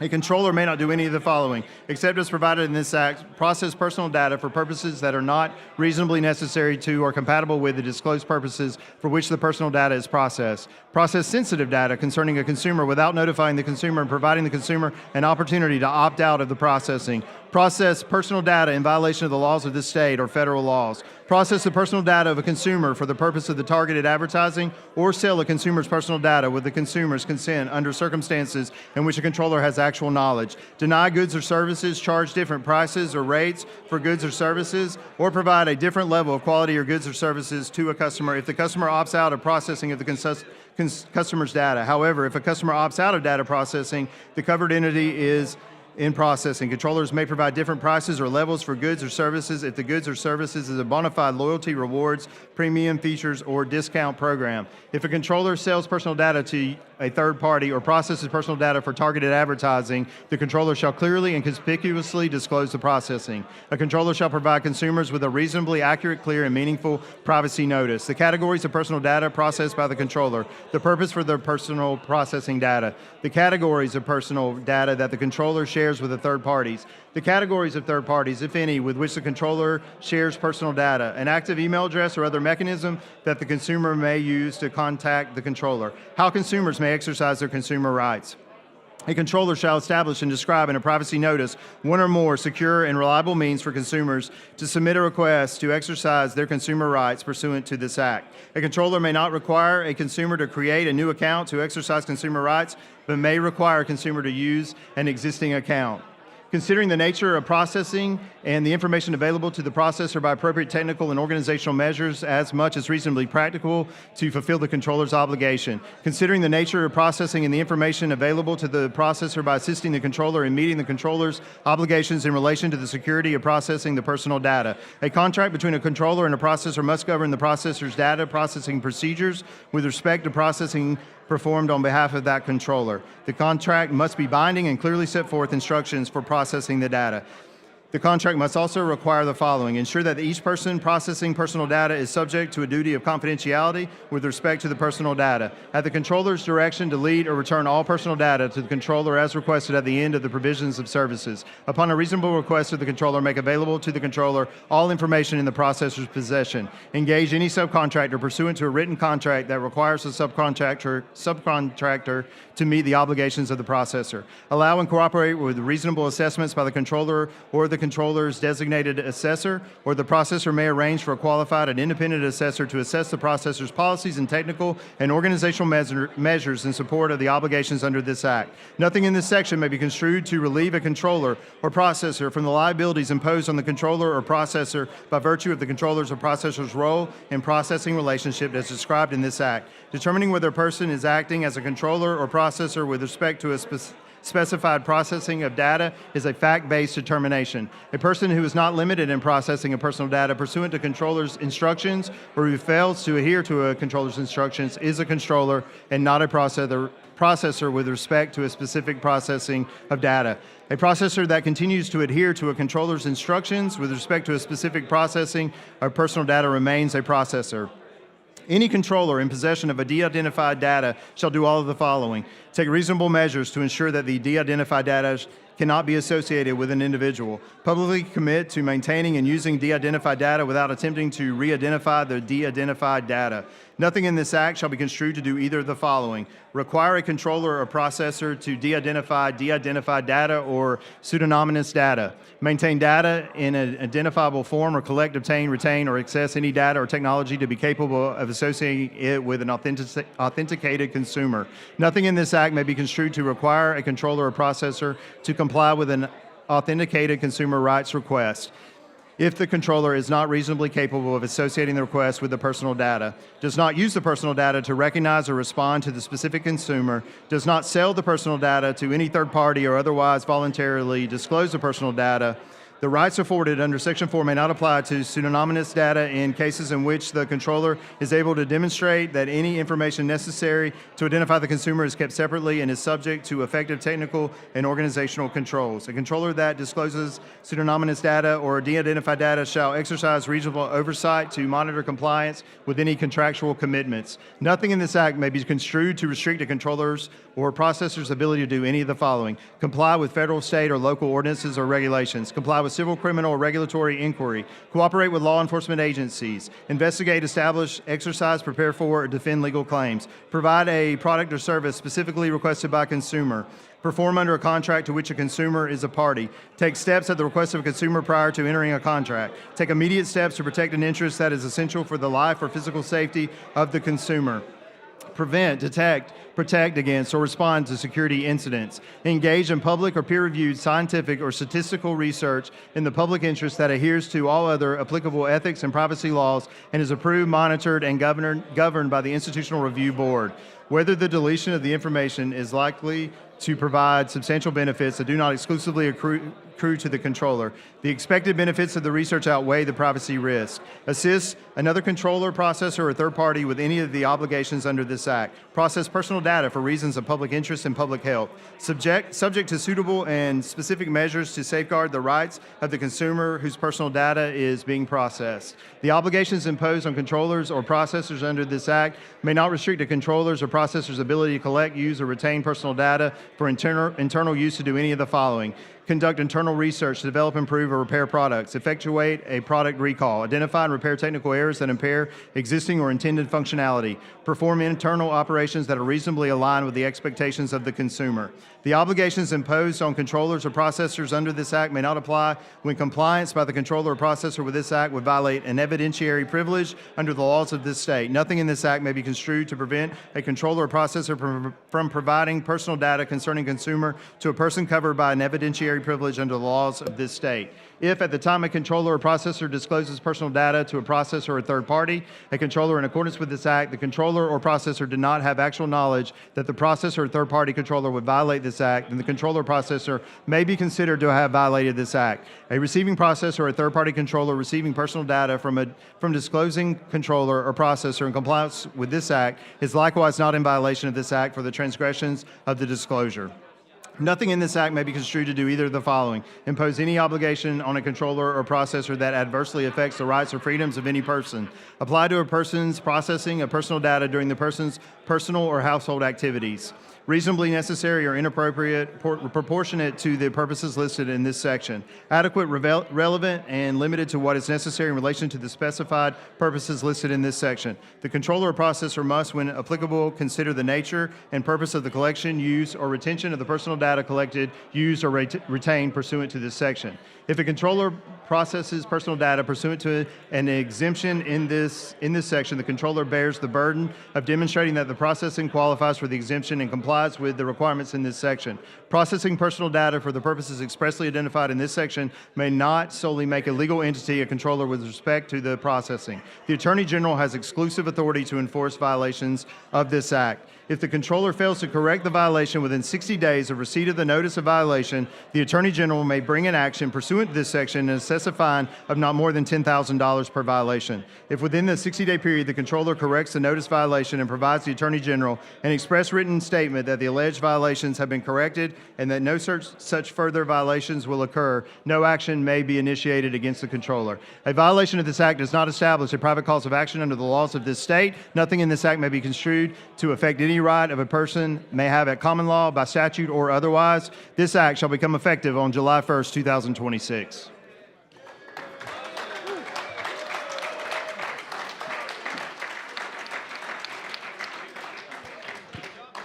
The bill having been read at length, the question for the body is now final passage of HB 283 is substituted. The clerk will unlock the machine. The members will vote.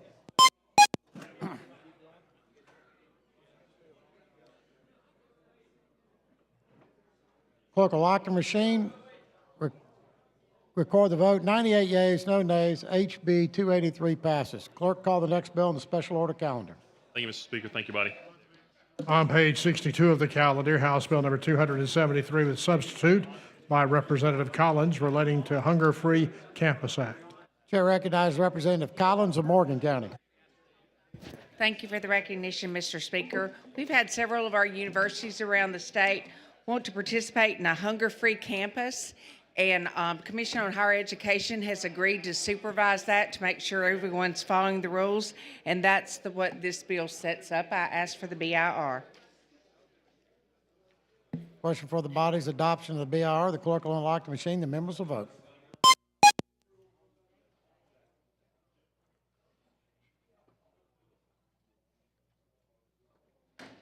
Clerk will lock the machine, record the vote. 98 yeas, no nays. The BIR is adopted. We had a substitute in the committee because the private schools wanted to participate too, and AIC was fine with that. So it just added private schools. Question for the body's adoption of the substitute. The clerk will unlock the machine. The members will vote.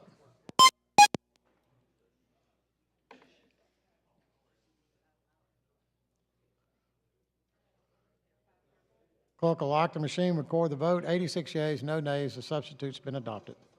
I ask for final passage. Question for the body's final passage of HB 273 is substituted. The clerk will unlock the machine. The members will vote.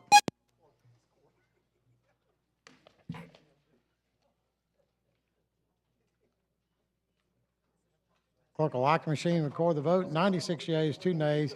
HB 273 passes as substituted. Thank you so much. Clerk will call the next bill on the special order calendar. On page 27 of the calendar, House Bill number 176 by Representative Shireen relating to taxation. Chair recognizes Representative Shirey of Mobile County. Thank you for the recognition. Members, this bill would just remove the state portion of the taxes on eyeglasses and contact lens. If there's any question, if not, I call for the BIR. Question for the body's adoption of the BIR. The clerk will lock the machine. The members will vote.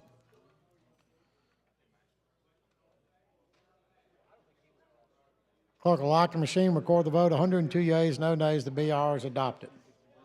Move for final passage. Question for the body's final passage of HB 176. The clerk will unlock the machine. The members will vote.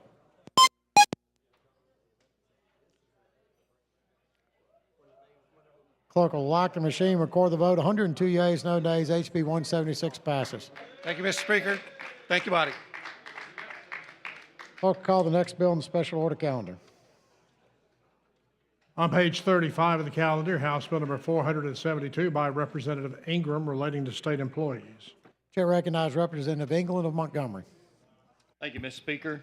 This bill, right now, currently, state employees only get $12.75 on per diem. If from 6 hours to 12 hours, that's a day trip. And this will increase it to, let's see, it increase it 17.5% to $15.50. Question for the body's adoption of the BR. The clerk will unlock the machine. The members will vote.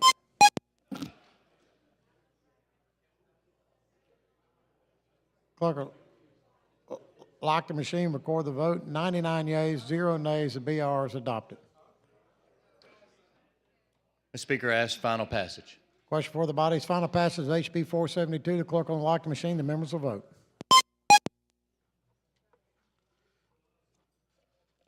Clerk will lock the machine, record the vote. 98 yeas, no nays.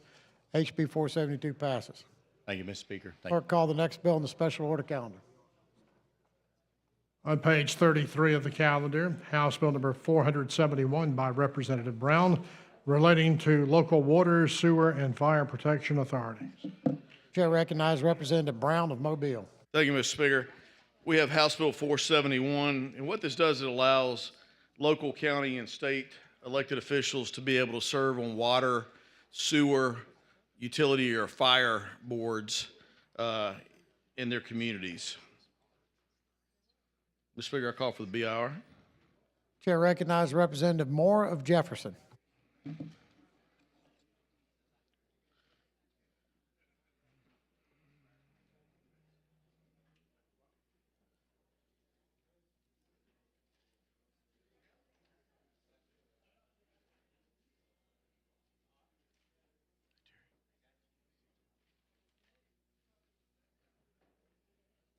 Thank you, Mr. Speaker.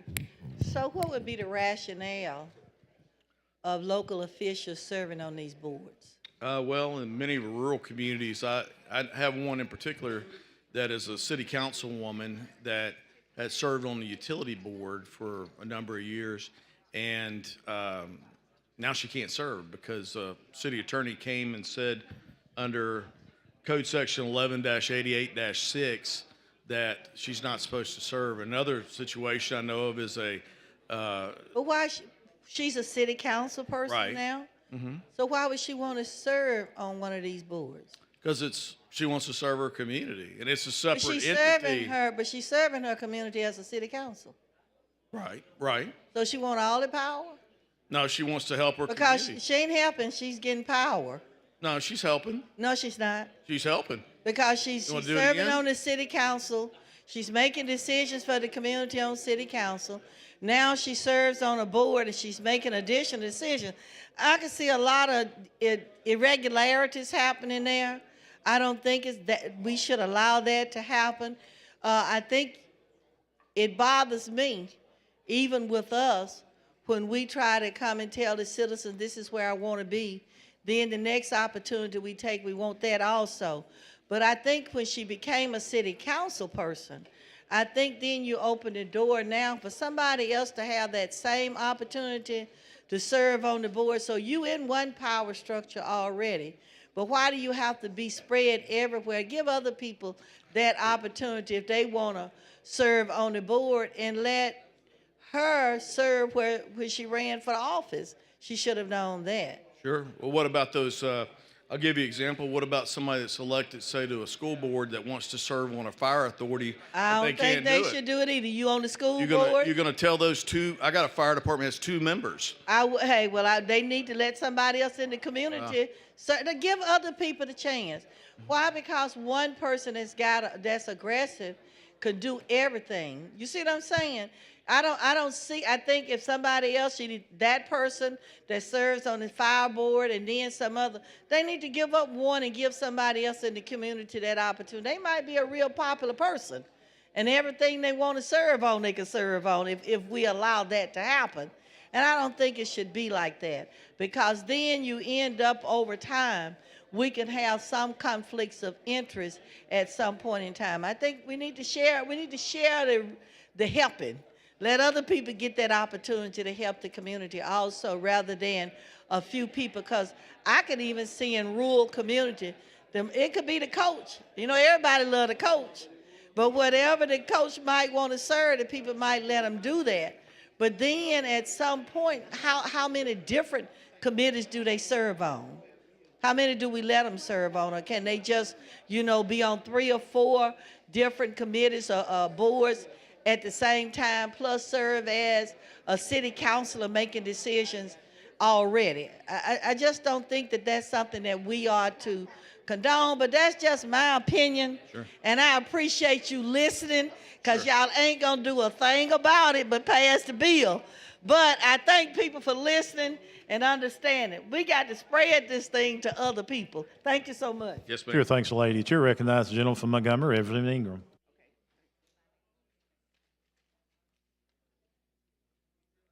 Speaker. It's a great bill, and it's good to be able to have somebody that's knowledgeable and willing to serve in some of these counties and rural areas. You don't have those people that are willing to serve, but thank you for bringing the bill. Thank you, Reverend. Sure, thanks, gentlemen. Question for the body's adoption of the BIR. Clerk will unlock the machine and the members will vote.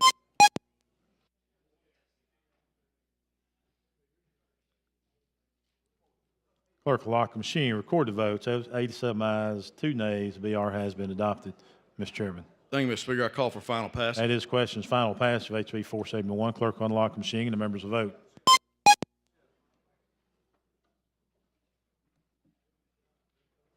Clerk will lock the machine, record the votes. 84 ayes, 4 nays. 471 has passed. Thank you, Mr. Speaker. Thank you, members.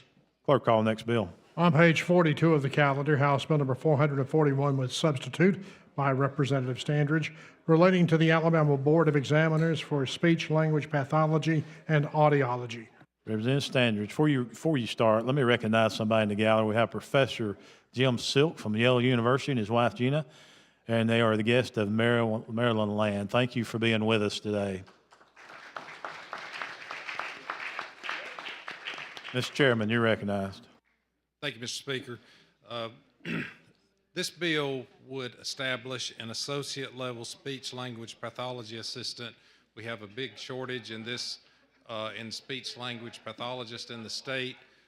This would is a step in the right direction to help alleviate that, especially in our K-12 school settings. So with that, I move for the BIR. That is questions, adoption of the BIR. Clerk will unlock the machine and the members will vote.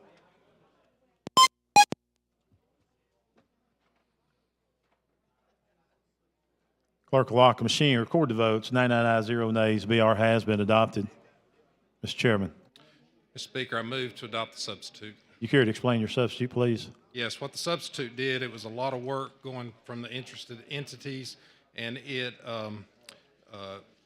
it specified what the credit hours they would need in each setting and the practicum hours in each setting. It also set the settings which these associate levels would be able to practice once they're finished, and that's the substitute. You heard the gentleman's explanation. Ms. Hall, you want to speak on the sub or the bill? On the sub? Okay. Question for the body is adoption of the substitute. Clerk will unlock the machine and the members will vote.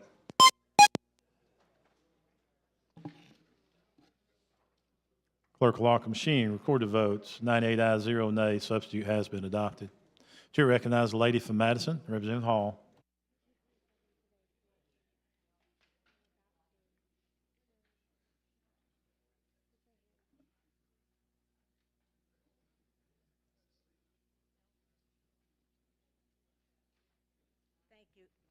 Mr. Speaker, would the gentleman yield? Yes. So tell me, what is the process generally if we were not doing this? Because it seems to me like we are a little into an area that personally I don't think we should be, and knowing what the process generally is for colleges and universities, they have a process to go through. Will you talk to me a little bit about what that process usually is? Well, in this case, the process to get this type of associate level would be they would go to the board of speech language pathologists and go through that process first. Exactly. And so help me to understand why we are not doing that in this with this particular bill. There are some other areas where we have shortages and we are not using this process. So what tell me why it is important for us to do this, and then a specific college for doing it. Well, the reason is because of there's such a shortage, especially in the K-12 school system. And what's happening is the superintendents have informed me that they're paying hundreds of thousands of dollars for contracts to try to fill the spots that's needed to meet the IEPs with these students. And it is to, if they can get this 2-year program or associate's level program, and by the way, it is in 23 other states already, this associate level program. And they use the same process that we're using, that they went to the legislature to have this to happen? I don't know how their Sure? process, I don't know how their process was, but I'm just saying they're doing this in 23 other states now.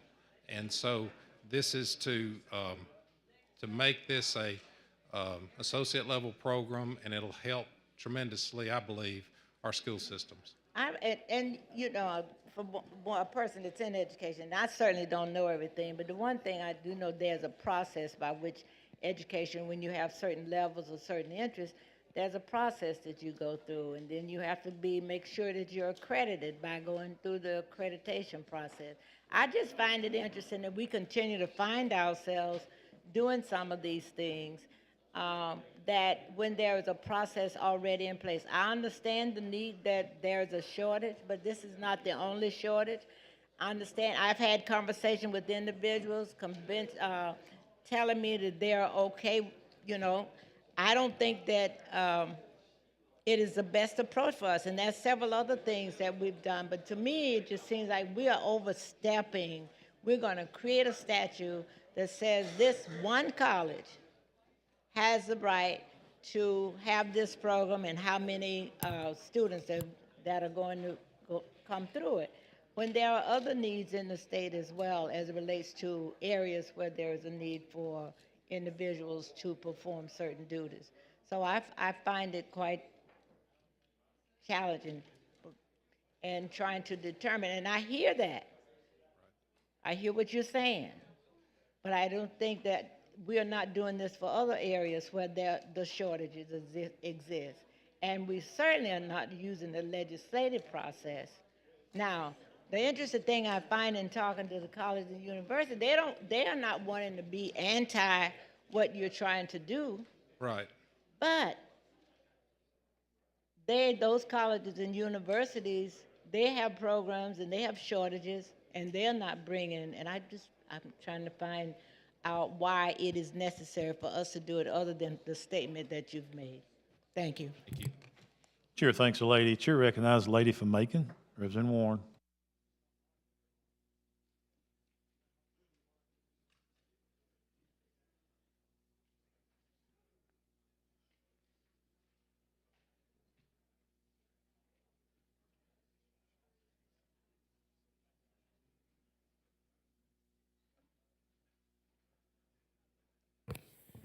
Thank you, Mr. Speaker. It's only you. Sure. You know, I understand fully what you're trying to do. I think it's a great gesture. But again, I don't think as legislators it's our authority to approve an inventory for an institution of higher ed. We have the 8 there. We have SACS, which you do the accreditation board. And I think one of the things that really kind of gets me is we're restricting it to one. We can't, if an institution decides they want to do this and they go through the proper cycle of getting that program approved, this is not going to keep them from doing that. That's correct. So I think that's the issue I have with it. I think it should be done, but I think it needs to be done through another method. I don't think we need to be legislating college course approvals in this body because we don't have that authority. And I think we're really opening doors, I hate to say it, for lawsuits, okay? Because, you know, we have several proprietary institutions in the state of Alabama who, if they decide to do this and they go and say, no, the law says you can't do it, we're going to be challenged.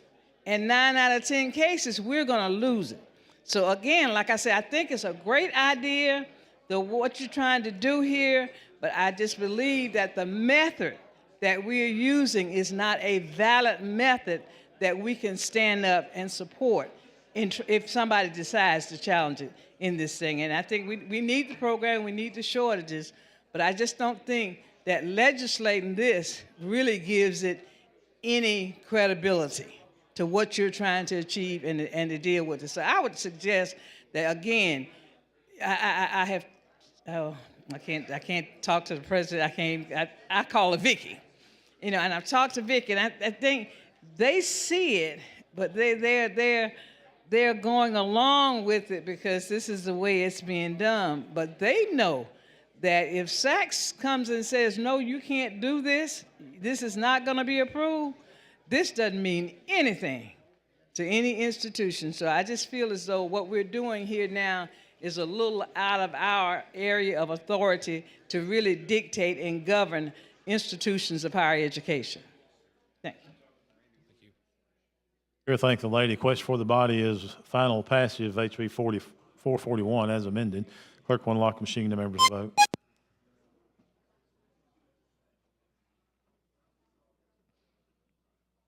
Clerk will lock the machine. Record the vote. 86 ayes, 2 nays. HB 441 has passed. Thank you, Mr. Speaker. Thank you, gentlemen. Clerk, call next bill. On page 46 of the calendar, House Bill number 227 with substitute by Representative Bedsole relating to firefighters.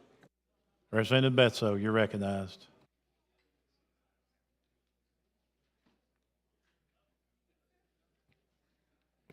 Thank you, Mr. Speaker, for this recognition. Members, HB 227 is a fiscal responsibility, but also a policy responsibility bill that will address the line of duty death benefit for our state's firefighters.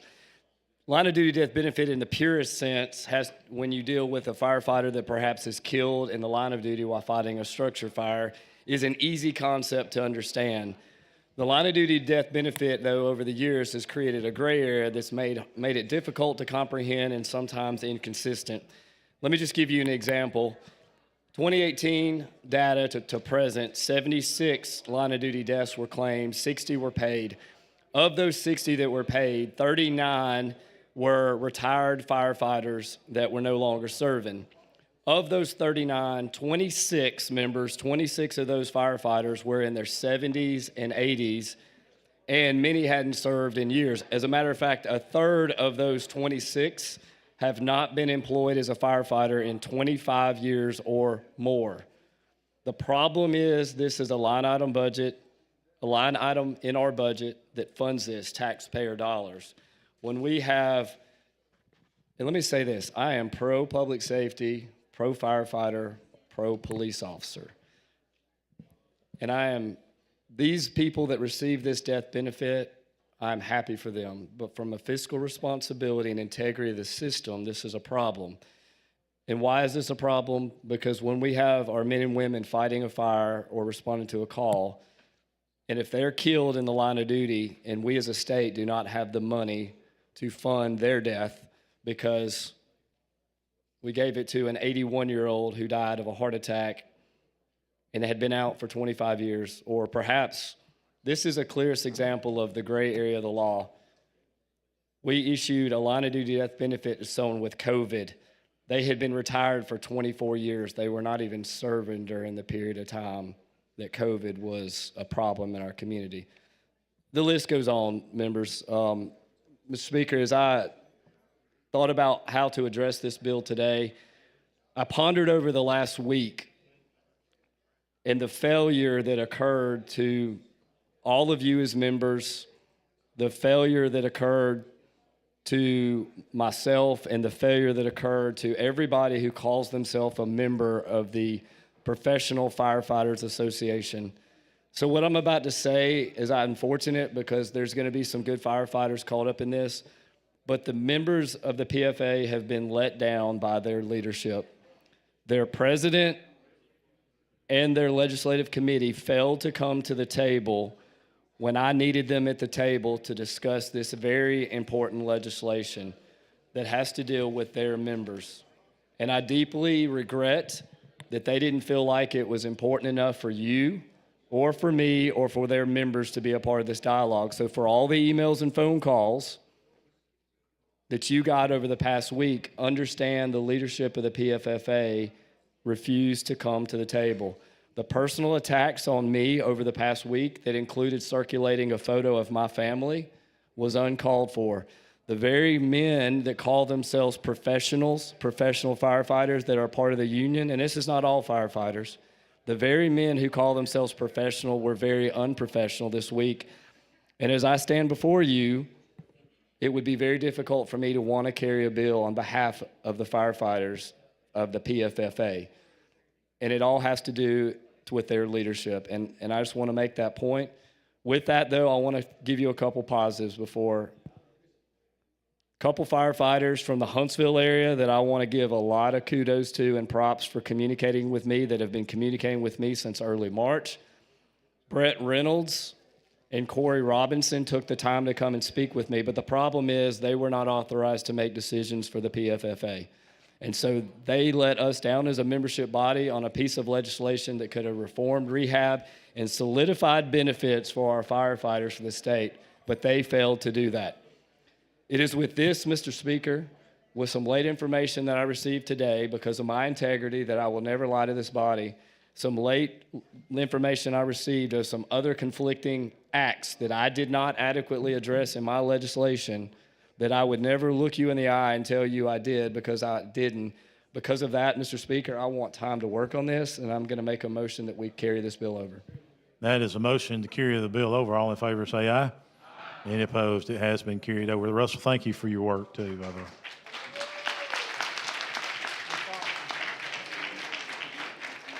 Clerk, call next bill. On page 53 of the bill, House Bill number 521 with substitute by Representative Lipscomb relating to alcoholic beverages. Representative Lipscomb, you're recognized. Thank you, sir. Over the past 5 years or so, mixed spirit beverages have been available for purchase in the state via ABC and package stores, but they couldn't be distributed elsewhere due to the fact that our Title 28 did not have a defined category for the product. This bill provides for the definition, creates a cap for the ABV, and provides for its regulated distribution. I'd move for the BIR. Chair recognizes the gentleman from Mobile, Representative Pringle.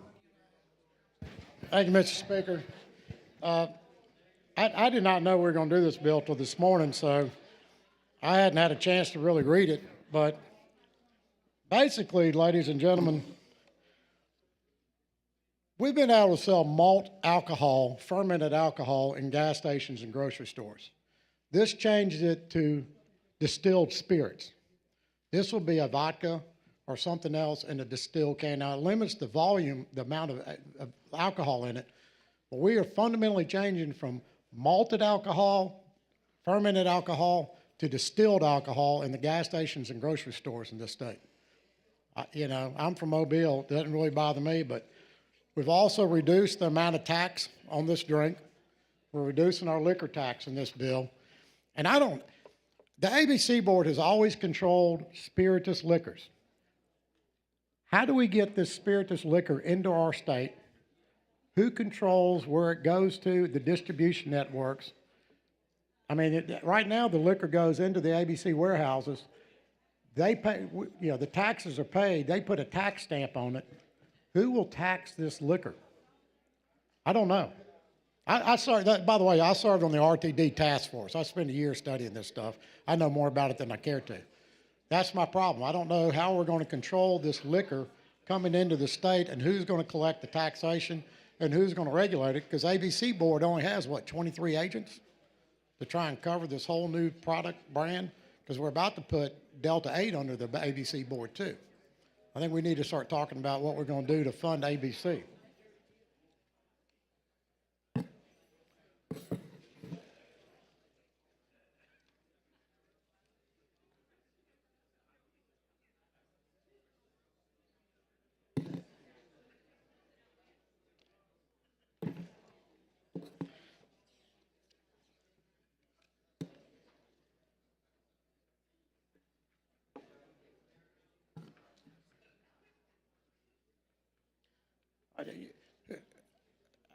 how do you even get a license for this, a distribution license? You pay, there's in there, you pay like $500 or you get a license, you have to get approved.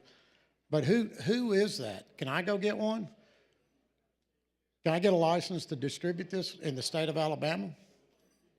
Or is anybody, I'm asking questions because we went through this in the RTD task force, and it's like peeling an onion, ladies and gentlemen. The deeper you peel, the harder it is to not start crying. Because we've severely reduced our taxation. Because if you tax at the regular rate of a spirituous liquor, it's like $68 a case, but if you keep it as a malted fermented liquor, it's like $24 a case. And this tax, I know, lowers it down. I think it lowers it down to basically what a malted, I don't know. Like I said, I really didn't have the chance to read the bill very much. But what I'm worried about is the beer wholesalers in this state have been an ally of ours. I don't know if any of y'all remember this, but we had a problem several years ago with the package stores. I mean, not the package stores, I'm sorry, gas stations. And we had certain people that owned gas stations that would collect all of our sales tax, but wouldn't remit it to the state. Because they knew it would take the state 18 months to 2 years to figure out they weren't paying their taxes. So the moment revenue showed up, they just sold it to their buddy in Mississippi, and the guy in Mississippi bought this one, and they bought the one in Mississippi, and they flipped them. So what we did was we made a deal with our beer distributors, and they flagged these stores for us to make sure we were getting our tax revenue. And I want to make sure whoever's controlling this alcoholic product has the same type of integrity to help us to collect the taxes we're due as the people we already know that are honorable, established businesses in this state that work with us to control this liquor. Because we've got a problem, this Delta 8, they're selling that stuff, those drinks to kids. And what I want to make sure is, because, you know, as Mr. Witt said, y'all know I work in the rural communities. You know how much illegal gambling I see in these convenience stores on the side of the highway? I was in the store today and saw a bunch of illegal gambling going on. And, you know, I want to make sure that these people are regulated and we know who's supplying their alcohol to them. Anyway, I'm you know, I got a lot of questions, but no, I'm not going to. I raised my questions. Thank you. Thank you. Chair thanks the gentleman. Question for the body is adoption of the BIR. Clerk will unlock the machine. The members will vote.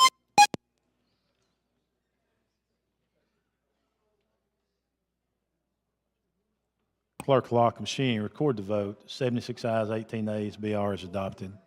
Mr. Speaker, we have a committee substitute. Carrie, explain your substitute, please. It makes mostly technical adjustments as some categories in Title 28 were inadvertently left out. It also addresses that the labels must not appeal to minors, and when the product is displayed in a small store, it must be separated properly and with proper signage indicating that the product contains alcohol.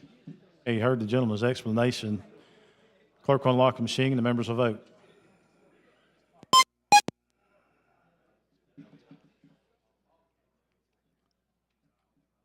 Clerk will lock the machine. Record the vote. 17 ayes, 17 nays.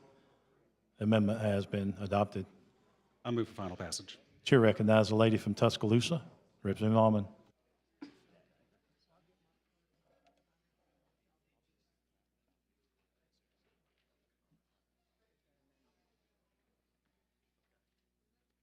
Thank you, Mr. Speaker. I have an amendment. Clerk, see the amendment. Amendment to House Bill number 521 by Representative Almond. Here to explain your amendment, please. Yes, sir. This, I believe, is a friendly amendment, or agreed to anyway, under current law, a municipality is permitted to issue a business license to any business engaged in the selling of these products. This bill, unfortunately, in its current form, would exempt mixed spirit beverages from the business license, so cities would not be able to issue or require that they have a business license. So this amendment would keep a municipality's business license authority intact. And this is the same language that we adopted for HB 529, dealing with the taxation of vaping products. So I offer this amendment. Okay, you've heard the lady's explanation of the amendment. The sponsor see it as a friendly amendment. Mm-hmm. It is friendly. Question for the body is adoption of the amendment. If you are for the amendment, your vote will be aye. If you're opposed, your vote will be no. Clerk will unlock the machine. The members vote.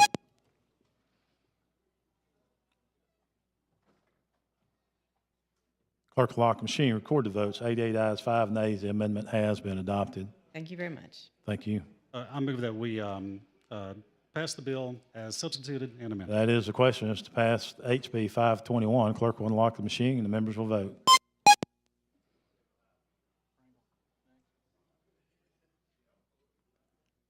Clerk will lock the machine, record the vote, 68 ayes, 25 nays. HB 521 has passed as amended. Thank you, Mr. Speaker. Thank you, gentlemen. Chair recognizes the gentleman from Mobile, Pro Tem Pringle. I move the House stand in adjournment. All in favor say aye. Any opposed? We are adjourned.